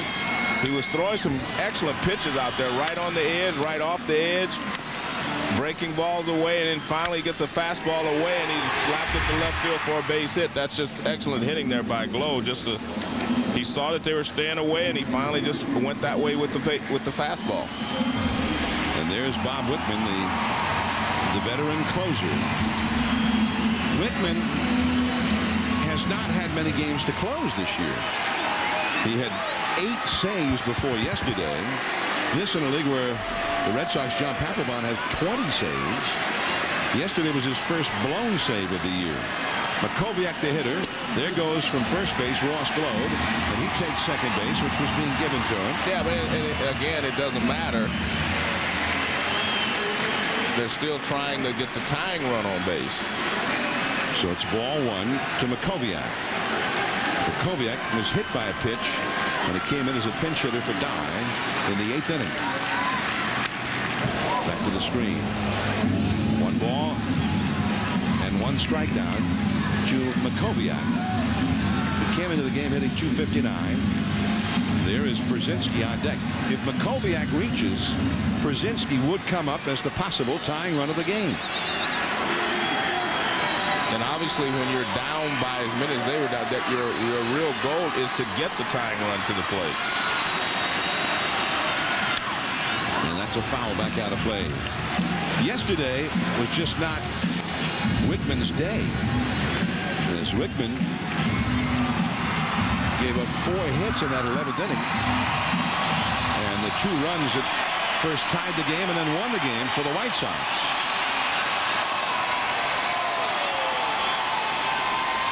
The White Sox are trying to do something that seems almost impossible.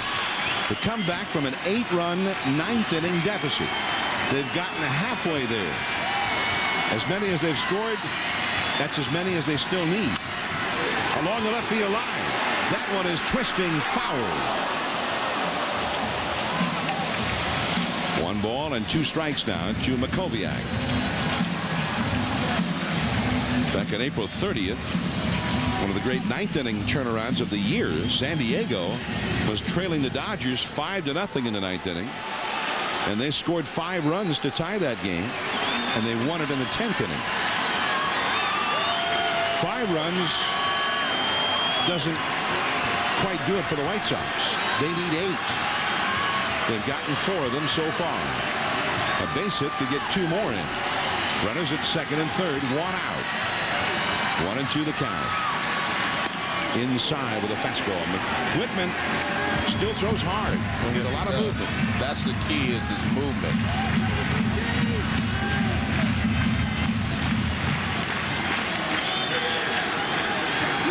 Again with Alex Cintrone alongside Cintrone, who fueled this rally with a double, and he's had a big night with the bat. 2-2.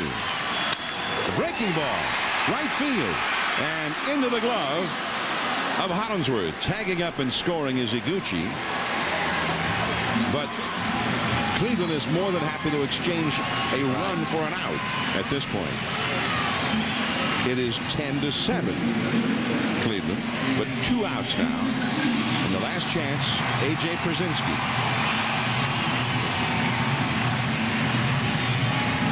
Brzezinski is 1 for 4. He's hitting .323. Victor Martinez has been the best hitting catcher in the league for a couple of years. But A.J. Brzezinski right now, there aren't many catchers hitting 323. No. Now Victor Martinez out to the mound to talk to Bob Whitman. The only thing Brzezinski has not done, he doesn't have good run production as far as RBIs. He's got 2 home runs and 14 runs batted in. But he's definitely been able to keep rallies going. And he has had some success against Whitman. Yeah, and he's in a situation now where he's just trying to keep the rally going.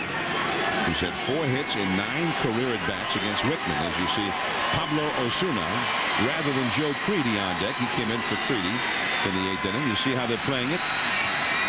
And there's ball 1 to Brzezinski. Runner at second, 2 down. 5 runs in for the White Sox here in the 9th inning. Yankees had a game 2-3 weeks ago. They were down by 9 runs to Texas at one point and came back to win 14-13. 1 ball, 1 strike came right in under the hands with that one. But the Yankees weren't down by 9 runs in the 9th inning. I remember, I think it was sometime back in the 50s, Joe, the Boston Red Sox had something like a 12-5 deficit in the 9th inning against Washington and came back to win. One of the greatest 9th inning comebacks of all time. Jim Pagliarone hit a home run to win that game for the Red Sox. John, it's hard to believe, but I was at that game. And did you predict that they would do it? No, but it was a doubleheader, so there was no reason to leave. Okay. It started with a walk. I'm not surprised. 1 ball and 2 strikes now to Brzezinski. This all started with Pablo Osuna's infield hit. And it was kept alive. Scott Besednik, you thought it should have been an infield hit, but it was scored an error on Ramon Vasquez, who dropped the ball. By the way, that game apparently was 1961 at Fenway, because it was the first-year expansion Washington Senators, after the original Senators had moved to Minnesota, that the Red Sox had that big 9th inning comeback at Fenway. That Peter must have been 2 years old when he saw that game. Carl Yastrzemski was a rookie. And that, Brzezinski's heading to first base. I think it's only 3 balls.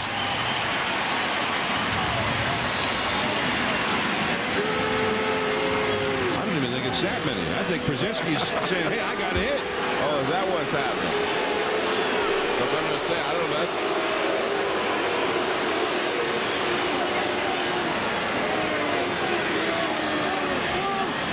I think whenever A.J. has doubt, he just runs to first base. And hopes that maybe they'll let him stay. And they're asking the other umpires now. The plate umpire, Bill Welke, looked over to third base umpire, Fielding Culbreth, as it said, did you see him get hit in the foot? Kind of hard for someone out that far away to call it.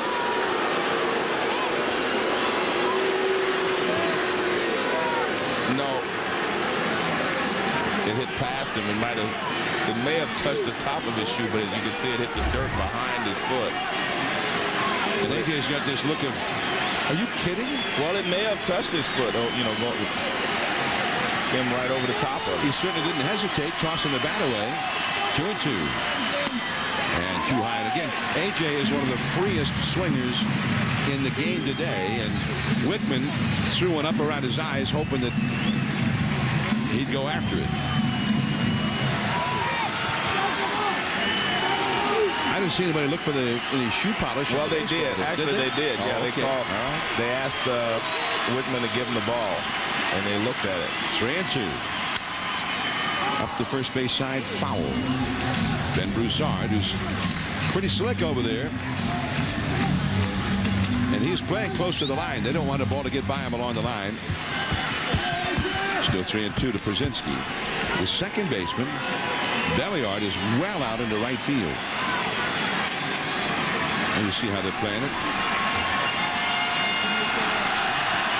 White Sox need a couple of men to reach base yet. And then they really have their shot at coming from an 8-run deficit in the 9th inning. They have scored 5 so far. 2 down. They're down to their final strike. 3-2 to Pazinski.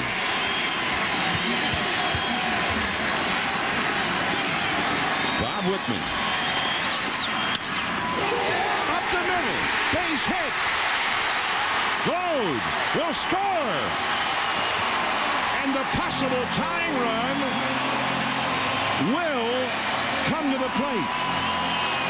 It is 10-8 now. Can you believe it? And the man who started the inning with an infield hit on a ball that jammed him, he hit it so poorly, is coming up again.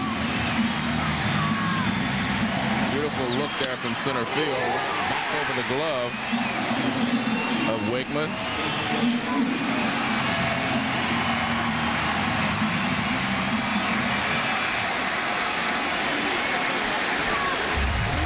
So here is Osuna, not Creedy, who is an actual home run hitter, or a home run threat.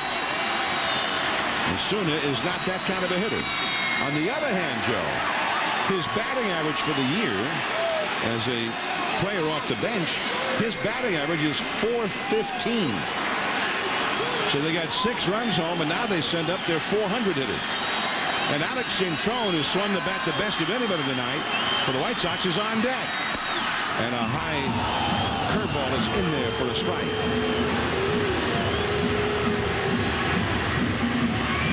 And Cintron is getting some words of advice from Jim Thome, just in case he gets up there. The bullpen has thrown 48 pitches in this nightmare of an inning. And that slider is lifted foul and out of play off to the right. And again, the White Sox are down to their final strike. Remember Osuna, his base hit in this inning, he got jammed and he hit a little flare out past the mound, just barely past the mound, towards shortstop. Well, he got a base hit yesterday with the winning run on second base, but the runner was thrown, Makoviak was thrown out at the plate trying to score the winning run. 1-2. Down the right field line, slicing back and foul out of play. 1-2.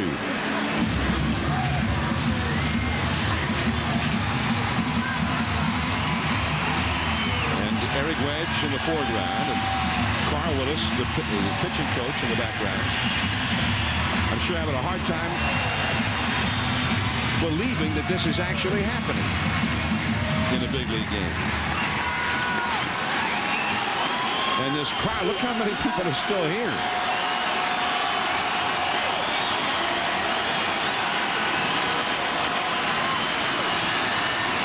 $10-8 Cleveland, 2 down. High in the air. And there is Hollingsworth. And it was not quite the miracle on 35th Street, but the fans here in Chicago, nonetheless, with an appreciative ovation as the White Sox go down, giving them quite a battle, much bigger battle than they anticipated, I'm sure. An 8-run ninth inning lead, and the possible tying run actually got to the plate. Wow. And that's all you can ask for, John, to get the tying run to the plate in that type of a ball game. Cleveland wins it just barely, 10-8. Jake Westbrook gets the win. SportsCenter coming up next. Now for Joe Morgan and Peter Gammons, I'm John Miller. Good night from Chicago. Thanks for tuning in. This has been a presentation of ESPN, the worldwide leader in sports.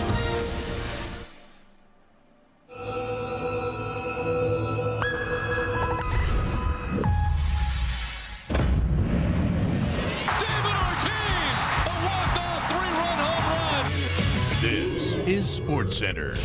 NBA Finals Game 2 and Big D. Can the Heat cool off the Mavs and get even and take home court advantage? The Rockets' second launch on the road back to Houston. Does Roger Clemens look ready for the big leagues? T.O., the role model? Owens chats about that, plus what Bill Parcells told him when those two got together. And a walk-off at Fenway, a wild race in PA. We looking for a win number 1 in a tennis star quest to break a drought at SportsCenter. Right now.